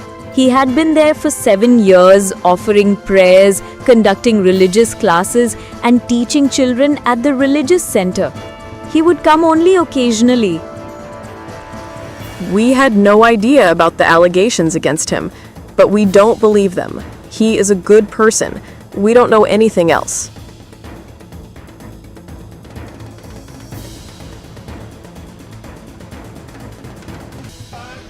According to the ongoing investigation, Maulvi used his access at GMC Srinagar and his sermons in Naugam's local mosques to identify and influence those he saw as easy targets, pushing them towards radicalization. He used social media to radicalize highly qualified professionals.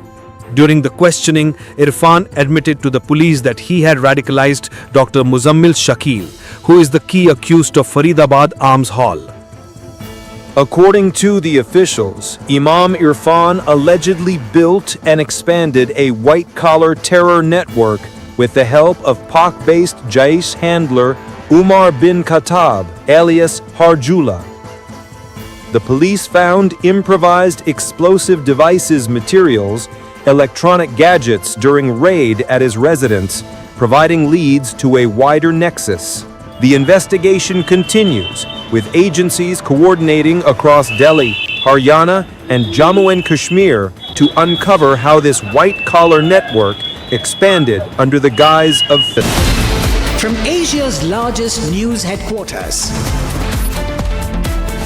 setting the agenda for Bharat.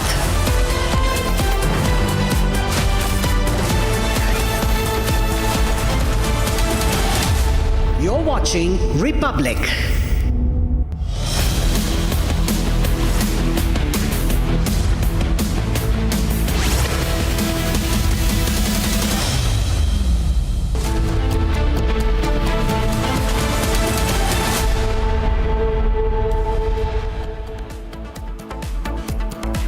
Amid Karnataka power tussle, DK Shivakumar and Siddaramaiah hold press briefing after key breakfast meeting. Siddaramaiah says there is no difference between them. DK Shivakumar and Siddaramaiah says that they will abide by High Command's decision and reiterated that Congress will return to power in 2028.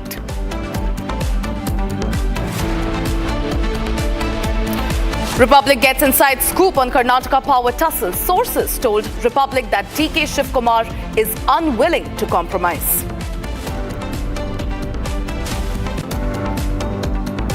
Airbus grounds 6,000 flights worldwide for urgent software update after JetBlue pitch down scare. Imran Khan's sister issues sharp warnings over his isolation, denied access and rising tensions, saying any harm to him could push Pakistan into chaos. Russian President Putin to be on a state visit to India for annual summit on December 4th and 5th to hold bilaterals with Prime Minister Modi.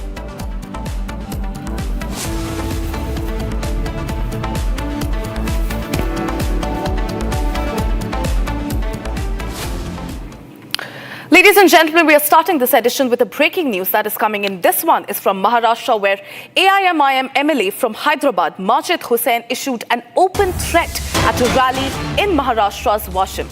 AIMIM MLA from Nampally, Hyderabad, Majid Hussain, who had come to address a rally at the Bhagwanpura on Friday evening for Washim Municipal Council elections, openly threatened the gathering, saying, and I quote, "If the matter comes to us, the streets will fall short." The MLA's provocative remarks have since gone viral on social media platforms. The AIMIM MLA Majid Hussain has sparked controversy with this threatening speech at a rally in Maharashtra's Washim right ahead of the local elections. In fact, Hussain has also warned that, and I quote, "When the matter comes to us, every street will fall short." He has, in fact, ladies and gentlemen, alleged that Sharia law has been interfered with, after which has prompted strong reactions.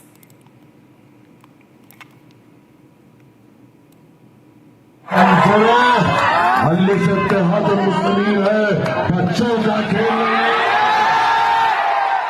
हमारे पे आएगी ना, इंशाल्लाह गली गली कम पड़ेगी इंशाल्लाह।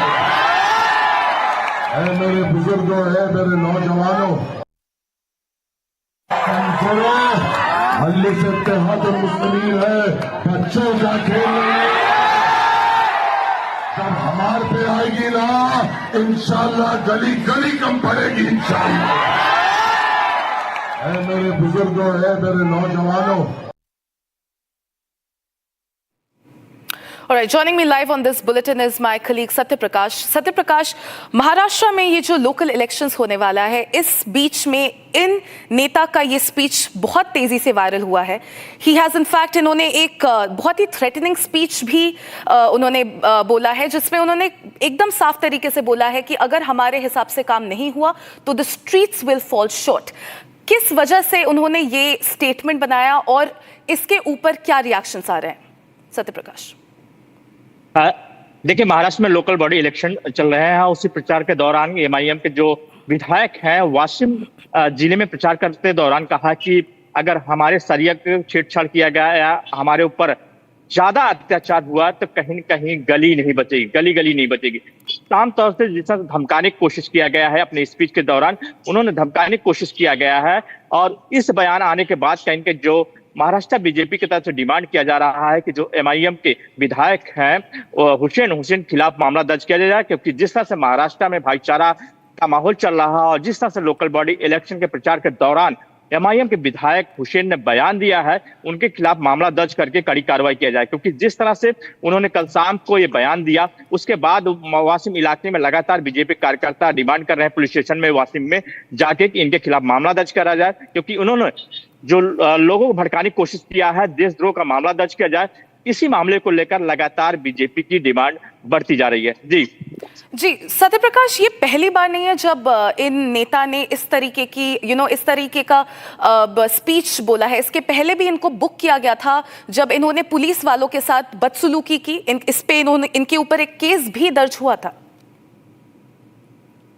देखिए, जिस तरह से माजिद हुसैन ने बयान दिया है, विधायक है एमआईएम के, और जिस तरह से महाराष्ट्र में लोकल बॉडी इलेक्शन के चल रहे हैं, प्रचार चल रहे हैं, और उस समय जिस तरह से भड़काने की कोशिश किया है, जिस तरह से उन्होंने साफ तौर से कह रहे हैं कि हमारे शरीयत के ऊपर अगर छेड़छाड़ किया गया और हमारे ऊपर अगर इस तरह से करते गए तो महाराष्ट्र के कोई भी गली में नहीं बचे. कहीं कहीं धमकाने का कोशिश किया गया है अपने बयान के जरिए, और जिसके बाद कहीं कहीं माहौल खराब करने की कोशिश किया गया. इसके बाद कहीं के जो महाराष्ट्र के बीजेपी के नेता लगातार डिमांड कर रहे हैं कि इनके खिलाफ मामला दर्ज किया जाए, क्योंकि जिस तरह से महाराष्ट्र में माहौल चल रहा है, कहीं कहीं भड़काने की कोशिश किया जा रहा है इनके द्वारा, और ये इनको किसी भी हाल में बख्शा न जाए, क्योंकि ये महाराष्ट्र की जो भूमि है शिवाजी महाराज की भूमि है, और ऐसे भड़काने वालों को छोड़ा नहीं जाएगा. अगर ये बातें करनी है तो जाके हैदराबाद में करें, लेकिन महाराष्ट्र में इस तरह से बातें करने वालों को छोड़ा नहीं जाएगा.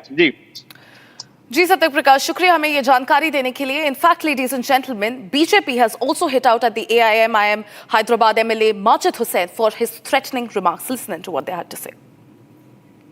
ओवैसी की पार्टी एमआईएम के विधायक माजिद हुसैन ने महाराष्ट्र की वाशिम की भूमि पर आकर के ये ललकारा है कि गलियां कम पड़ जाएगी. माजिद हुसैन इस तरीके की धमकाने की भाषा, नौजवानों को बरगलाने की भाषा, सही मायने में गलियां कम पड़ती ही होगी, ये भाषा आवारा सुअर जो गली में घूमते हैं उन्हीं जैसी है. महाराष्ट्र में आकर के छत्रपति शिवाजी महाराज की भूमि में आकर के तुम ललकारते हो गलियां कम पड़ जाएगी और धमकाते हो कि शरिया को हाथ लगा के दिखाओ. माजिद हुसैन, ये देश संविधान पर चलता है, ये छत्रपति शिवाजी महाराज की भूमि है. यहां पर इस तरीके की धमकाने की भाषा करोगे तो पुलिस आपको कानून और संविधान का अच्छी तरीके से पाठ पढ़ाएगी. भूलना मत, यह भारतीय जनता पार्टी का शासन है. Ladies and gentlemen, it's time to shift our focus to some other stories that we are tracking from across the country in Bharat in 2 minutes.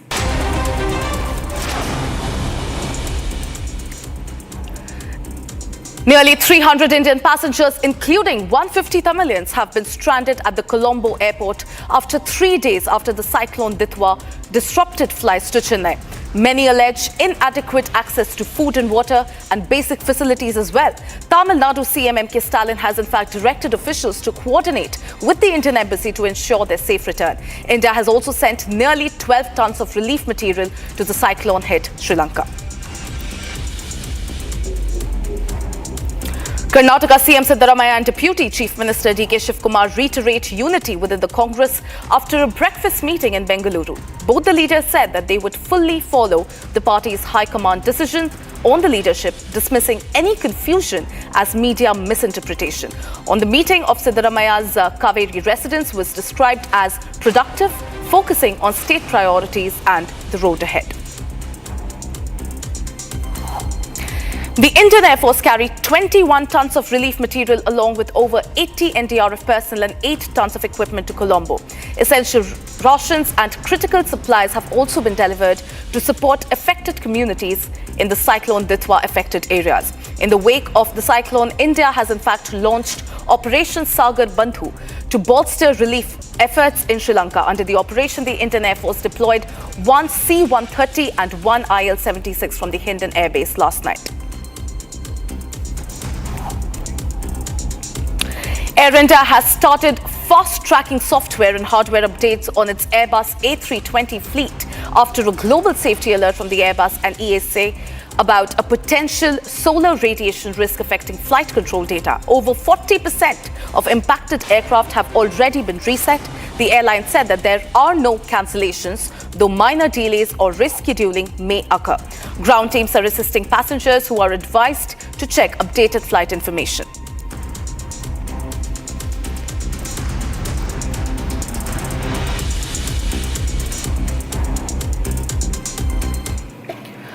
Pakistan is on the boil, ladies and gentlemen, as the anger and chaos peak over the suspense on Imran Khan's health condition in the jail. Former Pakistan PM's sister Noreen Niazi has spoken exclusively to Republic over her brother's health condition and her further plan of action. Listen to what she had to say.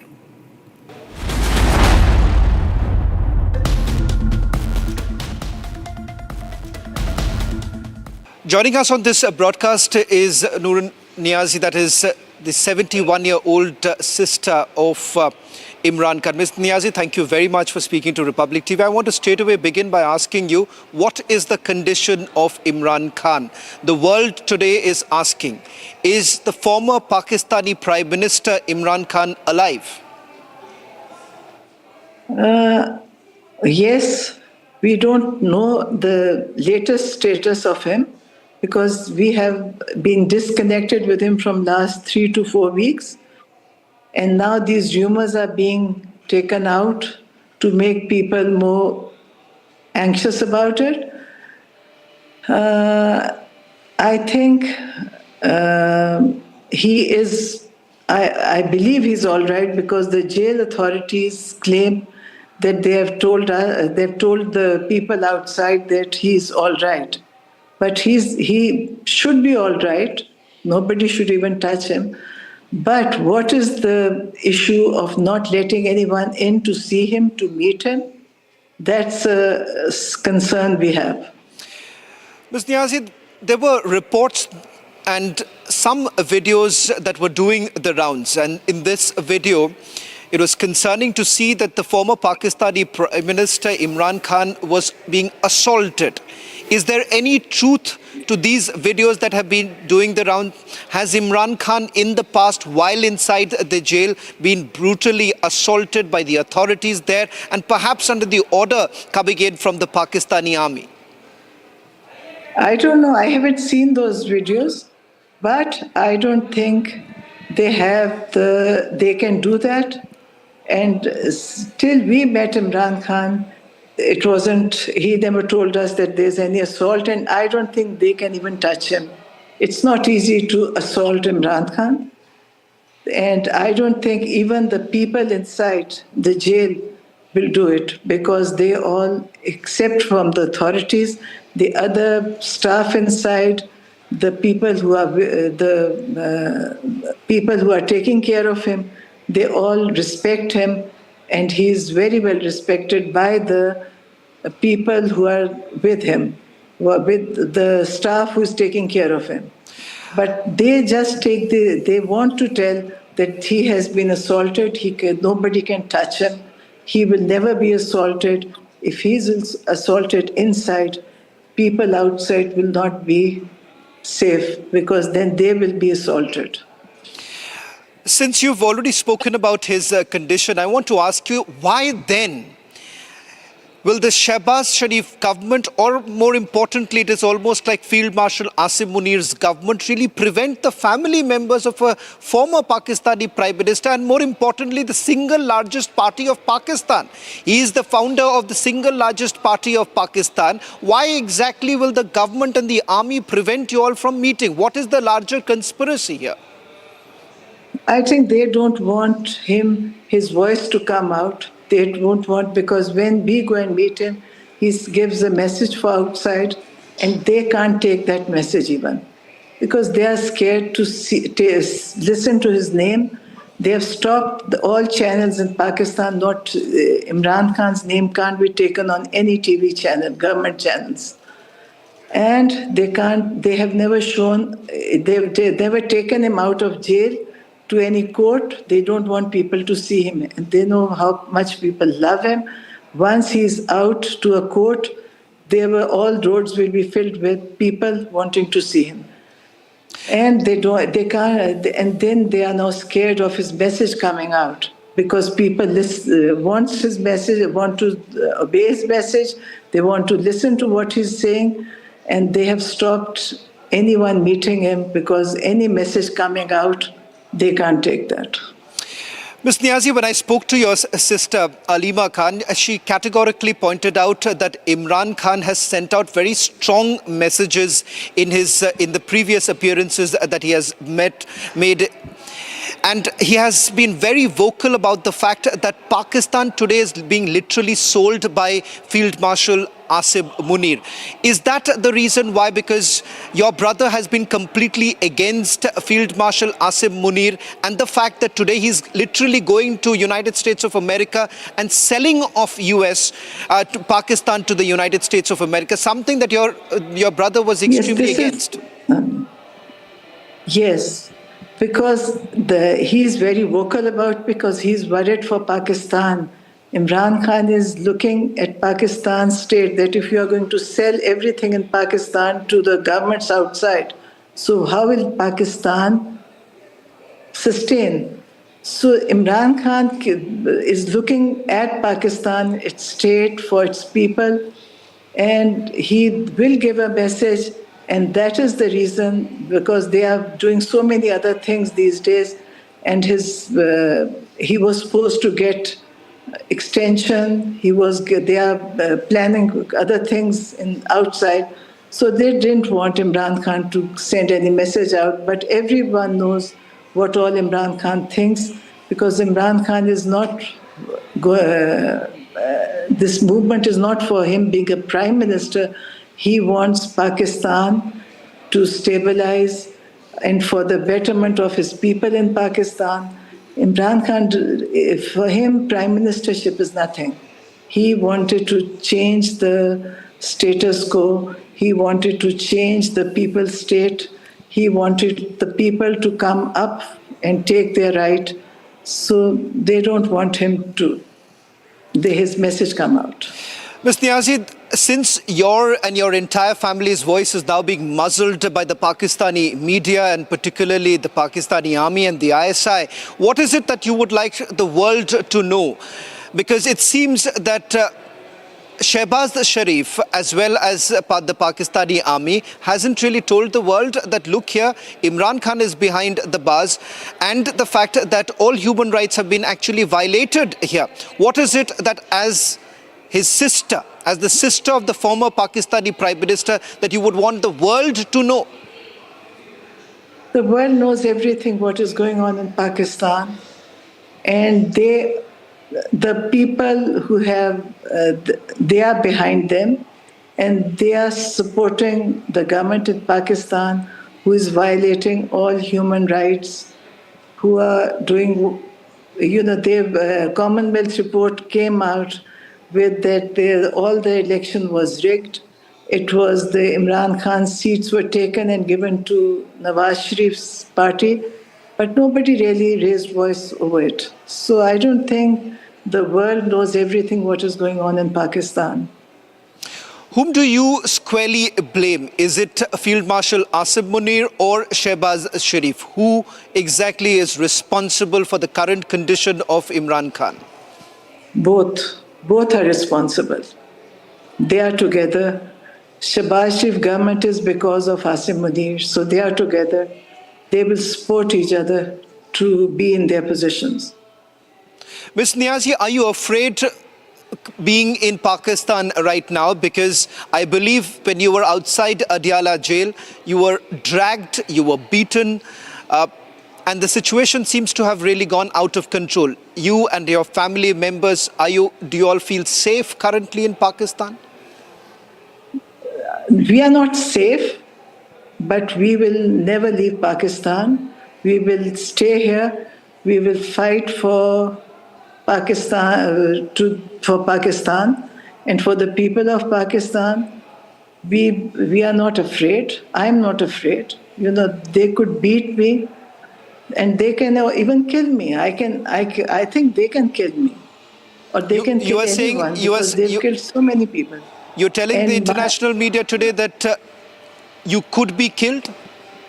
They can kill because they've killed so many people. And why did they drag me on the road? For the first time in my life, I became unconscious. I've never been in this state earlier. So they can do anything, and there's nobody to ask them why did they do it. We can't go to any police station to write up a complaint because nobody will take our complaint. They're all in one at it. They've been given authority, beat anyone, take them to jail, kill anyone. Nobody will be accounted for. And I'm not afraid. I'm telling you, I'm not afraid at all. My son is in jail. He's for 10 years. He's got 10 years sentence. He's in military custody. He's under military court. And in military court in Pakistan, and it's nowhere in the world, they have no right of appeal or right of bail. And they have given him 10 years jail. And it's not only him. There are other 80, 60, 70, 80 people. They've put them in jail. They don't have right of appeal or bail.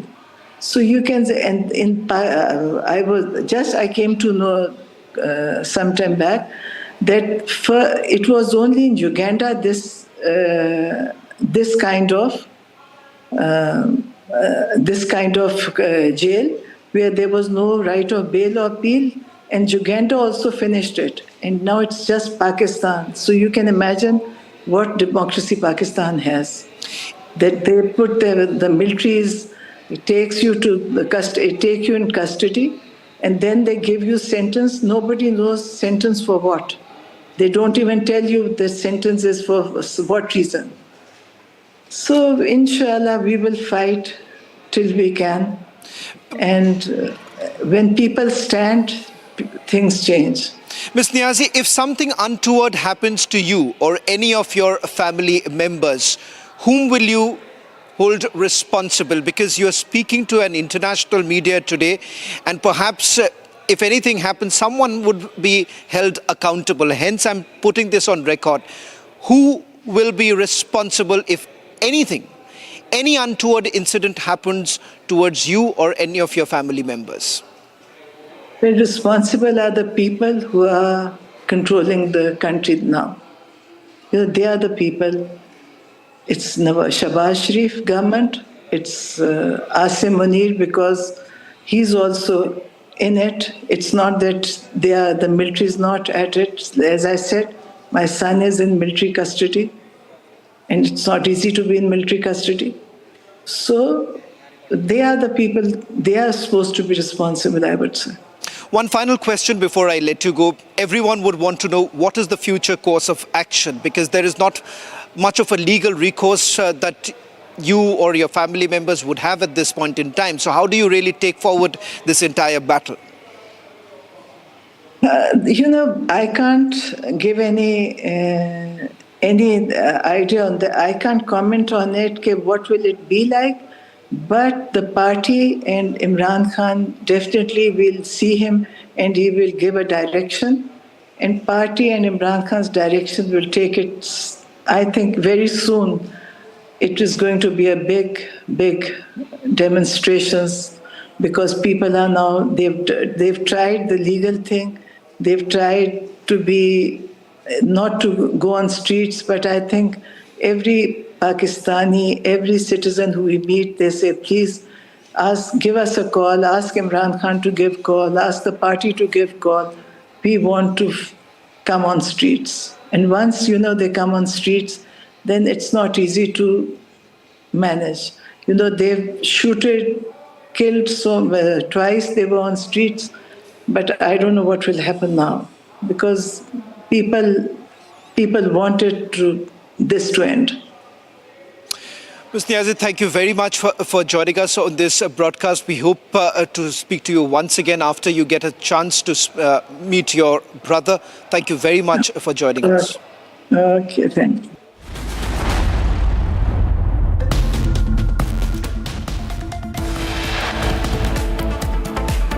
Ladies and gentlemen, it's time to slip into a very short break. On the other side, Republic gets inside scoop on Karnataka power tussle. Sources tell Republic that DK Shivakumar is unwilling to compromise. Airbus grounds 6,000 flights worldwide for urgent software update after JetBlue pitched down scare. We are tracking this and a lot more. Don't go anywhere. Stay tuned. We'll be right back.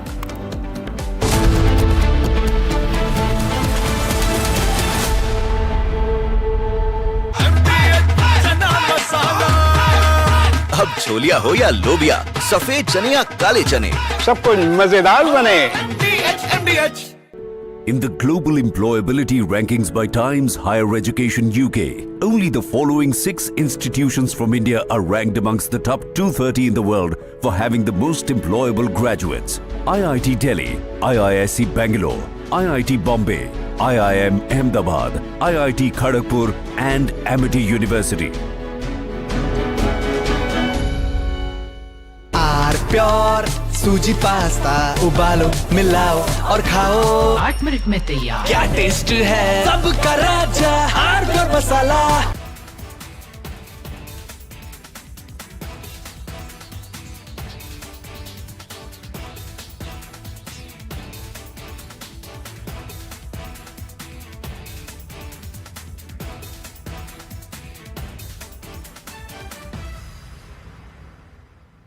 MDH की हल्दी मिर्ची धनिया करे कमाल ये रंग दे ये खुशबू दे ये तीखा ये कम पड़े क्या निराला MDH masala.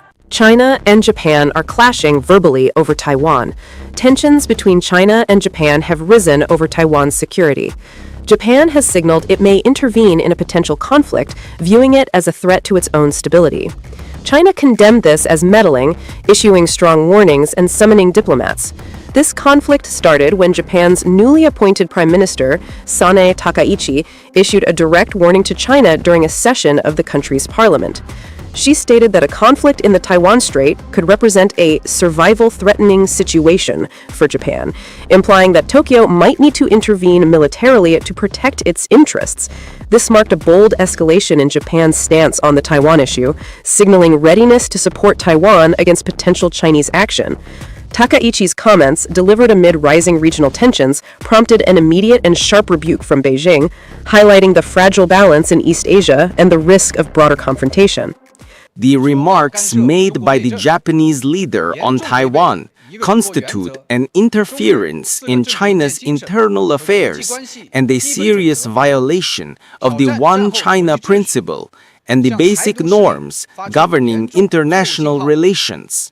Such words are extremely irresponsible and dangerous in nature and have caused very negative impact. Taiwan is an island of 23 million people, situated about 100 miles off China's southeast coast. China regards it as a breakaway province under the One China principle, insisting that other countries acknowledge this and avoid treating Taiwan as a sovereign state. Taiwan, however, maintains its own government, conducts elections, and runs an independent economy, a setup rooted in 1949 when China's civil war concluded with the defeated nationalist forces retreating to the island while the communists consolidated power on the mainland. This division has persisted without full-scale war, but mutual distrust has grown. China has intensified its military presence around Taiwan in recent years, viewing reunification as a national goal. For instance, in October this year, H-6K bombers from the People's Liberation Army Air Force conducted flights over the island, while June exercises involved over 70 aircraft, including J-16 fighters and unmanned drones, crossing the median line of the Taiwan Strait. Naval operations have featured Type 052D destroyers and Type 054A frigates patrolling the waters. Beijing frames these as defensive drills to deter independence moves. Japan claims to be a peace-loving nation, yet the Takaichi administration has made vague and ambiguous remarks. China is serious.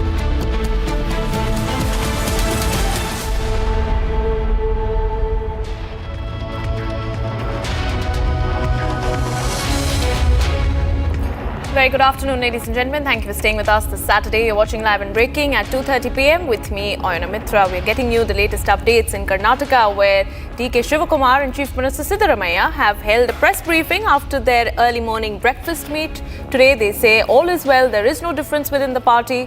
Republic Kannada has been tracking some exclusive developments on the power tussle for you. We'll get you that and a lot more, but first, the headlines.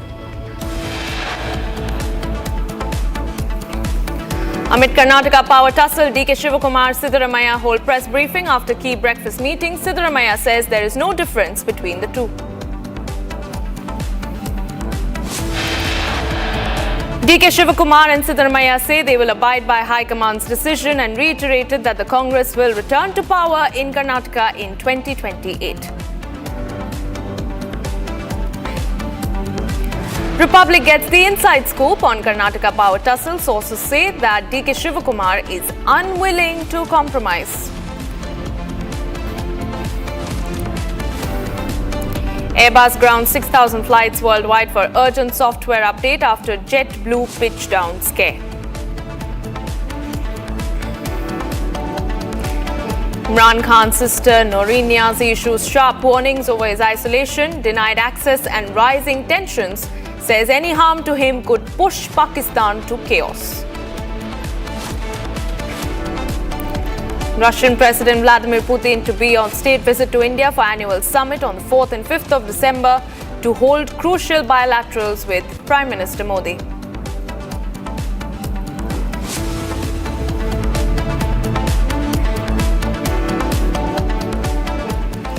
Right, viewers, we start with some breaking news coming in. This is in connection with the extradition of gangster Anmol Bishnoi. We're now learning that his NIA custody has been extended for another 7 days. The NIA judge personally went to the NIA headquarters for security reasons.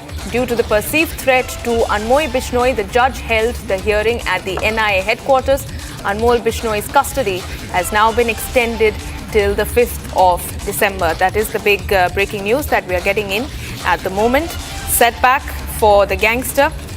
He was, viewers, let's tell you that he was brought back to India from the United States November 19th. Currently is in NIA custody.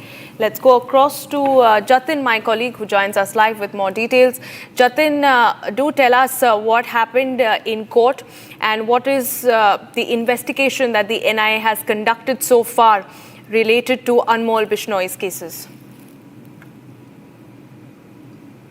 बिल्कुल देखिए 19 तारीख को अनमोल बिश्नोई को भारत लाया गया था, जिसके बाद कोर्ट पे पेश किया गया और 11 दिन की एनआईए कस्टडी में अनमोल बिश्नोई था। आज उसकी कस्टडी खत्म हो रही थी, जिसके बाद थ्रेट को देखते हुए एनआईए और जज ने ये फैसला लिया कि एनआईए कोर्ट के जो जज है वो एनआईए हेडक्वार्टर जाएंगे और वहां पर इस पूरे मामले में सुनवाई की जाएगी। दरअसल इस तरीके का थ्रेट परसेप्शन अनमोल बिश्नोई के ऊपर था कि उसके ऊपर हमला हो सकता है, कोर्ट में हमला हो सकता है और यही कारण है कि सिक्योरिटी कंसर्न को देखते हुए एनआईए हेडक्वार्टर में ही जज बैठे और वहां पर जो सुनवाई है वो की गई है और निष्कर्ष इसमें यह निकला कि 7 दिन की जो कस्टडी है वो अनमोल विश्नोई की बढ़ा दी गई है, यानी कि आने वाले 7 दिन भी अब अनमोल विश्नोई एनआईए हेडक्वार्टर में ही उससे लगातार पूछताछ की जाएगी। लेकिन इन 11 दिनों में क्या क्या इन्वेस्टिगेशन हुई इस बारे में भी जो एनआईए है उन्होंने जज को बताया। जो सोर्सेज से हमें जानकारी मिल रही है कि पंजाब में लॉरेंस विश्नोई गैंग को किस तरीके से अनमोल विश्नोई अमेरिका में बैठकर ऑपरेट कर रहा था, कुछ ऐसे नाम बताए हैं जिसको लेकर एनआईए मल्टीपल जगहों पर रेड्स भी कर रही है और कुछ लोगों से पूछताछ भी इस पूरे मामले में की गई।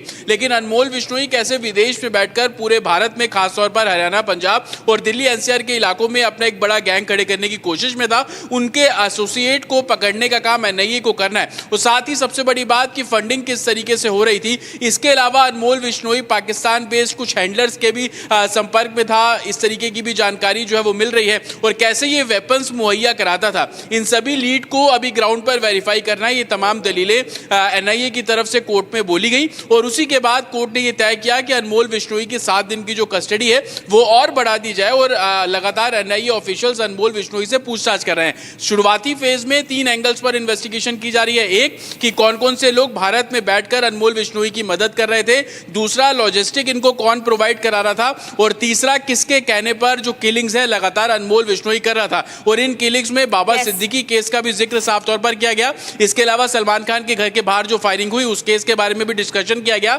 लेकिन 3 एंगल, उन तीनों ही एंगल्स को एक तरीके से खंगालने की कोशिश है वो एनआईए ऑफिशियल करते नजर आ रहे हैं और आने वाले 7 दिनों में इसी तर्ज पर पूछताछ की जाएगी। जी Jatin, you mentioned the issue of logistics. In fact, that is what I was coming to next. You know, one of the key points that was put forth by the NIA while by the Indian authorities, in fact, while they were seeking his extradition, is how extensive this Lawrence Bishnoi gang is. They operate across 13 states in India. I want to understand कि क्या अनमोल बिश्नोई को over the course of this investigation और जगह ले जाया जाएगा? क्या उनके जो बाकी साथी है, ऑपरेटिव्स है, क्या वो कहाँ पे है इस वक्त, उनको ट्रेस करने के लिए क्या इनकी मदद ली जाएगी? ये इन्वेस्टिगेशन कैसे प्रोसीड होगा यहाँ से? बिल्कुल, देखिए अभी तक कोर्ट को ये जानकारी नहीं दी गई है, ना ही एनआईए ने बोला है कि इसको पंजाब लेकर जाना है, वेस्टर्न यूपी लेकर जाना है, हरियाणा के उन जगहों पर लेकर जाना है जहां पर लॉरेंस बिश्नोई गैंग अपना एक पैरेलल चेन खड़ा करने की कोशिश कर रहा था।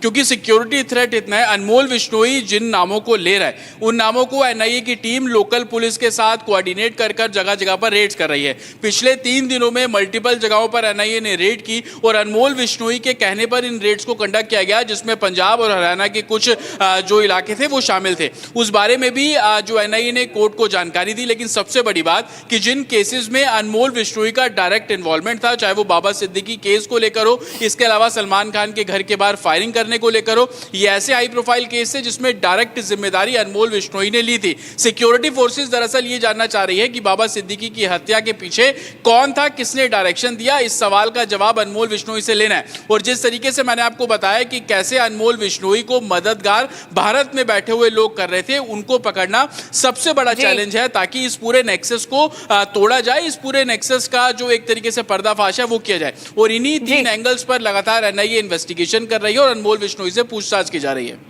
All right, Jatin, thank you for giving us those details. We keep a close watch on what happens for him next, viewers. Let's quickly move on to more news that we're tracking. This fresh breaking news that is coming in as far as the India Gate protest is concerned. We're now learning that the Delhi police has obtained incriminating videos showing the arrested protesters supporting those opposing the nation. One such video was found of students from BSCEM, that is the Bhagat Singh Student Unity Forum, who gathered in a conference room in Hyderabad in February, raising slogans and singing in support of RSU, which is a radical student union.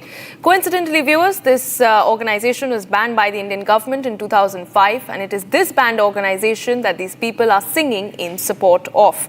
Students seen in the video are Gurkirat and Ravjot. They also raised slogans in support of Madhvi Hidma during the India Gate protest, misbehaved with the Delhi police while performing their duties. The latest developments that we are picking up. Jatin, my colleague, continues to be with us live, tracking all these details very, very closely.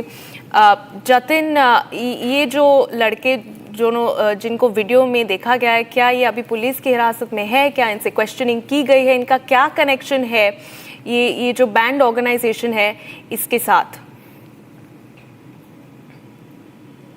बिल्कुल, देखिए गुरकीरत और रवजोत ये दोनों ही वो लड़की हैं जो कि इंडिया गेट पर प्रोटेस्ट कर रही थी और नक्सलाइट को लेकर जो स्लोगन्स वहां पर रेज किए गए थे हिडिंबा को लेकर, वो स्लोगन भी इन दोनों के जरिए ही रेज किया गया था। फिलहाल ये दोनों दिल्ली पुलिस के अरेस्ट किए गए थे और दिल्ली पुलिस की कस्टडी में ही हैं। इनके बैकग्राउंड को खंगाला गया तो दिल्ली पुलिस को ये वीडियो मिला है। 2005 में एक बैनर के चलते ये लोग नक्सलियों जो मारे गए थे उनके एक तरीके से उनको शहादत देने की इन लोगों की कोशिश थी और हैदराबाद के कॉन्फ्रेंस हॉल में ये लगातार देश विरोधी बातें करते हुए भी नजर आ रहे हैं। इस वीडियो को जब आप सुनेंगे तो आप समझ पाएंगे कि इनकी सोच किस तरीके से इन नक्सलियों को लेकर थी। वो लगातार भारत के खिलाफ बातें करते हुए आपको इस वीडियो में नजर आ रहे हैं। ना सिर्फ बातें कर रहे हैं बल्कि नक्सलियों को शहीद का दर्जा देने की बात इस वीडियो में की जा रही है। हालांकि कोर्ट में दिल्ली पुलिस ने ये तमाम वीडियोज जो है वो बतौर एविडेंस रखे हैं, क्योंकि कर्तव्य पथ पुलिस स्टेशन में जो एफआईआर दर्ज की गई वो नक्सलवाद और आतंकवाद के खिलाफ जिस तरीके से नक्सलवाद और आतंकवाद को प्रमोट करने की बात ये लोग कर रहे थे उसी तर्ज पर एफआईआर दर्ज की गई और उसी का ये सबसे बड़ा सबूत है कि जो लोग गिरफ्तार किए गए वो गुमराह करके नहीं आए थे, वो पूरी कॉन्स्पिरेसी के चलते इंडिया गेट पहुंचे थे और हिडिंबा को लेकर जो इनका प्रोटेस्ट था वो एक सोची समझी साजिश थी। और उसी बैकचेन को खंगालते हुए दिल्ली पुलिस इस तरीके के सबूतों को इकट्ठा कर रही है ताकि जो लोग गिरफ्तार किए गए, जो खुद को स्टूडेंट्स बता रहे हैं, एक्टिविस्ट बता रहे हैं, उनकी सोच किस तरीके से थी। और ये वीडियो अपने आप में एक बड़ा एस्टेब्लिशमेंट है दिल्ली पुलिस के लिए भी कि इस और इशारा करना है कि ये लोग कैसे देश विरोधी बातें आज से नहीं कर रहे, कई साल पहले से कर रहे हैं।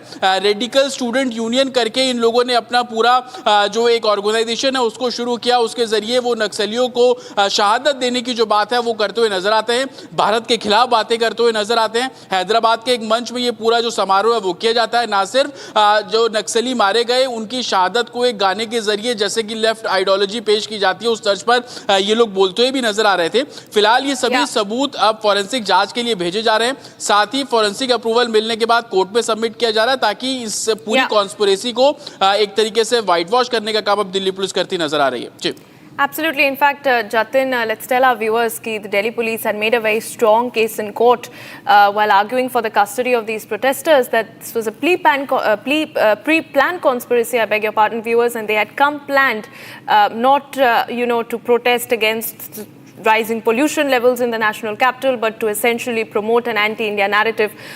Jatin, one more question before I let you go. I want to understand where the investigation stands at currently, and ऐसे कितने CCTV footages है जो अब तक दिल्ली पुलिस एग्जामिन कर चुकी है? 25 से ज्यादा सीसीटीवी जो कैमरेज हैं वो पुलिस एग्जामिन कर चुकी है। बाकायदा एक पूरा सीक्वेंस दिल्ली पुलिस ने इस पूरे मामले में तैयार किया। गुरकीरत की ये फोटो वीडियो मैं आपको लगातार दिखा रहा हूँ। इसके अलावा एक अक्षय नाम का जो एक्टिविस्ट खुद को बता रहा है, स्टूडेंट भी है, वो भी प्रोटेस्ट करने पहुंचा था और उसी ने ही सबसे पहले दिल्ली पुलिस पर जो पेपर स्प्रे है उससे हमला किया, पुलिस पर्सनल के साथ मिस हैंडलिंग की। 25 से ज्यादा सीसीटीवी कैमरे हैं जिसमें ये सभी लोग रोड को ब्लॉक करते हुए नजर आ रहे हैं। उन कैमरों में ये भी बहुत क्लियर दिख रहा है कि पुलिस बार बार समझा रही थी कि आप इंडिया गेट के पर प्रोटेस्ट नहीं कर सकते, सुप्रीम कोर्ट की गाइडलाइन का हवाला भी दिया जा रहा था, लेकिन उसके बावजूद ये लगातार भारत विरोधी नारे वहां पर लगाने लगे। हिडिंबा को शहादत देने के जो एक तरीके से स्लोगन है वो वहां पर रेस करने लगे और यही कारण था कि 25 से ज्यादा सीसीटीवी कैमरों का पूरा सीक्वेंस है जो कि खुद नई दिल्ली डीसीपी ने बाकायदा कोर्ट में आर्गुमेंट करते हुए उस सीक्वेंस को बताया भी और बतौर एविडेंस वो तमाम सीसीटीवी कैमरे जो हैं वो कोर्ट पे सबमिट किए भी हैं। लेकिन सबसे बड़ी बात कि पूरी जो इन्वेस्टिगेशन दिल्ली पुलिस की चल रही है वो कॉन्स्पिरेसी के बेसिस पर चल रही है कि कैसे प्लानिंग की गई। सही तरीके से देखा जाए तो कुछ शक्तियां ऐसी हैं जिनके आज बयान विभाजनकारी है। एक तरफ विभाजनकारी शक्तियां खड़ी है, दूसरी तरफ कुछ ऐसे समाचार है जो देश को जोड़ने वाले हैं। इन दोनों को यहां अपने अपने परिप्रेक्ष्य में रखना आवश्यक है। एक तरफ हमने देखा कि जमायत उलेमाए हिंद के प्रमुख मौलाना महमूद मदनी भोपाल में जब जमायत उलेमाए हिंद का गवर्निंग काउंसिल की मीटिंग हो रही थी उसमें उनके बयान को सुना है। अभी प्रेस कॉन्फ्रेंस में मैं विस्तार से बताऊंगा। दूसरी ओर हमने देखा है किस प्रकार SIR को लेकर अखिलेश यादव जी ने अपने कार्यकर्ताओं के साथ मीटिंग की और मीटिंग के पश्चात जिस प्रकार का बयान अखिलेश यादव जी ने दिया है वह न केवल भ्रामक है मगर वह भी विभाजनकारी है। और दूसरी तरफ आज हमने देखा है कि भारत का जो जीडीपी ग्रोथ रेट Q2 का रिलीज हुआ है वह किस प्रकार एक ऐतिहासिक फिगर है 8.2% में। इन सभी विषयों पे आज हम चर्चा करेंगे इस प्रेस वार्ता में कि देश की विघटनकारी शक्तियां किस प्रकार देश की अच्छाइयों के ऊपर काला साया मंडराना चाहती है, काले बादल से उसे ढक देना चाहती है, मगर देश की जनता ऐसा होने नहीं देगी। सर्वप्रथम मैं आना चाहता हूं जमीयत उलेमाए हिंद के प्रमुख मौलाना महमूद मदनी जी, जिन्होंने आज भोपाल में एक बहुत बड़े बैठक में जिस प्रकार से भाषण दिया है वह न केवल भड़काऊ है अपितु देश को विभाजन की ओर लेने की उनकी कुचेष्टा है। उनका कहना कि जिहाद होना चाहिए, जब जब जुल्म होगा तब तब जिहाद होगा, मुझे लगता है यह बहुत ही अनुचित शब्द है, बहुत ही अनुचित वाक्य है। और जिहाद के नाम पर जिस प्रकार से लोगों ने भारतवर्ष में ही नहीं भारतवर्ष के बाहर भी आतंक फैलाया जिहाद के नाम पे, वह हमने देखा है। तो स्वाभाविक रूप से यह कहना कि भारत में जिहाद होगा एक बहुत ही इर्रेस्पॉन्सिबल, गैर जिम्मेदारी से भरा हुआ एक वचन है। दूसरा जो मौलाना महमूद मदनी ने कहा वह था कि सरकार के दबाव में, भारत सरकार की दबाव में भारत की अदालतें काम करती है और सुप्रीम कोर्ट को भी सुप्रीम कहलाने का कोई अधिकार नहीं है। सुप्रीम कोर्ट हमारे केसेस को एडमिट कैसे करती है? सुप्रीम कोर्ट 3 तलाक पे सुनवाई कैसी करती है? सुप्रीम कोर्ट मंदिर मस्जिद वाले विषय पर सुनवाई कैसे करती है? इन विषयों पर बोलते हुए मदनी साहब ने कहा कि सुप्रीम कोर्ट को भी सुप्रीम कहलाने का कोई अधिकार नहीं है। मैं तो सुप्रीम कोर्ट से गुजारिश करूंगा, मैं भी एक साधारण नागरिक हूं, आप भी नागरिक हैं, कि यदि सुप्रीम कोर्ट के ऊपर कोई साधारण नागरिक भी इस प्रकार की टिप्पणी करता है तो supreme court suo motu cognizance ले सकता है। सुप्रीम कोर्ट खुद इसकी सुनवाई कर सकता है, क्योंकि आगे चलकर अगर इतने बड़े नेता, एक कौम के इतने बड़े नेता इस प्रकार की बात कह के लोगों को बरगलाने की कोशिश करें, सुप्रीम कोर्ट के विरोध लोगों को भड़काए, तो स्वाभाविक रूप से it demeans the stature of supreme court. I firmly believe that the supreme court should take a cognizance of what mister Madani has said today. इस देश में सुप्रीम कोर्ट हर उस केस की सुनवाई करती है जो जनता जनार्दन सुप्रीम कोर्ट के देवड़ी पर लेकर जाती है। इसमें कौन सा हिंदू का केस है, कौन से मुसलमान के केस है, इसके तरजीह पर सुप्रीम कोर्ट कभी भेदभाव नहीं करती है। तीसरा विषय, बड़े दुख के साथ मुझे कहना पड़ रहा है कि मौलाना मदनी जी ने भोपाल के अपने उस भाषण में यह भी कहा कि जो मुर्दा कौमें हैं वो झुक जाती है, वो सरेंडर कर देती है, और जो जिंदा कौम है वो आवाज उठाती है, वो आंदोलन करती है। और उदाहरण दिया वंदे मातरम का, कि लोग वंदे मातरम बुलवाना चाहते हैं और मुर्दा कौमें झुक जाती है और जिंदा कौमें झुकती नहीं है। मैं मदनी साहब को याद दिलाना चाहूंगा और कहना चाहूंगा कि मदनी साहब, वंदे मातरम किसी धर्म का नहीं है। वंदे मातरम इस मिट्टी का सुगंध है, हिंदुस्तान का सुगंध है वंदे मातरम। हिंदुस्तान की वह बोली है, मां भारती की वह बोली है वंदे मातरम, जिस बोली को अपनाते हुए न जाने कितने असंख्य लोगों ने अपना बलिदान दिया ताकि आज हम स्वाधीनता के सांस को, स्वाधीनता के वातावरण में हम सांस ले सके, ताकि हम स्वतंत्र हो सके। और यह जो साल चल रहा है, ये वंदे मातरम का 150वां वर्षगांठ साल चल रहा है। अर्थात वंदे मातरम को बंकिम चंद्र चट्टोपाध्याय जी द्वारा लिखे हुए 150 वर्ष 1875 में लिखा गया था, उसे लयबद्ध 1876 में रविंद्रनाथ टैगोर जी ने किया था। 1950 में उसे नेशनल सॉन्ग के रूप में स्वीकार किया गया था। और आज जब हम वंदे मातरम को प्रतिष्ठित कर रहे हैं, उसका महिमा मंडन कर रहे हैं, आज हम जब उसे पूरे देश में गा रहे हैं, तो इसमें जिंदा कौम और मुर्दा कौम ला करके वंदे मातरम के खिलाफ भड़काना, यह मदनी साहब और उनके साथियों का विभाजनकारी नीतियों को ही दर्शाता है। मुझे तो बड़ा आश्चर्य लगा है कि मदनी साहब ने आज यह भी कहा है कि मुसलमानों के लिए जिहाद बहुत पवित्र है और जब भी उनको लगता है कहीं जुल्म हो रहा है तो वो जिहाद करना चाहिए।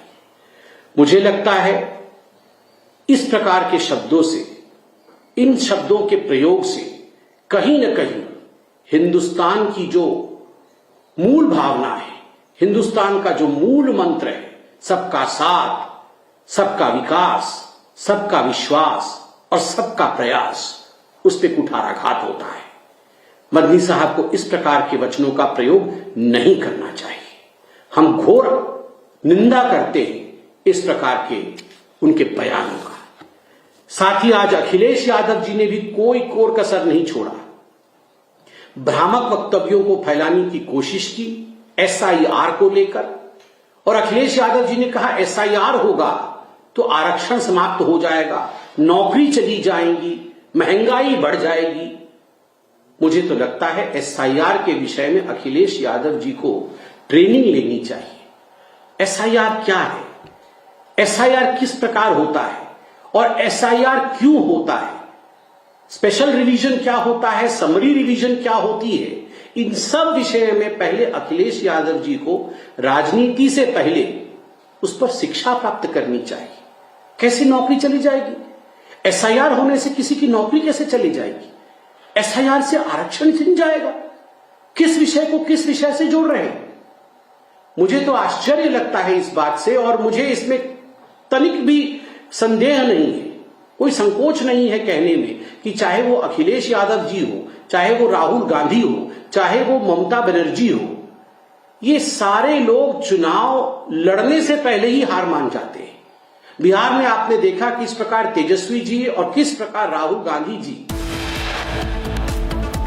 Okay, that was BJP's Sambit Patra taking on the opposition Jamaat-e-Islami leader Maulana Madni over his provocative remarks. We'll get you the latest responses on that comment after a short break. Stay with us.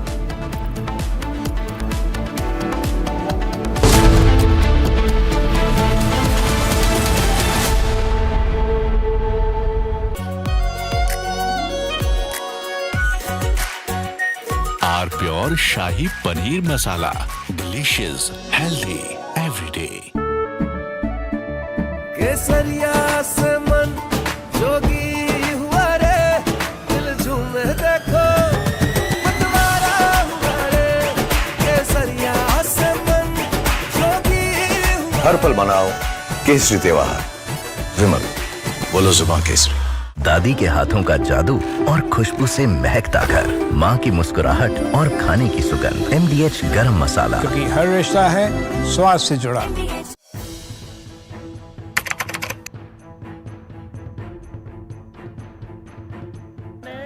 So in the past we would see most of the terrorists who would get arrested, they would be like the people who would be working at a very low level. But today we have seen the white collar suspect.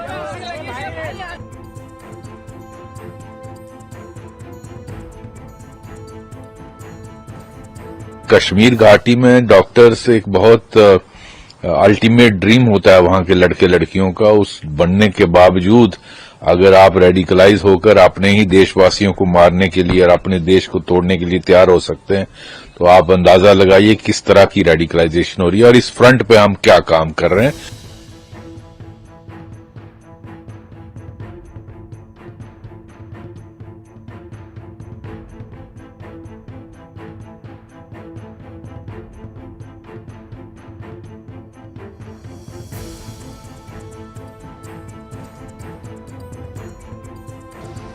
Investigators have identified Maulvi Irfan Wagha, also known as Imam Irfan, from Shopian in South Kashmir, as the mastermind who blended his dual identity, that of a preacher and healthcare worker, to influence and radicalize the educated youth.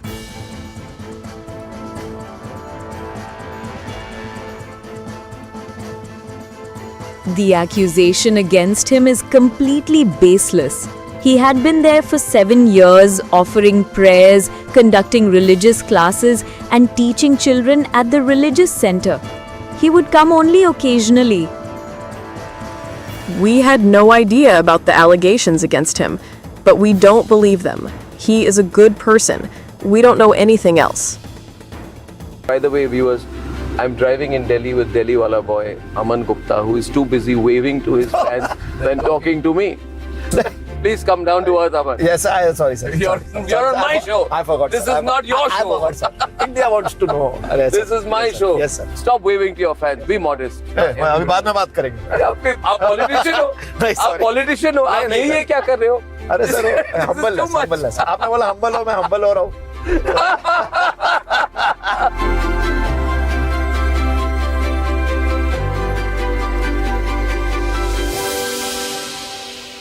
आधे bowl दही में 4 चम्मच MDH चटनी पुदीना मसाला डाला, stir करो, पुदीना चटनी तैयार। MDH चटनी पुदीना मसाला।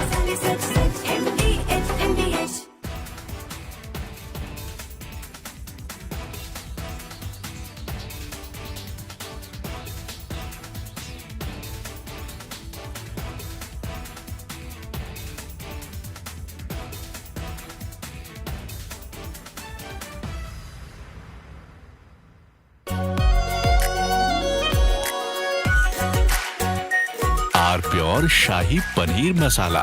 Delicious, healthy, every day. China and Japan are clashing verbally over Taiwan. Tensions between China and Japan have risen over Taiwan's security. Japan has signaled it may intervene in a potential conflict, viewing it as a threat to its own stability. China condemned this as meddling, issuing strong warnings and summoning diplomats. This conflict started when Japan's newly appointed Prime Minister, Sanae Takaichi, issued a direct warning to China during a session of the country's parliament. She stated that a conflict in the Taiwan Strait could represent a survival-threatening situation for Japan, implying that Tokyo might need to intervene militarily to protect its interests. This marked a bold escalation in Japan's stance on the Taiwan issue, signaling readiness to support Taiwan against potential Chinese action. Takaichi's comments, delivered amid rising regional tensions, prompted an immediate and sharp rebuke from Beijing, highlighting the fragile balance in East Asia and the risk of broader confrontation. The remarks made by the Japanese leader on Taiwan constitute an interference in China's internal affairs and a serious violation of the First year when I went to Shark Tank, I was not an investor. I didn't know how investment happens, what do investors look at, because I was busy building boat.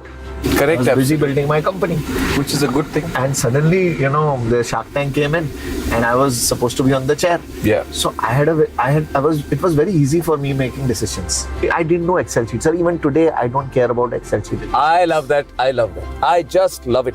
I think many great ideas can end with an Excel sheet, but they won't begin with one. Sir, Excel sheet तो मुझे आज भी सबको पता है कि मेरे को ना, there is a line which I always say. Well done, Aman. Well done. So proud of you. I don't believe in data, sir. I believe in data. You know data? Not data.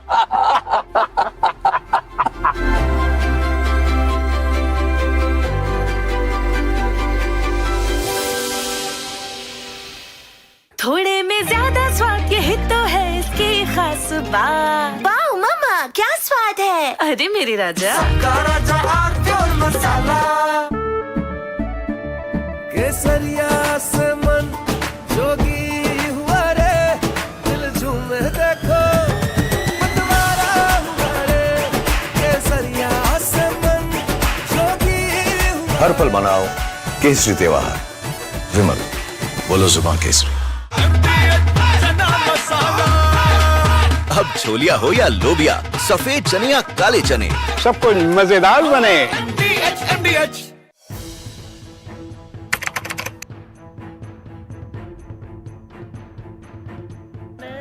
So in the past, we would see most of the terrorists who would get arrested, they would be like the people who would be working at a very low level. But today we have seen the white-collar suspect.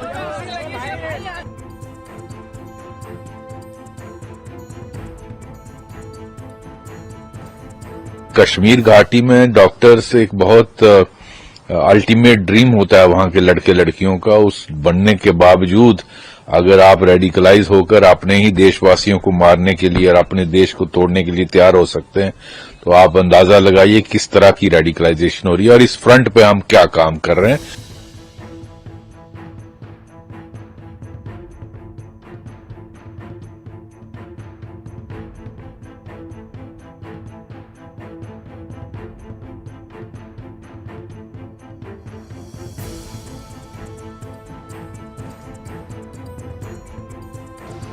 Investigators have identified Maulvi Irfan Wagha, also known as Imam Irfan, from Shopian in South Kashmir, as the mastermind who blended his dual identity, that of a preacher and healthcare worker, to influence and radicalize the educated youth.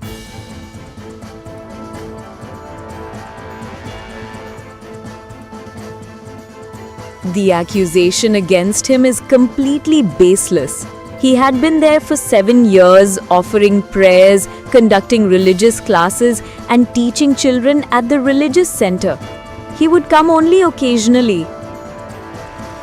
We had no idea about the allegations against him, but we don't believe them. He is a good person. We don't know anything else.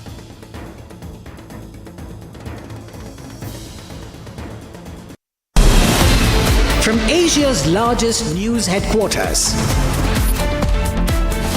setting the agenda for Bharat.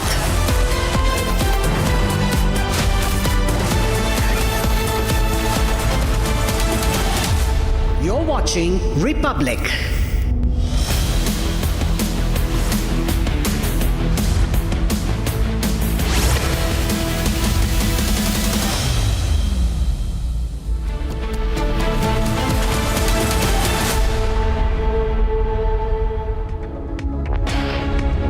A very good afternoon, viewers. You're watching live and breaking landmarks. Tamisha with you this Saturday afternoon, viewers, and we'll closely track the story of around 6,000 Airbus aircraft being grounded after an emergency software fix. We'll tell you how the Indian flights have also been delayed, how all the airlines from India have been also affected. But first, a quick check of the headlines. Amid Karnataka power tussle, DK Shivakumar, Siddaramaiah holds press conference after key breakfast meet. Siddaramaiah says there are no differences between the two.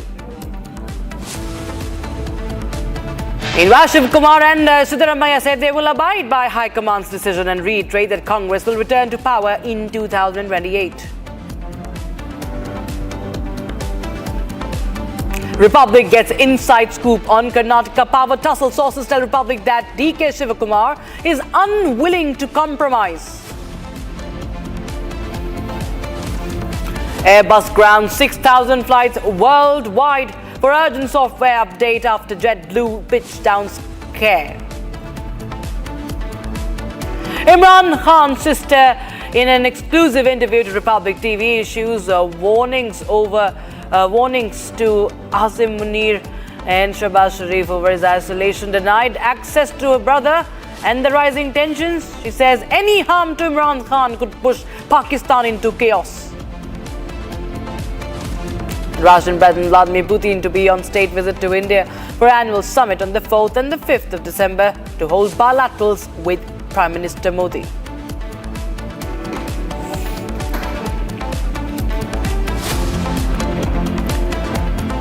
Now, Airbus has grounded 6,000 planes across the world. Airbus grounds half of global A320 fleet. Now, this has happened because of an emergency software fix. Intense solar radiations corrupting critical flight control systems, unprecedented recall by Airbus to ensure software is fixed. Massive disruption expected in peak travel season. Viewers, remember this is the timing. Of course, internationally also with the festivities of Christmas coming in, the New Year's coming in, holiday season coming in. Over 1,000 older jets require hardware replacements. So this is, of course, almost half of the global A320 fleet that is being affected. This is the big breaking news we have right now. In fact, we are being joined by aviation expert on ground zero. All right, we have an expert joining us on the broadcast. for more.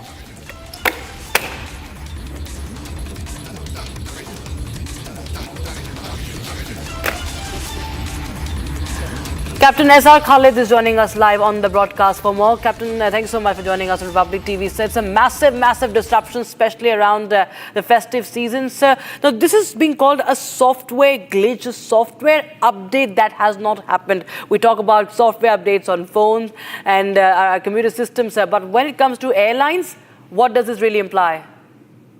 Okay, very good afternoon to all your viewers and to you too, Rakshita. It is an honor to be on this panel to educate people as to what has happened and what corrective actions are being taken worldwide. So the problem that came up was because JetBlue Airbus 320 aircraft lost height while cruising and lost height without pilot's input. So that was investigated because 15 people were injured, and so they found that the electronic flight computers, ELAC, that is elevator and aileron computers, there are two of them in Airbus 320. One of them malfunctioned. And the malfunction was towards the software glitch that their manufacturers are saying could happen because of solar radiation. And to the best of my knowledge, the software was upgraded in 2024, and it is called ELAC L104. And the upgraded one is the one that has got a problem. So the world over, the directive is to go back to the legacy software, that is L103, and that is stable and does not get impacted by the solar radiation. So the 195 aircraft of Airbus 320 of Indigo and about 40% plus fleet of Air India has got impacted because they had the new software. So many a times when your viewers or you would have seen that there is a phone upgrade software and the phone actually starts hanging thereafter. So the only way you can actually solve this is go back to the older software, and that's what is being done. Coming back to this, for your viewers, we were lucky that this glitch manifested at 35,000 feet. If it would have happened at a lower altitude, then it could be catastrophic. We are right now in Aviation, Aviator 1903 Airbus 320 simulator. This is where I would like your viewers to have a look at the flight control system switches which are there on this aircraft. It is ELAC 1 is the one that controls the... okay, I will show it to you. Flight control. This is flight control system ELAC 1. This is the one that is working fine. And then there is another flight control system that is called ELAC 2. So this is the system that is not functioning okay. And if you see, if I was to even make it off, your pilot gets an indication that ELAC 2 is at fault. And this aircraft is designed in a way that it can take and fly without any problem on ELAC 1. That means we have redundancies and safety features built in. The problem that they have right now is that it is not that the ELAC system has failed, but it is giving uncommanded inputs. And that is very dangerous. That is what is being reset. So we are not going on a software upgrade. In a way, we are removing the upgrade of L104 and getting back to L103. The ELAC2 system actually controls the aircraft pitching moment. So an uncommanded nose-down pitch, that is what JetBlue aircraft suffered. It lost 100 foot of height and it was almost out of pilot's control for 7 seconds. Now that is dangerous at low altitude, and they were lucky that it did not happen. A mishap like Ahmedabad thing, a problem that happened at low altitude, we all are aware that 3 to 4 seconds was all that aircraft needed to actually get out of that fatality. But they didn't have that. In this case, JetBlue was lucky, people were luckier that, the aircraft actually had height and they could recover. So this is, if you allow, then we can actually show it to your viewers that the aircraft in flight, how would it respond if there was an uncommanded motion. And we are on the at Hong Kong airport, and I can take the aircraft in air in just about, say, 30 seconds and then try to show it to you as to how catastrophic it can be at a low altitude. Is that what you would want? Yes, sir. Of course. We'd love to see that, sir. All right. So let me immediately get into the flight mode of the aircraft and remove the fault. Here, usko pause ko hata dena. Okay. So the aircraft is on the runway and we are now going to take off. Your viewers must understand that these aircraft are fly-by-wire aircraft in which the pilot does not do anything other than control the switches. So right now, if you see the aircraft is rolling and we give the input to the controls via the side stick, and that only. Okay, so once we are airborne, I would like your viewers to see how quickly the aircraft actually deviates and has a problem. Okay, so show them outside. We are going to be rotating the aircraft. This is how the pilot leaves the runway and the aircraft flies on its own. Once it is, airborne, the pilot takes the landing gear up and thereafter engages the autopilot, and the autopilot flies the aircraft for all the full. Okay. So, at this height, if there was something to happen, it would be really catastrophic, especially in terms of. Aircraft at 2,000 feet, once we reach 2,000 feet, I will show it to you as to what difficulty the pilot would actually feel. Okay.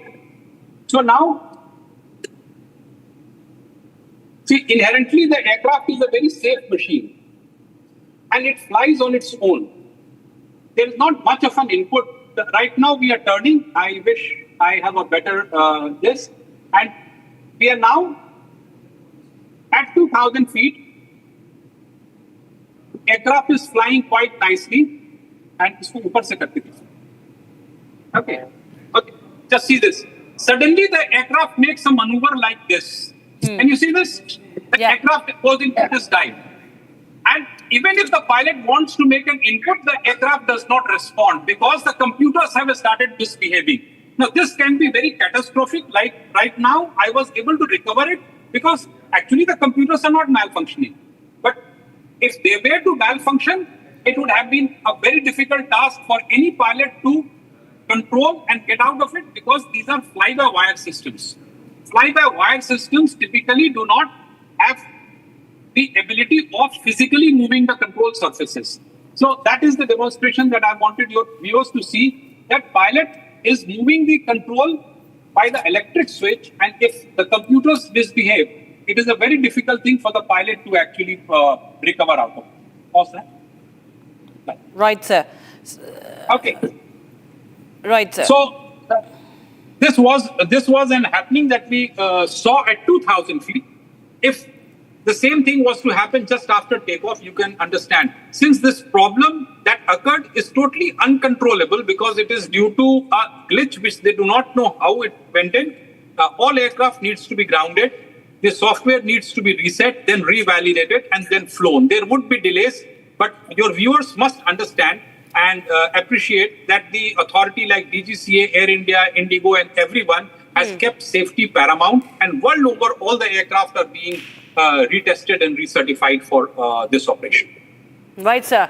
Really appreciate you, Captain Ehsan Khalid, for so beautifully explaining this out there and giving us that simulation or live on Republic TV. So I'm sure that all of us understood quite a lot. Thank you so much, Captain Khalid, once again. Yeah. So my idea is to bring aviation to education to the public, right? And that is why we are here at our simulation center at Mall of India, Noida, where a normal non-aviator can sit in the pilot seat and fly and get to see the whole experience. So let's have more educated people with right information about flying, and they can come and experience it. Thank you very much. Right, sir. Thank you, Captain. That was, of course, an explanation, of course, for what has happened with the Airbus. We will now shift our focus to the other story that we're closely tracking for you from across the country. This is Bharat in 2 minutes.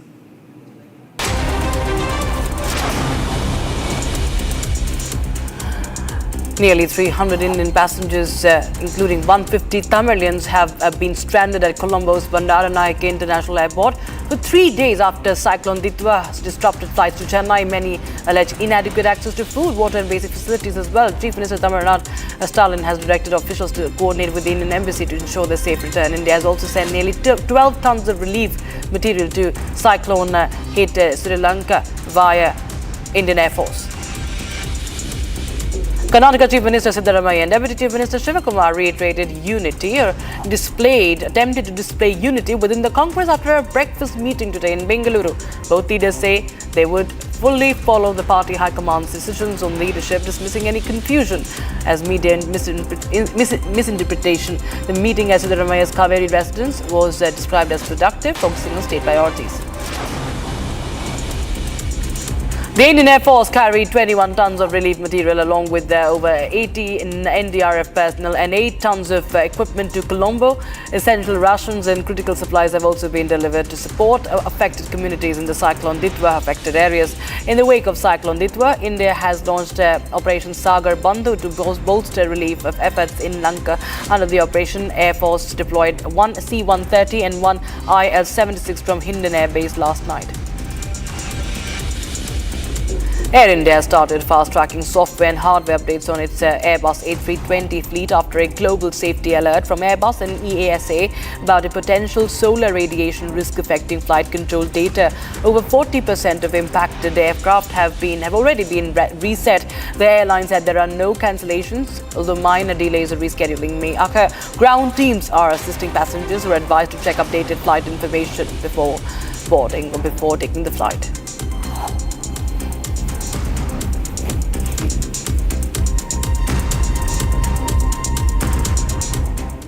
Now, the Al-Falah University continues to be at the center of the probe by agencies into the 10/11 Delhi attack case. Several developments and revelations continue to surface in connection with the Terror Doctor module and also the university's founder. What's this detailed report? In a startling discovery, NIA officials have recovered 18 lakh rupees in cash from the wardrobe of the suspected terrorist Dr. Shaheen. The money was concealed in a simple polythene bag inside room number 22 that belonged to Shaheen. On September 25th, Shaheen purchased a Brezza car using cash. The National Investigation Agency is now trying to determine the source of large sum. During the raid, the NIA also searched Shaheen's locker in the admin block of Al-Falah University campus. Meanwhile, the founder, Jawad Ahmed Siddiqui, is also under huge scrutiny and is believed to have routed funds through a UK-registered company linked to his son, who holds a UK citizenship. The ED has opened a parallel probe into the investment of those funds, suspecting they were obtained by misleading people and laundering money through son's overseas firm. In a separate development, the Delhi blast case continues to expand. The NIA has recorded statements from 30 doctors at Al-Falah Medical College. Those questioned have described the terror Dr. Omar as rude and selective about who entered his room. Investigators recovered 4 videos from Omar's phone. One shows him justifying jihad and human bombs. The other 3 are similar short clips lasting 3 to 5 minutes each. The phone is being analyzed to track down his accomplices. On the other hand, the Delhi police have issued a notice to private hospitals seeking information on doctors who graduated from Pakistan, Bangladesh, the UAE or China are now practicing in the capital. The multiple investigations into the cash stash, alleged fund routing through a university and the Delhi blast case highlight the web of financial and terror links that are now under investigation. Now, shifting focus, viewers, to Maharashtra, where AIMIM MLA from Hyderabad, Majid Hussain, has issued open threats at a rally in Maharashtra's Washim. Now, MLA from Nampally of Hyderabad, Majid Hussain, who had come to address a rally at Bhagwanpura evening for the Washim Municipal Council elections, openly threatened the gathering, saying if the matters come to us, the streets will fall short. The MLA's provocative remarks have gone viral on social media platforms. Listen.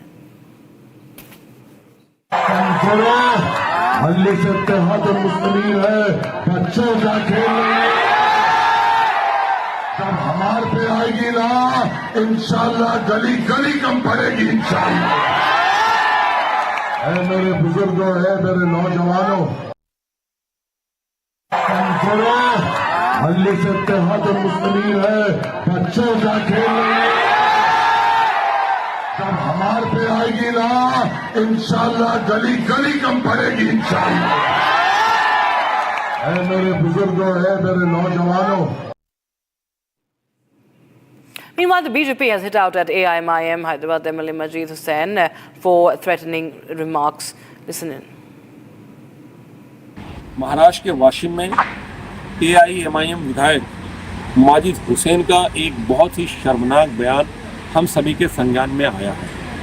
मजहब को सुरक्षा कवच बनाकर, शरीयत का बहाना लेकर AIMIM के लोग हमेशा से राजनीति करते आए हैं। इस तरह की गंदी राजनीति आपके हैदराबाद में तो चल सकती है, लेकिन महाराष्ट्र में बिल्कुल नहीं चलेगी, क्योंकि महाराष्ट्र की एकता, अखंडता, भाईचारा हमेशा से पूरे विश्व में जाना पहचाना जाता है।